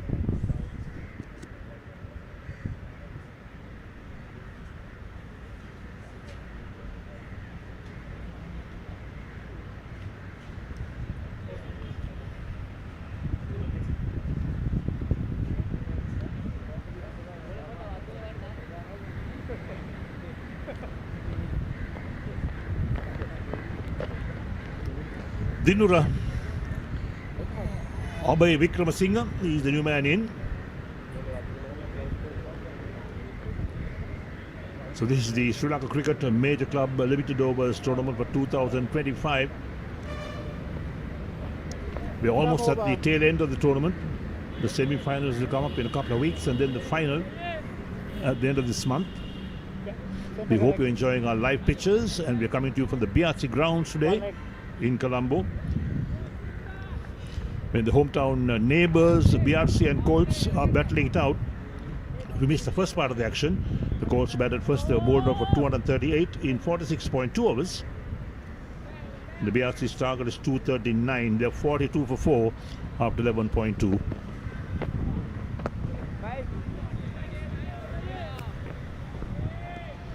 So the track itself, it's got so much spin, turn, bounce. It's got everything for bowlers, nothing for batsmen.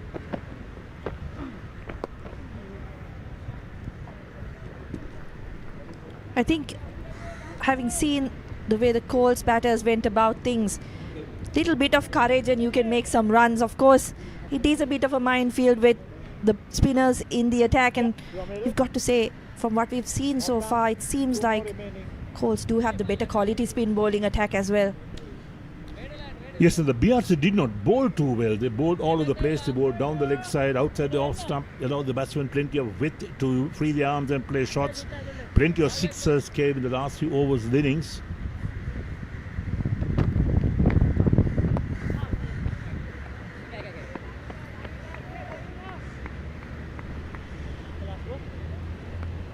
Risira Veerasurya, 4 off 8. He's been there since the fall of the second wicket, but hasn't really had too much strike.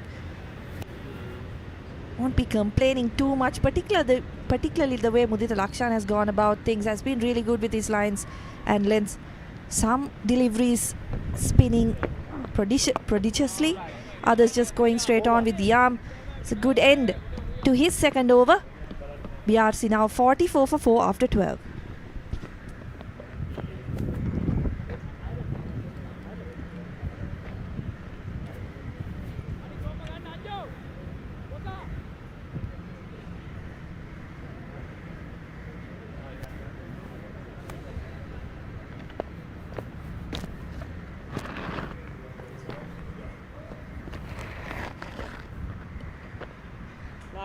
So there's the equation, 195 required of for 228 balls. Current run rate 3.67, need 5.13 from this stage onwards. It's a tough ask for the BRC at the moment. Oh, that's picked up from outside the line of off stump, played away on the onside to deep mid wicket.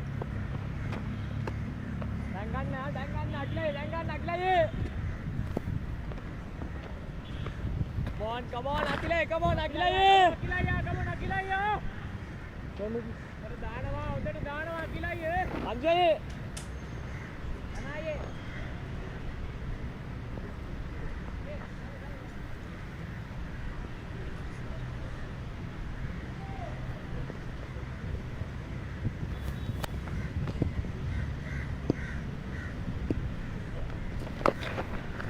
brings out the reverse sweep, but once again fielded well by fielder on the offside in that inner ring. They've not given too much away, Colts, in this fielding effort.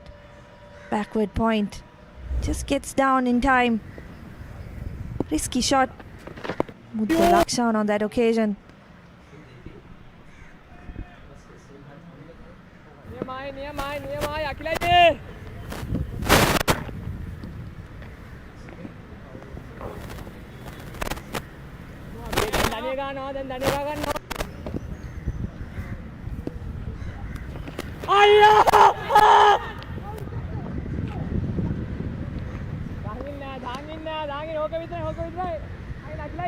Now the big shout. Wait for a switch hit. Hit on the pad. There we go. Will be sliding down the leg side.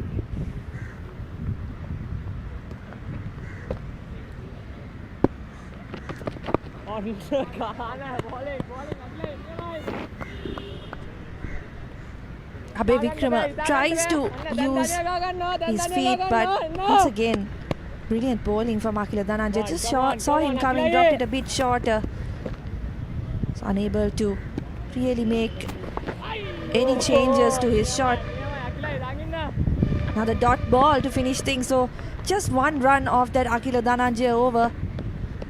BRC still struggling a bit. 45 for 4 after 13.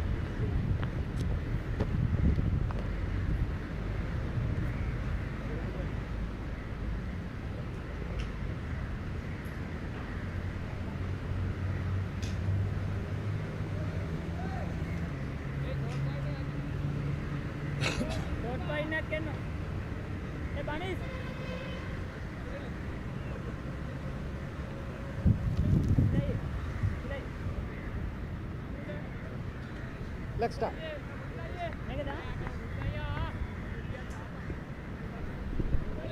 Mudita Lakshan, after 2 successful overs, continues in the attack. Veera Surya extremely watchful out there, but will need to play some shots if BRC are to get close to this Colts total. Already the required run rate has moved up to 5.27.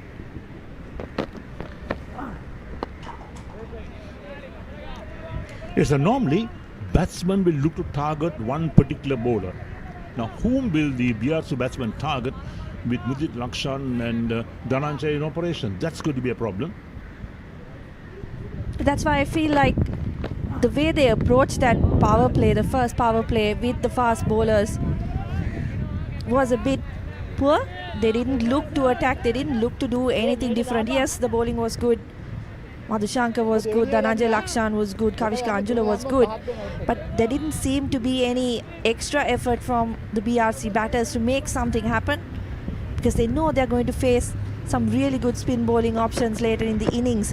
So would have possibly been a risk, but a risk worth taking if they had gone after the quick bowlers. Point taken.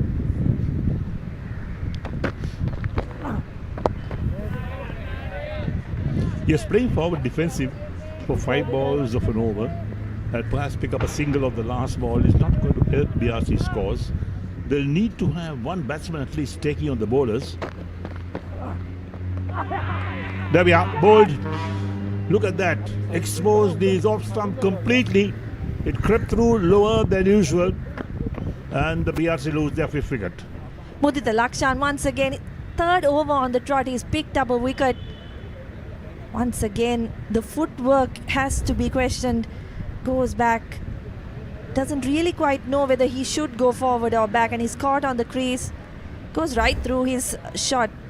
Mudita Lakshan, the way he's varied his pace, also impressive in this innings so far. So Veera Surya goes, and more trouble for BRC. 45 for 5 now.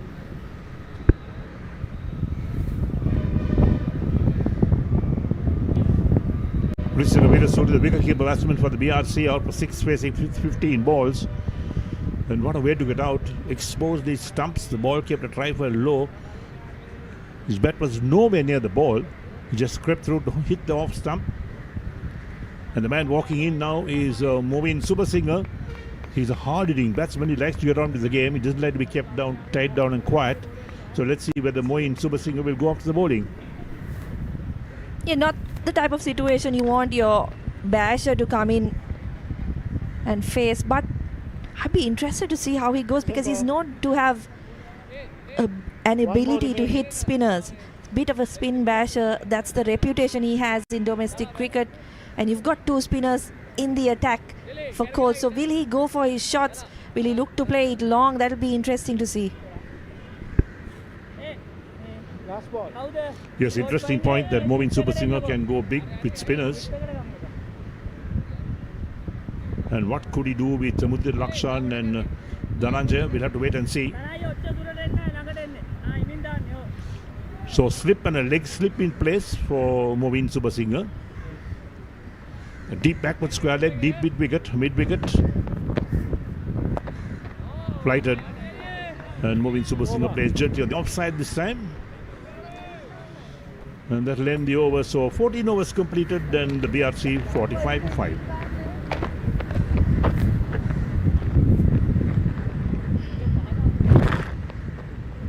Come on, Akilai. Go on, Akilai.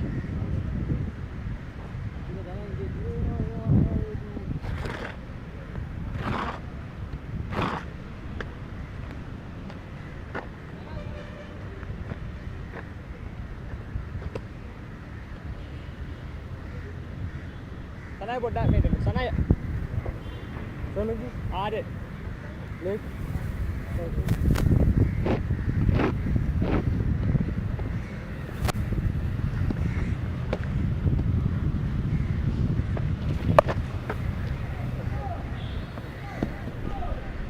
Nicely played by Dinura Akilai. Abevikrama. Plays the sweep to good effect against Akila Dhananjaya to find a boundary, much awaited boundary for BRC. Picked up beautifully mouthed at the line of off stump along the ground through a backward square leg for 4. Takes Abevikrama onto 5 of 9 balls. 49 for 5 out of 14.1.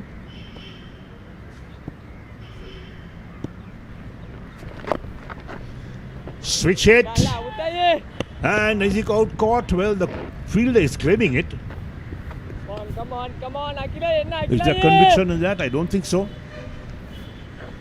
It looked like a bump ball, didn't it? That's the second time we've seen Abevikrama going for that reverse sweep, and second time we've seen Mudhir Lakshan fielding it brilliantly. So another dot ball for Akila Dhananjaya.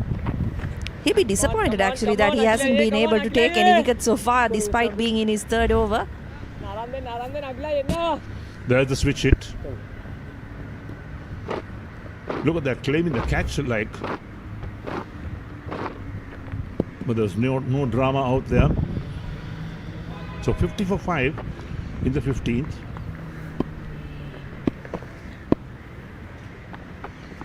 Ayyo! Bowling, Akilai.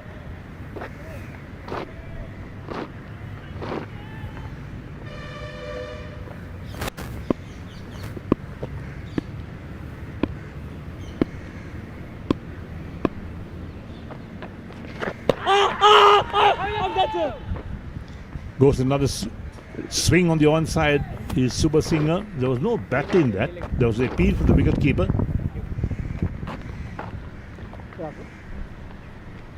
That's actually a really close call, isn't it? Did he have anything behind the crease? Umpire at square leg seemed to think so. The wicket keeper was late. Ayyo!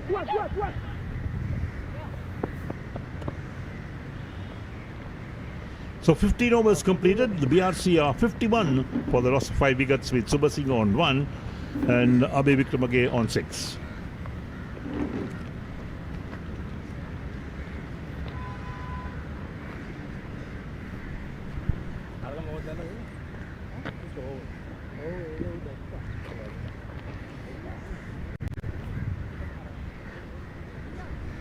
Looking at the worms, BRC worm, blue worm dipping down. Colts were in a similar position but had the presence of mind to come out of it.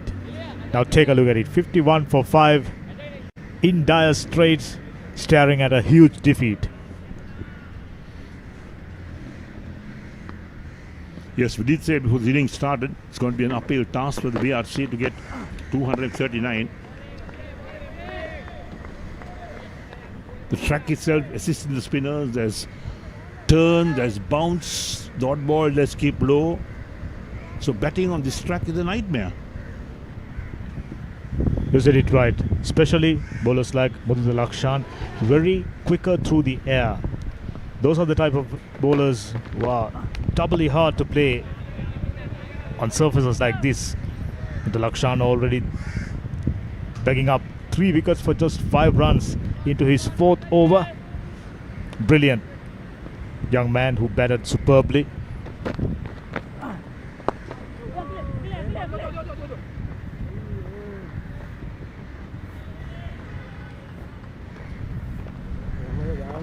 Bhavin Subasinghe, we know he's a hard hitter, capable of clearing any boundary with ease. Played for Wesley College, now playing for BRC, doing very, very well.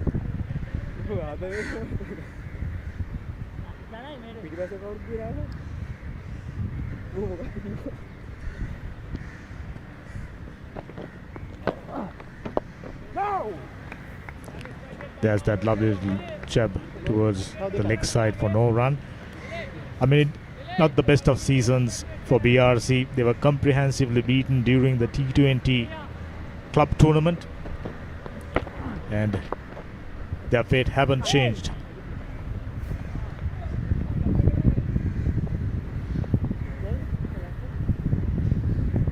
Yes, cricket is a game that you need to be on top of your game all the time. You need to be focused. You need to know your team has gelled well, they're playing well. But if the things start to fall apart, that's when the problems come in. We're not getting results your way. It worries team members, worries the captain as well. You're spot on. When things start to go downhill, it goes downhill really, really fast. Wickets going down like a deck of cards for BRC. Already 5 down. We expected a better batting performance from them, if not getting past the total. Oh, that's more like it. Straight down the ground. We said he's a huge hitter. That's one of them. Straight over the bowler's head for a huge 6. So that's a move-in for you. He can hit the ball so hard and hit it a long way as well. And as they end that over, there we go. That's the replay. Pretty straight over the bowler's head. No doubt about that. Got the elevation going, got the distance going as well. And BRC 59 for 5 after 16. And drinks on the field.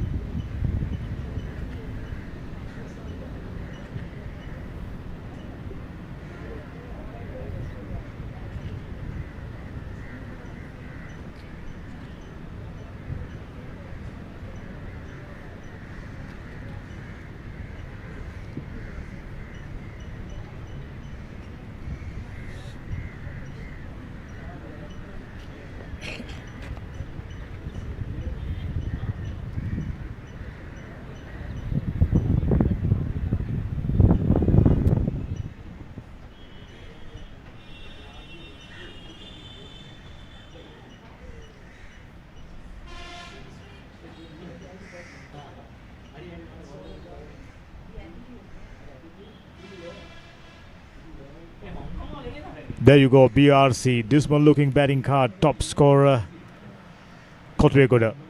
Out for 16. Apart from that, Tarush Kaushal scored 12 runs. And rest of the batters, not too many. Rabe Vikramasinghe and Movin Subasinghe trying to stitch out a partnership to get them out of embarrassment. 3 extras, 59 for 5. Dire straits. Bowling. Mudita Lakshan outstanding, 4 overs, 13 for 3. And Dilshan Madhushankar thought brilliant. So much of pace. 2 for 16. Looking really, really good, and rest of the bowlers ably supporting. Calls in a dominant position. You look at the follow. Wickets 5, 21, 37, 42 and 45. So wickets lost at regular intervals by the BRC. And to get a total of 239 to win, it's a long, long way to go. There's 3 extras leading so far. And the batsmen to come, Yasir Rodrigo, then Sashik Dulshan, Movin Abhinash, and the bowlers. So not much batting left for the BRC. And perhaps Movin Subasinghe may be the last of the recognized batsmen. In fact, he's a power hitter more than anything else. And here's Akila Dhananjaya to continue. Just as we expected, as the day progresses, spinners starting to dominate the proceedings. Akila Dhananjaya, 3 overs, 10. Oh, lovely. Basically whipped that one away towards the square leg region and coming back. No, they don't. That's a good shot. Whipped away, picked it up outside the off stump. Never at a risk. Even if he misses, he's got his pad behind the line of the delivery. Good cricket.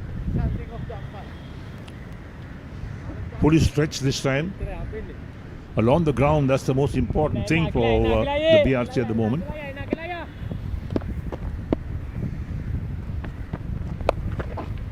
Once again across the line of the delivery. Good piece of fielding. 2 fielders converging down at the boundary. Always good to see 2 batters out there in the middle going for their shots. There's absolutely no point of defending, blocking out deliveries, because you are chasing down a huge total. 238 and needing 178 more runs. Staring down the barrel already. Colombo Colts pretty much did everything right. Opening bowler, I thought Dilshan Madhushankar in particular, Rick, looking very, very good. He's ready. Yes, he's no doubt. His bowls superbly even at international level. From school days, I've been following him and he's bowled so well. That's well struck, no doubt about that. Picked it up beautifully along the ground, of course, through mid-wicket before. Akila Dhananjaya tossing it up, and the left-hander Binura picked that one up, played intentionally in front of the square, and as a result found the placement. 4 more runs to the total, and wouldn't be a bad idea these 2 batters go after the bowling. It's very, very tough against spinners in particular. Ball turning sharply. We saw Akila Dhananjaya getting his leg spinners to rip.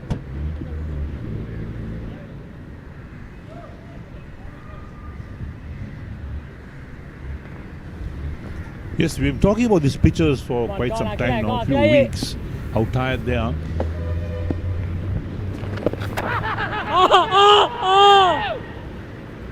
Impact just maybe outside the line of the off stump. That's the call by the umpire. Given the nod to Akila Dhananjaya. Yeah, just maybe a few inches. Excellent on-field call by the umpire.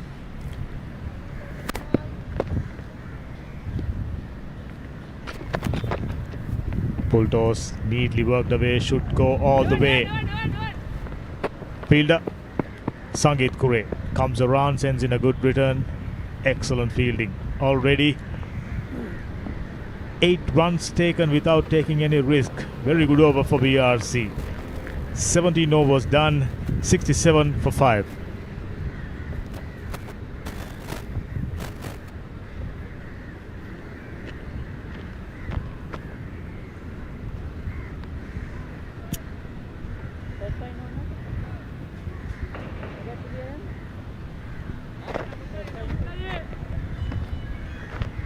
Eric, with this win, Colts be the second side to get their foot on the semi-finals. Very, very interesting.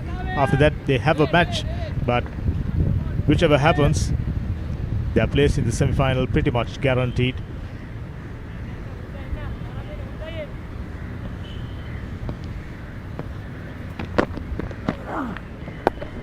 This is good bowling with the Lakshan.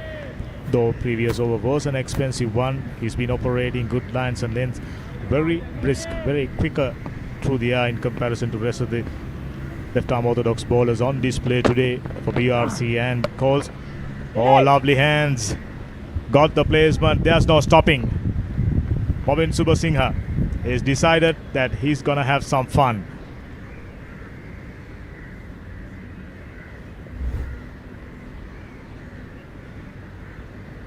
Taken on the full by Mobin Subasinghe. Found the gap beautifully. Powerful shot from Mobin. Takes BRC on the 71 for 5 and Mobin moves to double figures on 13. Little bit of turn, neatly cut away. Should only be a single. Good over so far. 5 runs taken without taking any risk. Good cricket being played by Mobin Subasinghe and Dinurabe Vikramasinghe.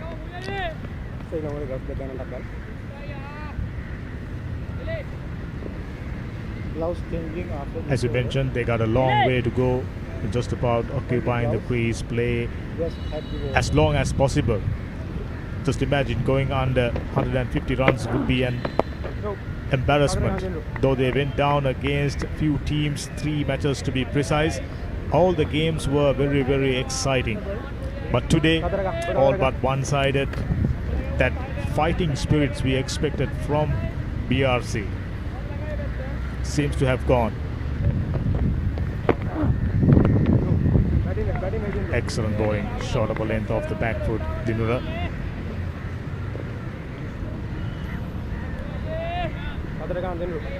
Very happy dressing room. Coles had the upper hand right from the morning.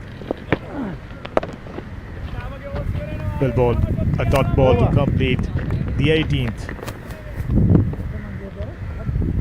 72 for 5.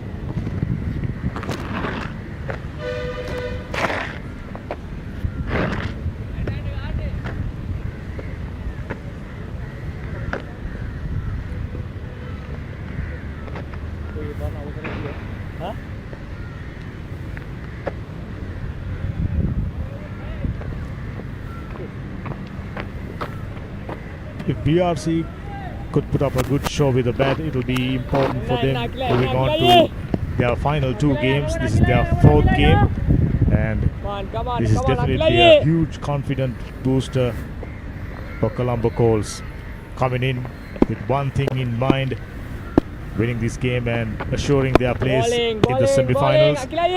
So, in my book, 2 teams have already booked their place in the semi-finals, and that's Colombo Colts and Police. Colts, of course, got a fair distance to go to complete this game. Lovely! Loud shout and given.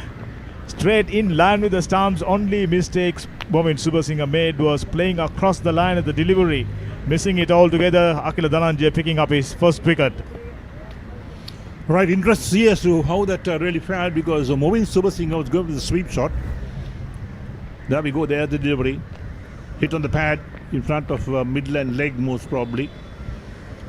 Umpire's finger came up straight away, there was no hesitation. So Subasinghe goes to 14 of 14. And BRC in all sorts of problems, lose their 6th wicket. Down to the tail more or less in the batting.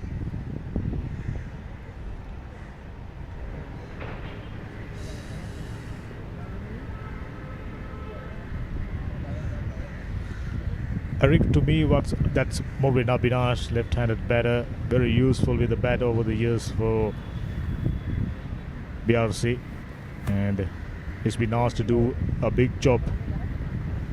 Just maybe asking for too much. 72 for 6 with more than 31 overs still remaining. They have only 4 wickets in hand, needing 167 runs. That's the previous dismissal. A leg spinner. Just a bit of turn, hint of turn, pitched in line with the stumps, probably crashing into middle and leg, as Eric was rightly mentioned.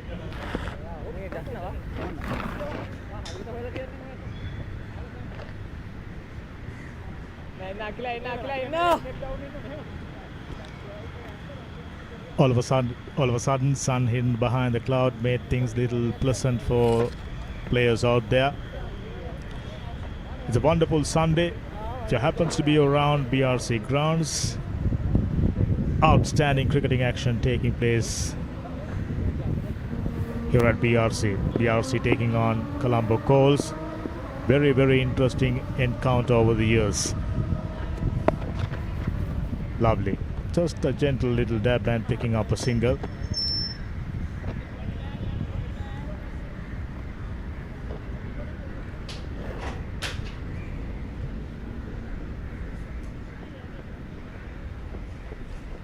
As we all know, Akila Dhananjay, he's a wicket taker, proper wicket taker in fact. And with the Lakshan picking up as many as 3 wickets now. Akila Dhananjay joining in the party, picking up more wickets.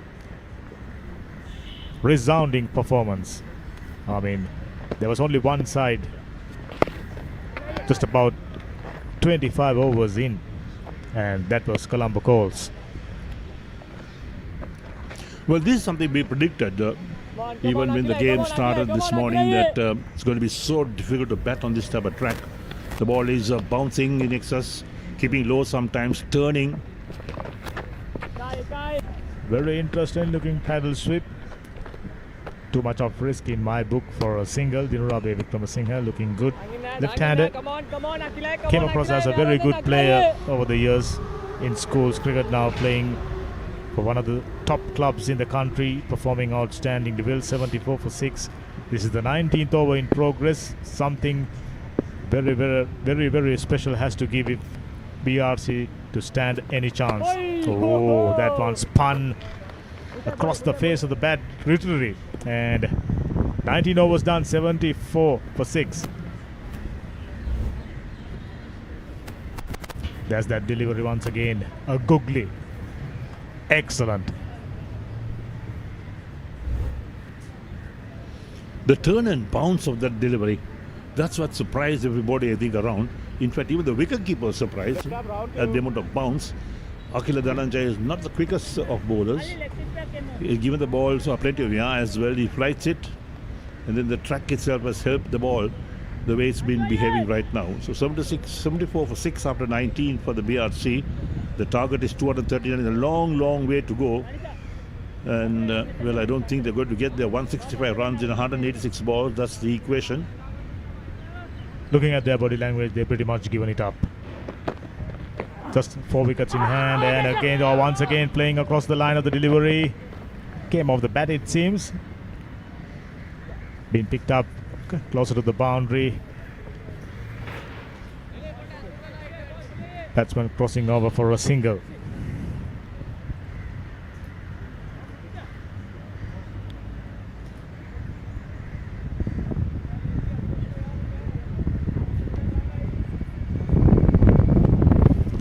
There you go, very happy Colombo Colts camp.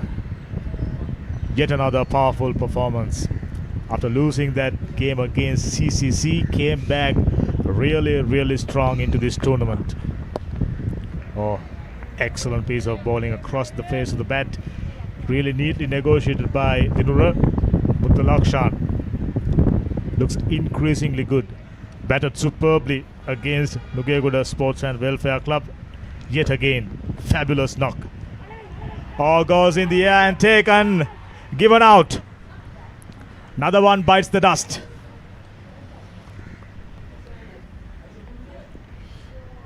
Well, there we are. That's the unfortunate thing about this, that the batsmen play some shots they're not used to playing. They don't really practice these shots in the nets. They come to a match and try to play these shots. And look at that. This is what really happened. Going for that switch hit. Got some bat to it. Nice catch being taken. at slip. And BRC lose their 7th wicket. Just going down without a fight at the moment. That's what it's about. And when you concede 238 runs and the border side out in 46.2 overs, you expect at least a fight from the on the home side, but no fight at all. Abhay Wickramasinghe is the man out for 17 of 26 balls. And of course, the Colombo Colts just romping along to win this match. What's disappointing about BRC, they've showcased plenty of fighting spirits. 3 games on the trot. But when it matters the most against their neighbors, today, dismal performance with the ball. Put down so many chances. Given just about 2 chances to Sangeet Kure. Angelo Mathews was dropped. And they punished them really, really hard. Now staring at a huge defeat, and this man can bat. Dusty Rodrigo played for St. Thomas's. He can handle left-hander, capable of striking it a long, long way.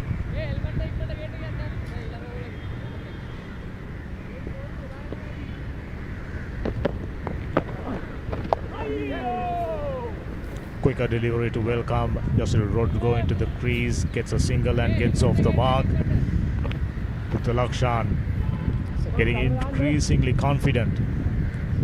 Excellent all-round performance once again. 4 for 21, valuable 38 runs, just about 20 plus deliveries. Now he's been acting as the designated finisher, proper all-rounder, genuine all-rounder for Colombo Colts. He's been doing that for a number of years now. Well-known name, well-recognized name in the domestic circuit. If you can remember, Eric, when we were at Colombo Oval, you mentioned that they are planning to relay their service in a couple of months' time. Wouldn't be a bad idea.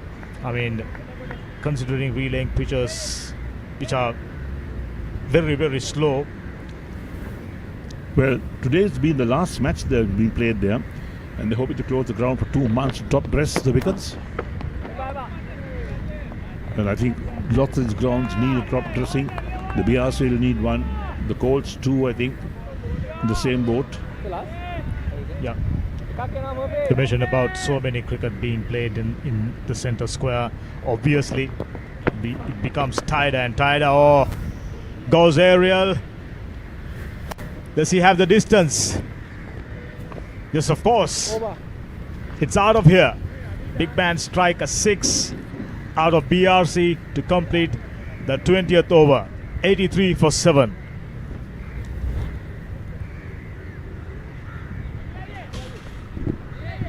Oh, that's a fabulous shot. Gone a long, long way. I think that one's landed right in the middle of the Havelocks Road. Yeah, not too far from the vehicle, Hemantha. Could have had the insurance companies interested over there. But this game looks to be done. It's a matter of formalities at this point. Colts have ripped through this batting order, and BRC just have not had an answer. You said it right.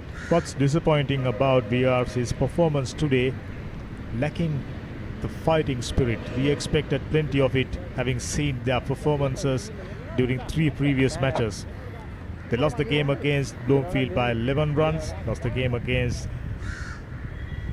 Nugegoda Welfare and Athletic Welfare Club 28 runs or 38 runs if I'm not mistaken, and against CCC just by 2 wickets.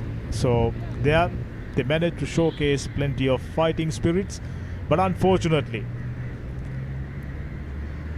to team management, coaching staff, everyone's disappointment, they were out of the game just about 15 overs in. Yeah, Hemant, and I think no disrespect to BRC, but this Colts lineup, several internationals, and they've really shown why international cricket is a couple of notches above the domestic game, and why that step up is so difficult for so many cricketers.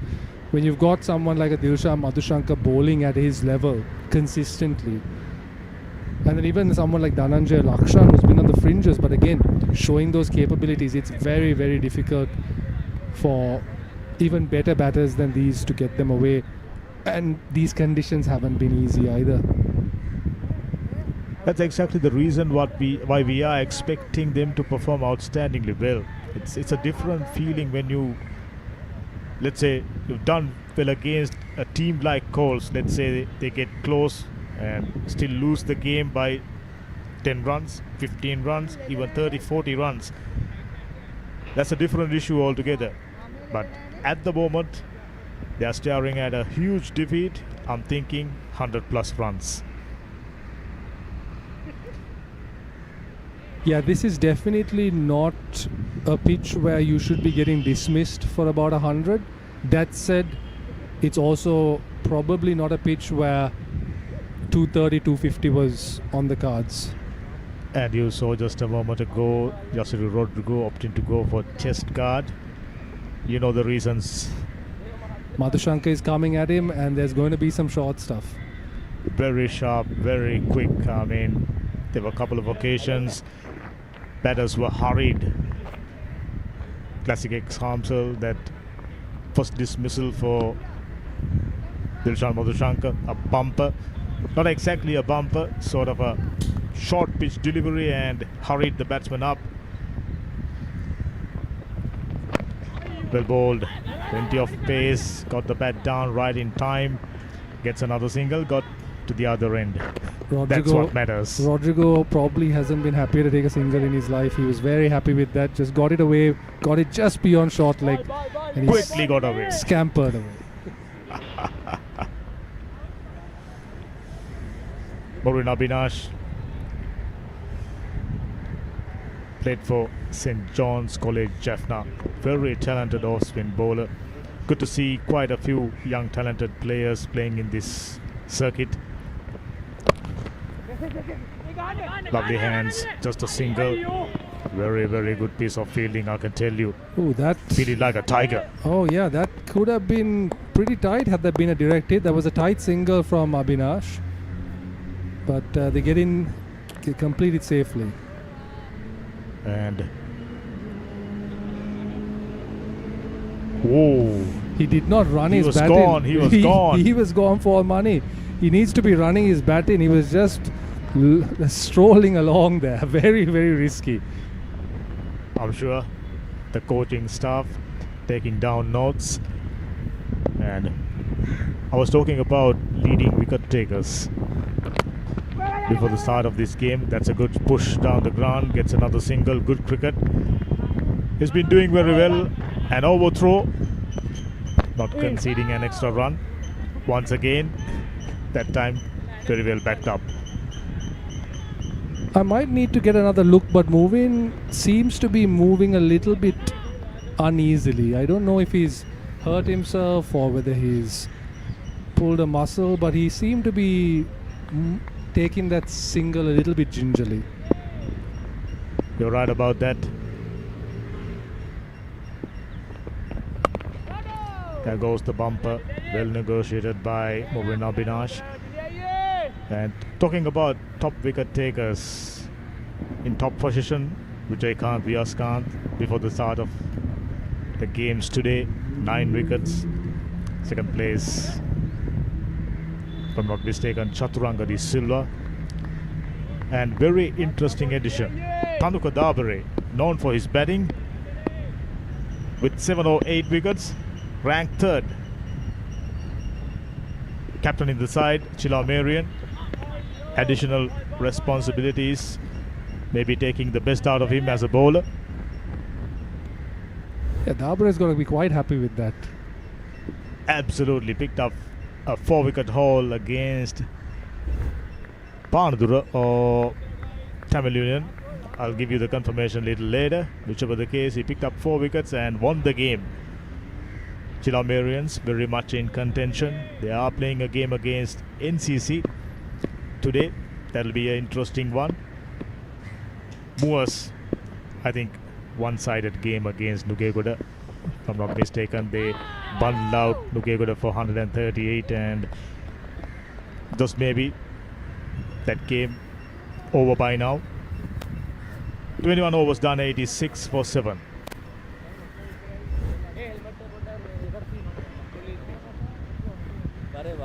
Oh, lovely piece of fielding. Very well done, batsman inside the crease in any case.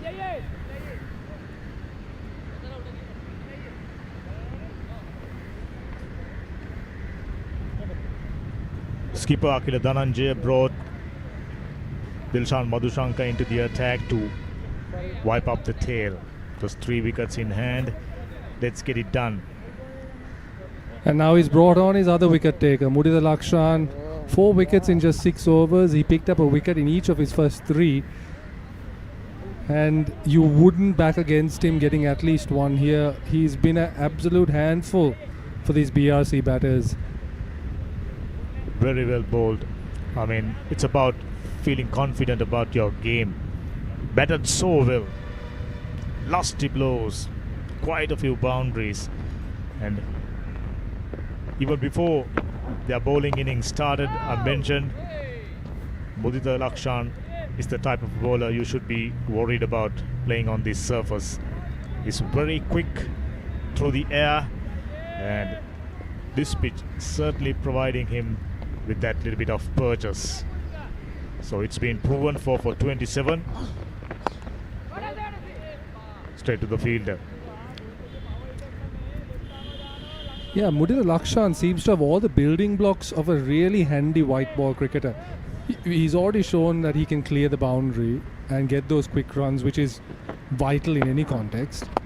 He's got the height, reminiscent of someone like a Mitchell Santner.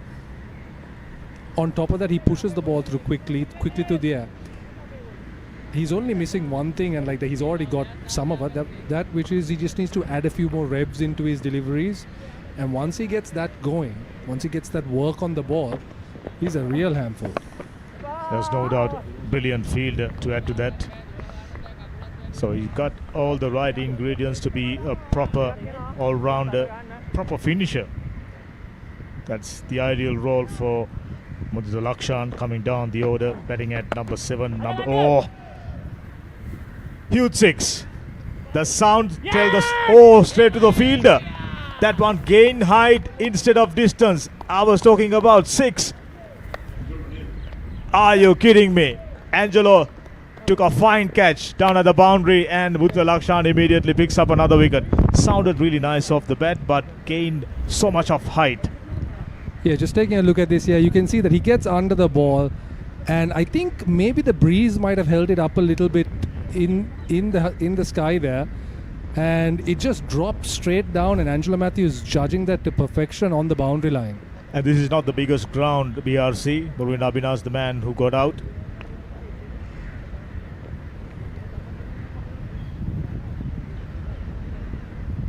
I was quite frankly looking at the Havelocks Road. Goodness. Just the heights. Just the height.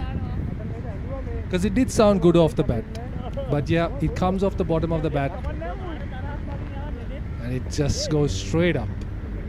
Well judged though from Mathews. Excellent catch. Those are never easy. You got to keep an eye on the boundary line and judge that perfectly. Angelo Mathews takes a fine catch. 8 down. Just 2 wickets in hand. They can only delay the inevitable now. One-sided dominance performance. And that's a fifer for Mudita Lakshan. There you go. Confidence. Confidence. Name of the game. If there's an award to be given for player of the match, that's our candidate. Mudita Lakshan, a fifer, and brilliant 38 runs.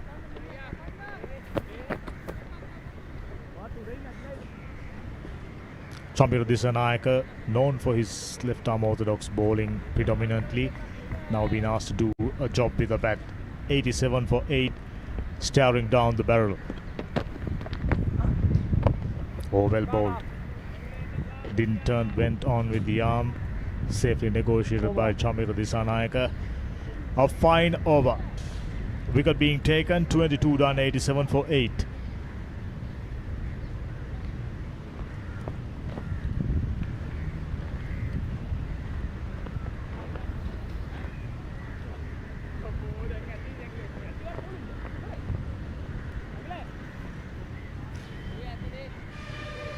That's of course Mudita Lakshan's second 5-wicket haul in List A cricket, but it might be his best figures so far, because this is... And also with that wicket, those are the 5 wickets he has picked. Straight on with the arm, beautiful glove work, kept low, in line with the stumps. Going for a reverse sweep, finding the edge, and another dismissal. That's the final wicket. Askaya, well taken. And this is, if I'm not mistaken, the second 5-wicket haul in this tournament. That's right. And if you just look at all of those Mudita Lakshan wickets, look at the length he's getting. It's always in that lovely good length area where it skids on.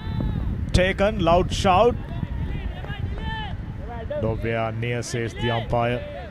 One above the shoulder. Oh, that was very, very similar to that dismissal of the opener that Madhushanka had earlier in the game. Just another bouncer here, well directed. Again, but yeah, that just tickled. Was no white call though. Very interesting. Wasn't given a wide, maybe because that one directed across the body. Just maybe the reason. Yasiru Rodrigo very apprehensive. Chamira Disanayaka, he's still on naught. That one punched away really nicely. Good piece of fielding by the field at fine leg region. Yeah, Yasiro Rodrigo using his extra inches to good advantage there. Not easy to bounce a man who's well over 6 feet. Definitely not on a pitch like this. A docile pitch, not too much of bounce for the faster bowlers. But of course, for the spinners of a good length, plenty of bounce, plenty of uneven bounce. Disconcerting for all the batters. 100%, and Mudita Lakshan really took advantage of that. Another very tentative looking drive. There is a fielder, should only be a single. Dilshan Madhushanka, he's not too far away from entering the national squad, I can tell you. As for the BRC tailenders over here, it's a little bit of batting practice now. The result is well foregone. It's a good time for these guys to get some good practice in, something you might not find at the nets against some international quality bowling. Absolutely. Not every day you get to face the likes of Dilshan Madhushanka, Akila Dhananjay, Mudita Lakshan, truly high quality bowlers. Yorker length delivery, very well bowled, I can tell you. Getting it away will be very, very tough for any batsman. Really nice shape.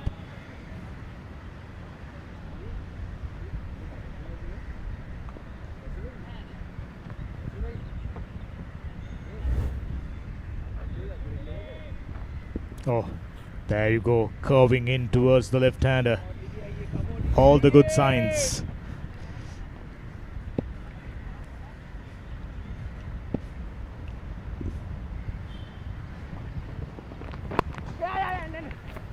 Punched away off the back foot, should go all the way that direction. The boundary much shorter. Well picked, a really nice shot against the run-off play by Yasiru Rodrigo. That was definitely a shot of a batter that should be batting much higher up. Lovely there, got behind the line, waited for it, and just eased it in front of point. Opening batter would be proud of that shot. Punch off the back foot, stood tall. Already a tall man. Fairly good over under the circumstances. They got 6 runs off, and this man looking comfortable now. Yasiru Rodrigo, known for his batting in his school days. Bumper really nicely worked away. There is a fielder. Clear trap being set. However, Yasir Rodrigo safely playing that towards the fielder right along the ground. 7 runs of the 23rd, 94 for 8.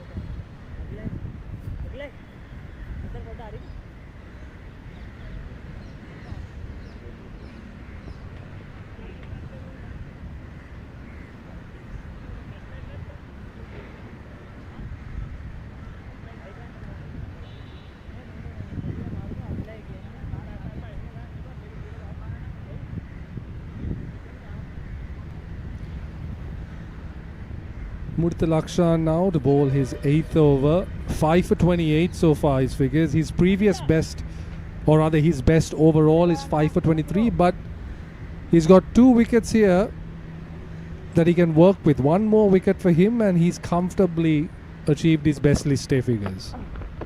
He's well in position. Got a slip, leg slip. That one came off the pads. Should only be a couple. The chase is on. Kavishka Angelo sends in the return. 2 leg byes to the total. And he's got just about 3 overs remaining, which means he'll be striving hard to pick up his 6th, which eventually becomes his best figures in domestic cricket. Important moment. He always looks dedicated, very keen customer in the field, giving his 100%. Push down the ground for a single and gets another single. Yasir Rodrigo immediately moves to 11, and his partner still on 1. Haven't had fair share of strike, just 2 deliveries. Just looking at the score briefly, Hemant, it's a shame that BRC haven't managed to keep wickets intact. Their run rate at just a touch over 4, it's not too bad. It's definitely not something that they wouldn't have been able to make up towards the latter end, but none of their batters have been able to just stick in the middle and find those partnerships.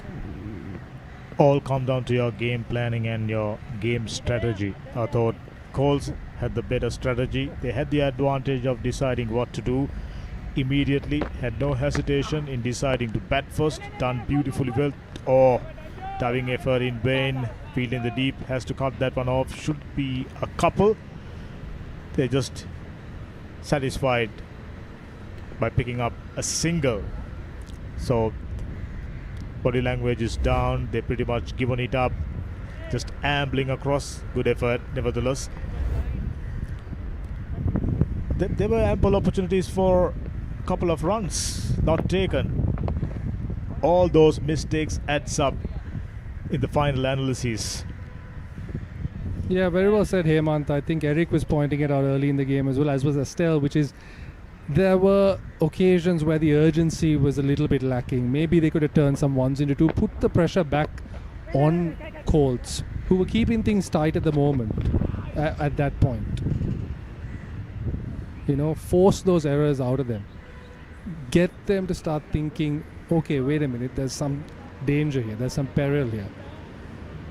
But as it was, Colts have had it all their own way this innings. They pretty much did everything they want. Angelo Mathews, Sangeet Kure, Dhananjay Lakshan batted superbly. Got enough runs on the board. We were talking about 200. So that's the completion of 24th, 99 for 8.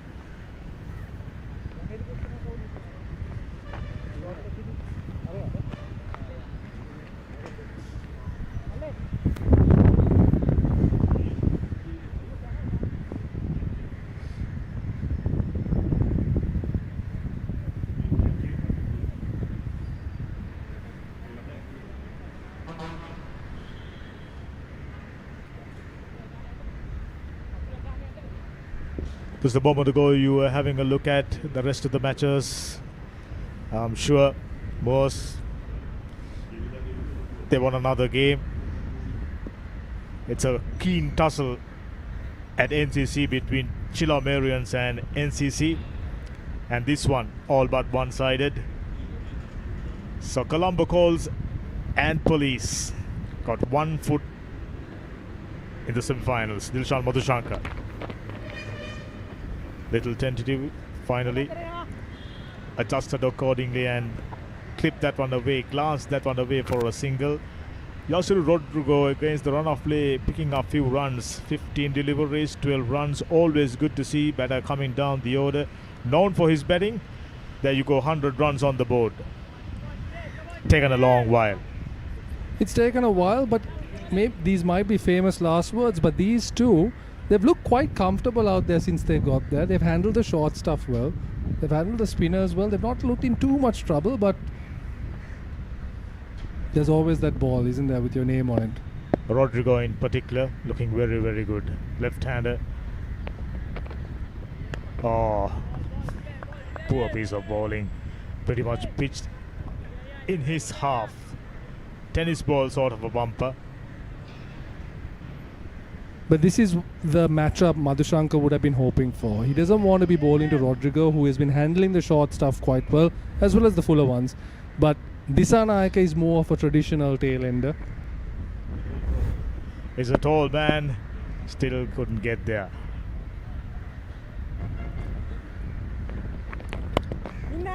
That one slapped away straight to the fielder, bit of a misfield. They went for a single. Initially they were a little apprehensive, but they didn't went for a single. That's very, very poor. They had ample opportunities. That was Rodrigo's call, and he did call for it, but it was Dissanayake that turned him back. Bit of a confusion there. Yes, no, yes. Nothing seems to be working for BRC. It's been a disappointing performance. It's more than Colts performing outstandingly and powerfully. It's just that BRC inviting pressure upon themselves by committing mistakes. Just giving things up little too early with the ball, with the bat and in the field. You can remember they got 2 quick wickets and had Colts in trouble. Had they taken all the catches came their way, they definitely had a chance of restricting Colts under 200 runs. Would have been a different story then, but after a dismal performance like that, there will be lots of ifs and buts. Very nicely negotiated by Dissanayake there. There was a angled in Yorker, but he manages to keep it out. But to what you were saying, Hemanta, I don't think many would disagree with that. BRC, against a very formidable Colts outfit, needed to take their opportunities, and they just gave away too many. There are too many drop chances. They were a little bit too lackadaisical on the field. And then with the bat, especially the top order batters, they were definitely not showing as much intent as they could have. The delivery, that's the reason why I mentioned they are in this position, not just because of Colts' outstanding performance with the bat and ball, due to their own mistakes. That's the completion of the 25th halfway done. BRC 100 for 8.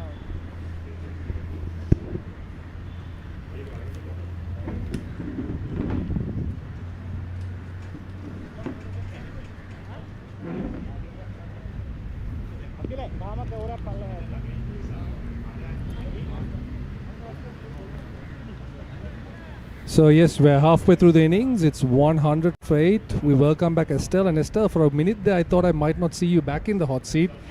But here we are. These two have plodded along for the last couple of overs. They haven't looked too uncomfortable. How long do you think they can keep going for? Yeah, they've looked good, haven't they? They've batted with confidence, which we ironically didn't see from the top order batters for BRC. Yeah, there's a lot of lessons that the top order could probably learn from this pair. And perhaps it's the pressure of expectation. There's not much expectation on these two. They're just sort of playing the ball on their merit. And it seems to be working for them.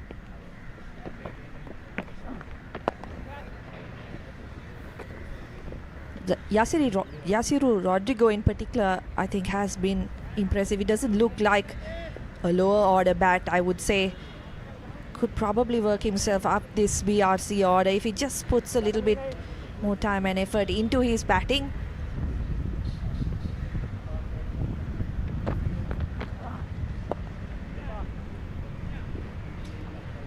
Yes, Hemanta mentioned that Yasiru had been a top order batter in his school days, and that pedigree is definitely showing over here. And to go with his lanky frame, his tall left arm bowling, it's a bit of a unicorn, really.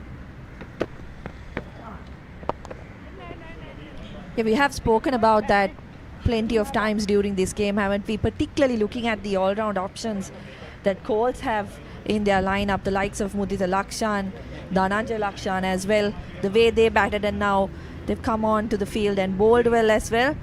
So Yasiru definitely has the ingredients, I would say, to become one of those, key players. And as we mentioned before, in white ball cricket now, with all the T20 leagues around the world, that's the type of player that you'd want in your team.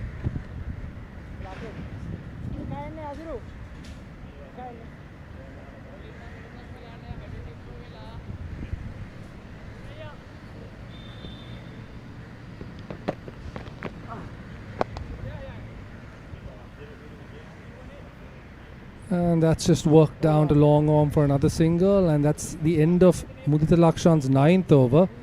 26 overs done, 102 for 8.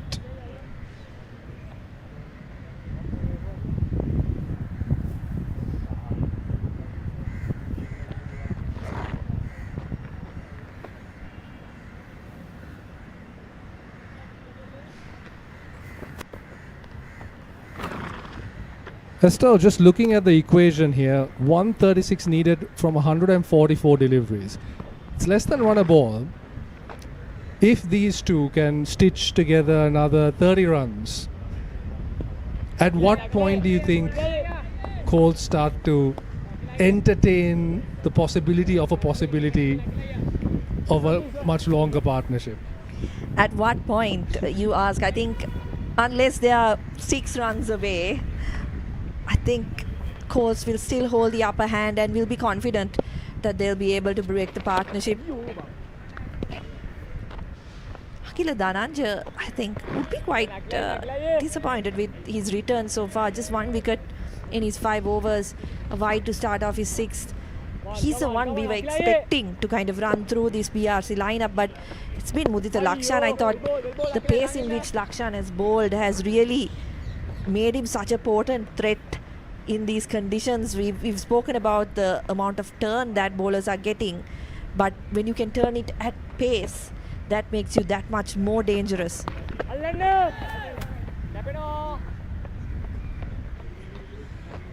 A top edge there. Rodrigo looks to take on Dhananjay against the spin. Dhananjay gets the top edge, but it falls very safely into that square leg region. Deep square leg, right on the edge of the ropes. Perhaps he needs to come forward a little bit earlier, but at that point it was a very safe landing.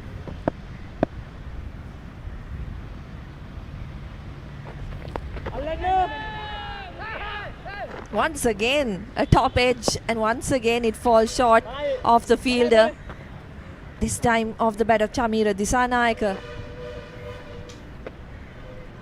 Little bit of frustration probably creeping in for Colts. Now they had it easy in the first 23 to 24 overs of this innings, but this pair certainly frustrating them a little bit. Oh, and now what a fantastic square cover drive this has been. This is tossed up from Akila, kind of enticing the drive, but Yasiru has really obliged. Gets his big front foot to it, and he absolutely leathers that in front of the field at deep point. Yeah, he's got some shots, doesn't he, Yasiru Rodrigo? And his height really allows him to reach out for those deliveries that are pitching maybe short of a length. Good comeback from Akila Dhananjay on that occasion. Just spinning the ball enough to miss the outside edge. Appeal from behind the stumps, but on that occasion he's well behind the crease. I thought there was a call earlier in the day where Movin Subasinghe, I think it was touch and go whether he was on the line or not. Of course, no third umpire available in these games. Another close call. Akila Dhananjay gets a straight one, and it's left alone by Rodrigo. Lucky for him, goes over the stumps. So that's the end of the 27th over. BRC 110 for 8.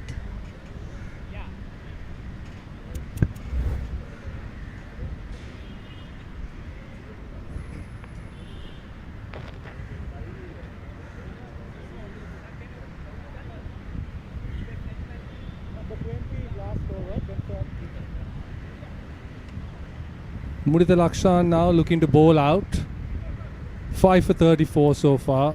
His previous best prior to this was 5 for 23 rather. He'll be looking to get his 6th wicket here at least. Inside edge there. That one wraps him on the front pad, but pretty thick inside edge, I think. Once again, it's the one that goes with the arm that seems to be troubling the batters. Not really that much spin, but an inside edge from Disanayaka saves him on that occasion. Yeah, Mudita Lakshan, 5 for 34 so far. He fancies his chances to go to at least his 6th wicket. Another fielder comes in close. So 2 slips and a leg slip also given to Lakshan. Akila Dhananjaya, captain for Colts, obviously thinking that this is the guy who's going to pick up wickets for him.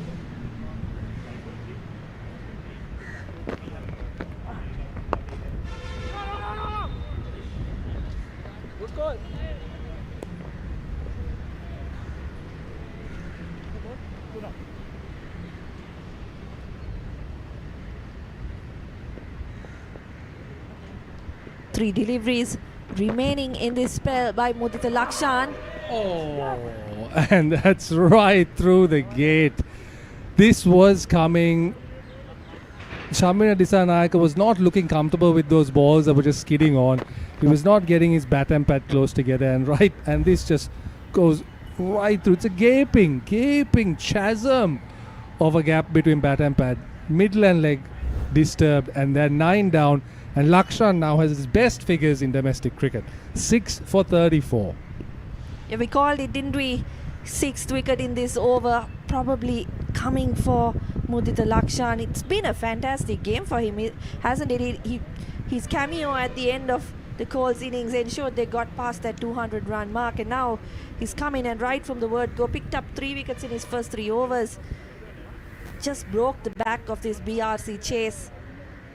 Not much these tailenders can do now. Shashika Dulsha, the new bat, will want to give Yasiru as much strike as possible, and Yasiru, I'd reckon, want to go for as many shots as he can because total now seems well beyond their reach.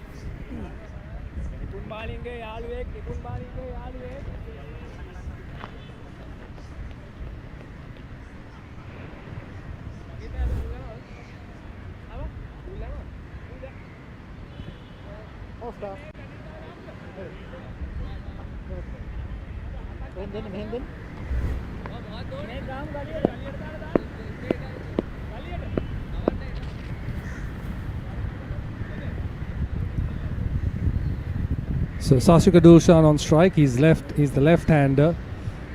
So it's 2 left-handers at the crease. We've got 2 slips and a leg slip. Mudita Lakshan going to switch over the wicket. 2 balls to survive for Sashika Dulshan. First up, he gets nicely behind there. Nice little bit of foot movement there. Gets outside the line of off stump. Gets behind it.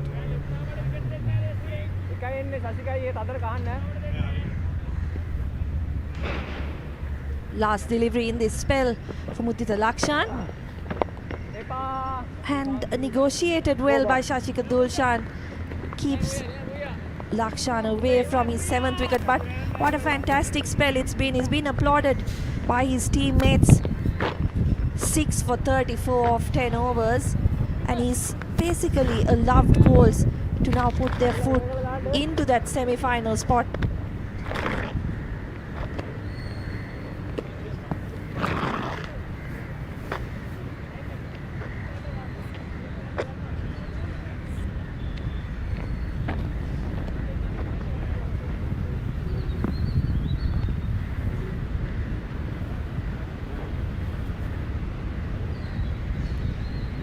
So it's Akila Dhananjaya versus Yasuri Rodrigo, and you imagine at this point Rodrigo is going to be trying his shots. Well, not that one. Or not. Be interesting to see what the tactic here is. 129 required of 131. Nearly impossible chase on the cards for BRC. But Rodrigo, he'd be keen to get some runs under his belt. Maybe move up a couple of slots in that batting order.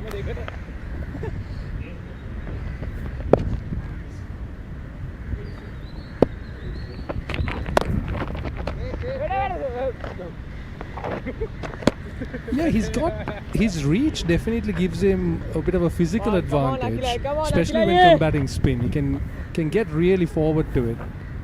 And then his height allows him to combat the shorter stuff from the seamers as well. So,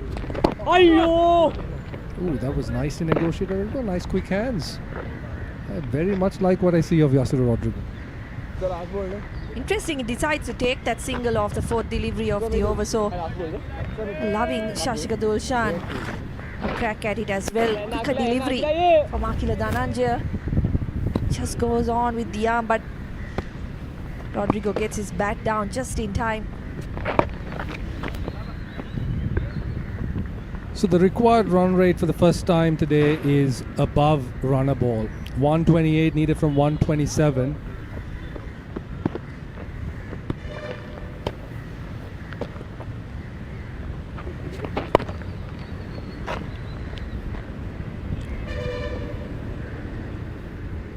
And Dulshan negotiates this fairly safely. 29 overs done, 111 for 9.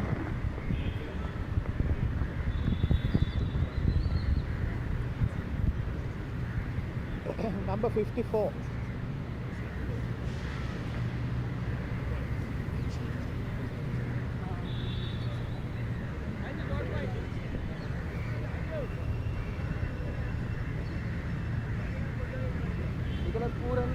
So 128 of 126 required for Colts Cricket Club.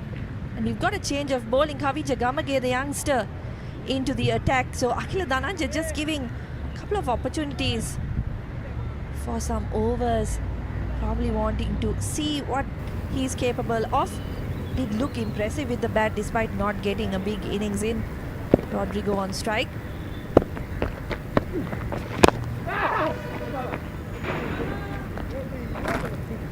Pretty decent action there. Got a good length on it. And Kabir Game also another guy with a little bit of height to him. Lots of tall spinners today. Full toss on that occasion. Chase in the deep. Esther, But it's found the boundary. you don't bowl there to Yasir Rodrigo, I'm afraid. Not when he's in this sort of mood. That was put away so well. Full toss, but still needs to be dealt with. Lovely bit of batting. Yeah, timing on that perfect from Yasir Rodrigo. But I just want you to have a look at that fielder.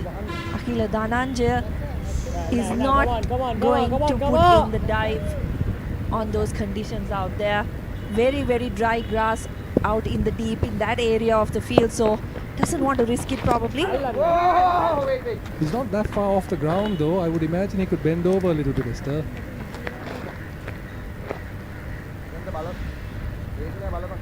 I think at this point of the game, probably weighing his options, whether it's worth risking an injury.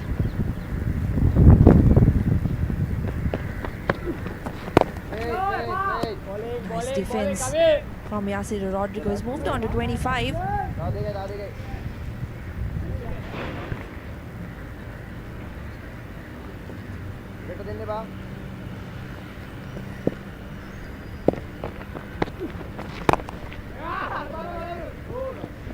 And now the field just a little bit more alert. They don't want Rodrigo to cross over and give Dulshan the strike off the last ball. So one delivery to go. Let's see if he's able to turn over strike and take strike in the next over as well.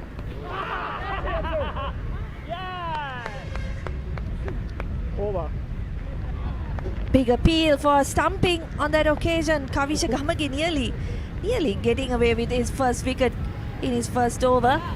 But Rodrigo survives. Doesn't get that single that he wanted, but BRC now won 15 for 9 of 30 overs.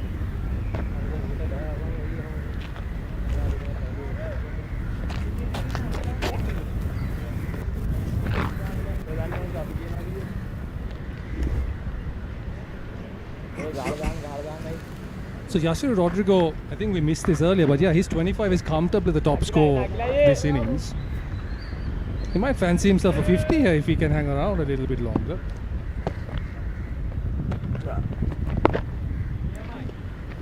Yeah, be a good one as well, given the conditions and the caliber of bowling he's faced today. He's faced Dilshan Madhushanka, Akila Dhananjay, Mudita Lakshan. So had some tough overs to negotiate, and he's done well so far. Shashika Dulshan now will look to survive this over or try to get off strike. Yeah, lots going to depend on Sashika Dulshan here for Yashir Rodrigo. He's got 250s to his name, to be fair, in domestic cricket. So he's not an untested property. But yes, he will want his teammate Dulshan to hold on here.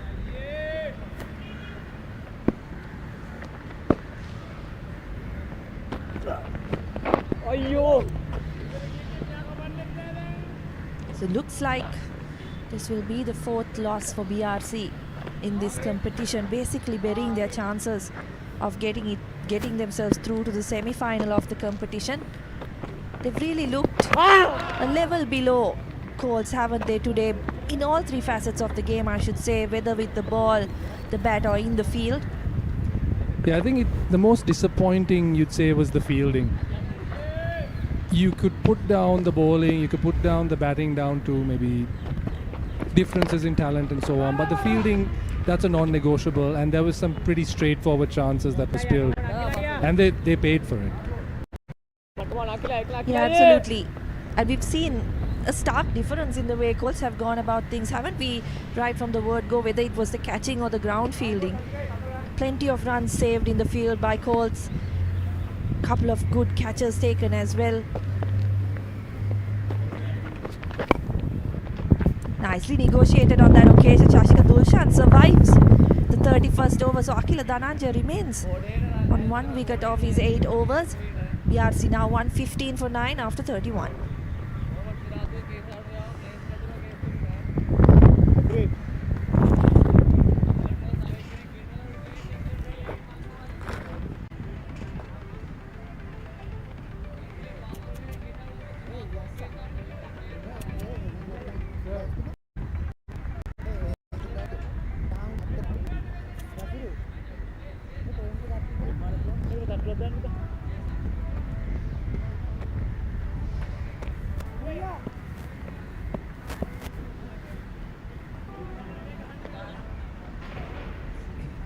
Come on, Kavi.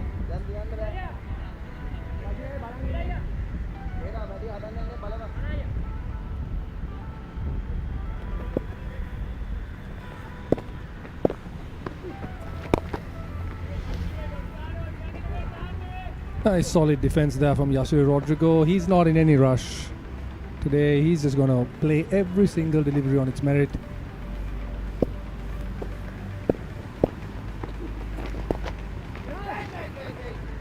But got to say, Kabiju Gamage is bowling quite nicely. He's getting into a good rhythm, pitching it on a good length. Come on. If he can get one of these to just grip and straighten a bit, it could have Yashir in trouble. I like that Dhananjay has given him that opportunity with the ball as well. He batted at number 3 today. Came out with that aggressive mindset. Now he's got the ball and always a useful thing, second skill in hand, and that's what we've seen from this Colts lineup, haven't we? We've seen nearly all of them contribute with both bat and ball. Just looking ahead, Esther, what do you think about this Colts lineup? Do you feel like how well equipped do you think they are to actually take home this title? Oh, I think they've really got the personnel to go all the way in this competition. As we've mentioned before, very experienced batting lineup, likes of Angelo Mathews, Dhananjay Lakshan, even Dinesh Chandimal when he's available after that T20 series against Bangladesh, he adds to it. Sangeet Kure, another one who's got a lot of runs in this tournament. So they've got the batting. What I've liked about them is the versatility with the ball. They're not dependent on spin bowling all-rounders, which is something that we do see a lot in domestic cricket in Sri Lanka, where conditions are more suited to those spinners, where Even the guy who can just roll his arm over is picking up wickets. That's a big shot. Yasiru Rodrigo, flat 6 over, long on. That could have done some damage to the ball. It hit the scoreboard pretty hard. That was a big hit from Yasiru Rodrigo. And he's on to 32 or 40. He just clubbed that away, didn't he? Didn't really get that much elevation on it. Apologies. I don't know if he hit the scoreboard or the gates, but yeah, it was... could have done a bit of damage to the ball. In any case, we've got drinks on the field now. There was a while we did not think we'd get to the second drinks break, but Yasiru Rodrigo has played a pretty lone hand here. And he's been... it's quite the sight that you have there. You've got possibly the shortest member of the Colts staff pouring some fluid down down the lanky Rodrigo's throat.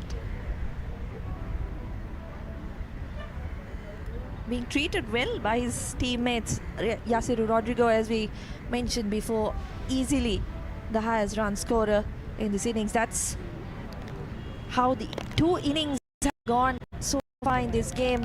Colts, as you can see, just continued to score quickly. Started off really slowly. I thought they started off really defensively, but what was impressive was that every single batter that came out looked to score and looked to bat with intent, and that's why they were able to get to that total of 230 plus despite not batting the 50 overs. Yeah, and I think the key thing there was also like the gaps between the wickets. When it came to Colts, they made partnerships. Even on this really not too helpful track for batters, they ensured that they just put the pressure back on the bowlers, force those errors, and spend a little bit of time in the middle. They also employed the sweep very well against the spinners. Yeah, and I think what important is that they realized trying to survive it did not work for them. That's the scorecard for BRC so far. So, as we mentioned, 32 or 40 for Yasiru Rodrigo, easily the top score. Diniru Abe Vikramasinghe, 17 of 26. That's 16 from Gajitha Kotuegoda and 14 from Momin Subasinghe. Strike rates, nothing to write home about as well. So, it's been a bit of a struggle for the home team today.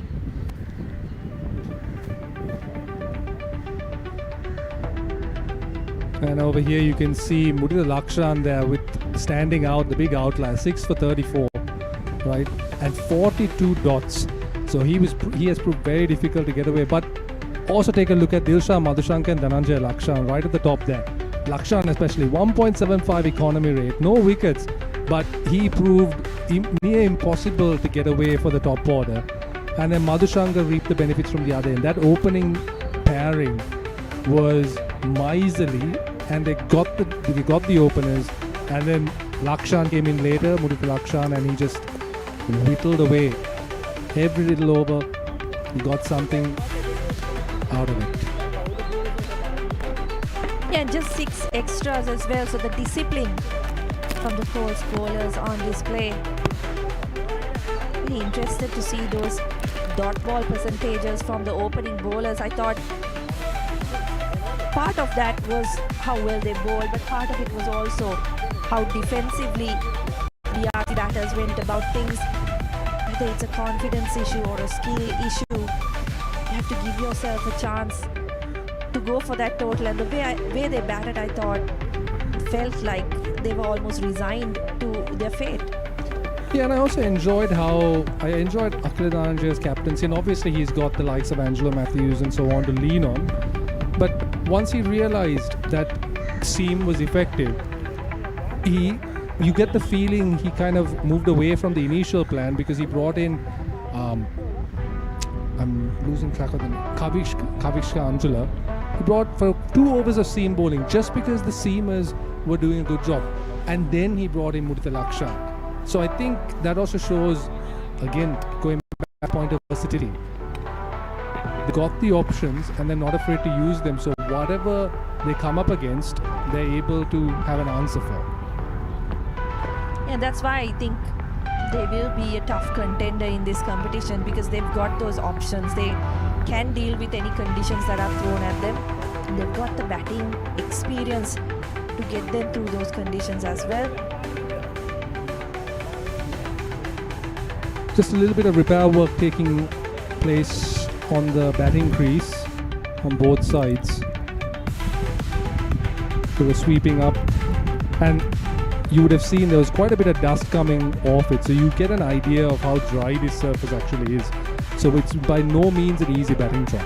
I think we should mention as well, without being too critical of the ground staff, the fact that these pitches have been used for multiple months with little to no rest between games, so it can't be easy to really produce those high scoring conditions where you see the batters being put to the test and the bowlers, the spin bowlers in particular, being put to the test.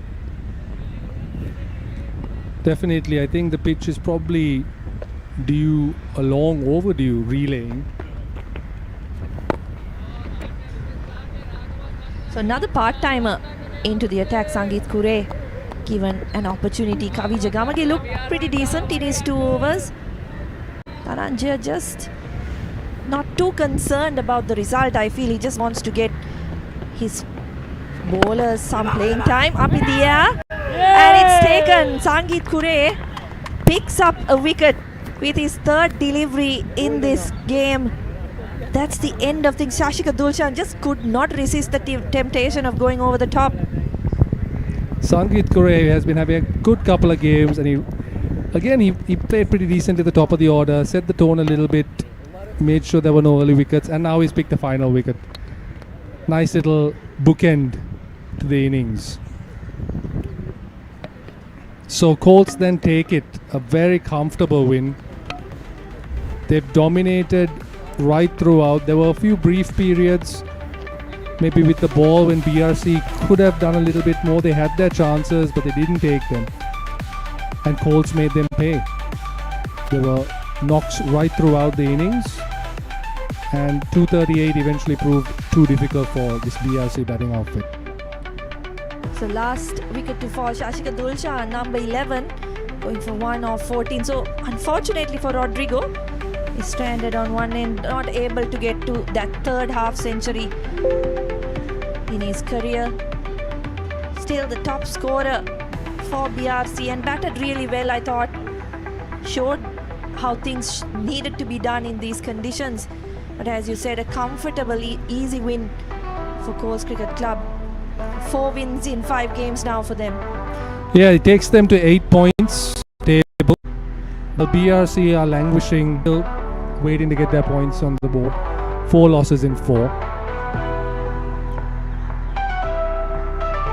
It means that Colts are 2nd in the table behind Moors, who also won today. Moors are top of Group B with 10 points.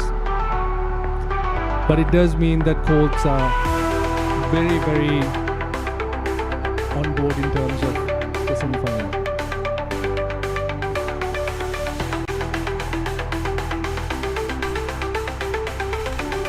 So that's the batting card for BRC. As we discussed before, Asiru Rodrigo 32 of 40 deliveries, 3 4s and 1 6 in that innings. Second highest score, just 17 from Abe Vikramasinghe. Not the way they would have wanted to finish this game off, particularly playing at home. So 123 all out it is in 32.3 overs.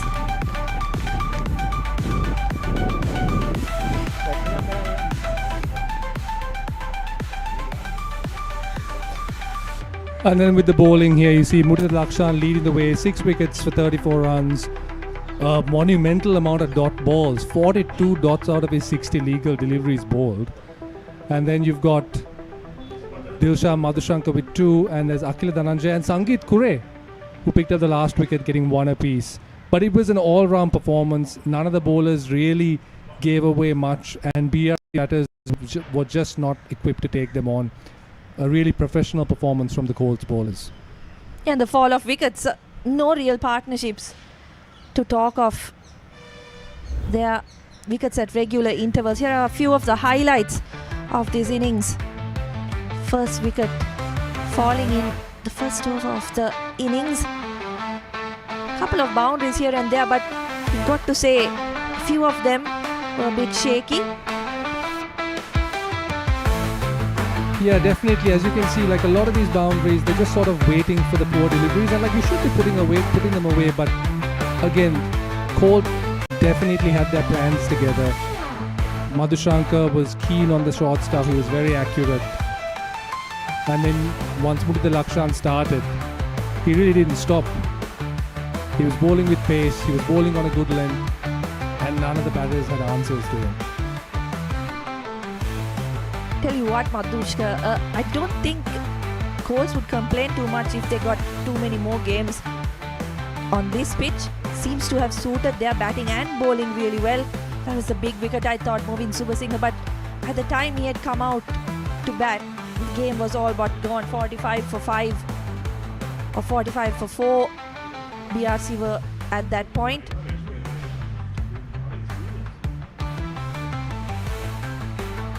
Absolutely, yeah. Movin, I think as of late, if you look at BRC's recent games, he does tend to come in those situations, and the game is mostly a lost cause by that point.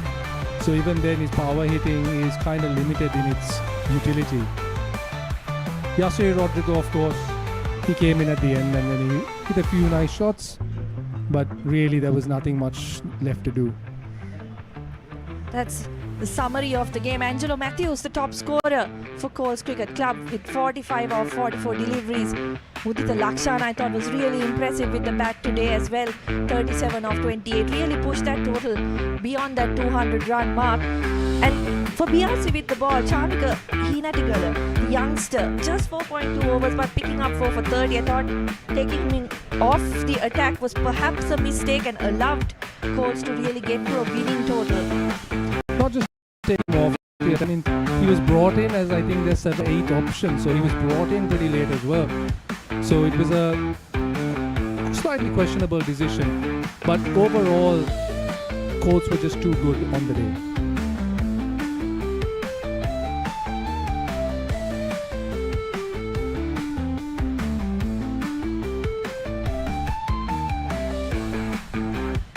So that's all that we have for you from the BRC grounds. Colts Cricket Club comfortable winners in this fixture, booking their place 1 foot in the semi-final now for them. BRC, well, they've killed their chances, haven't they? 4 losses in 4 games. Thanks for joining us. We hope you continue to watch and continue to support the domestic game in this major trophy. That's it from us, BRC grounds.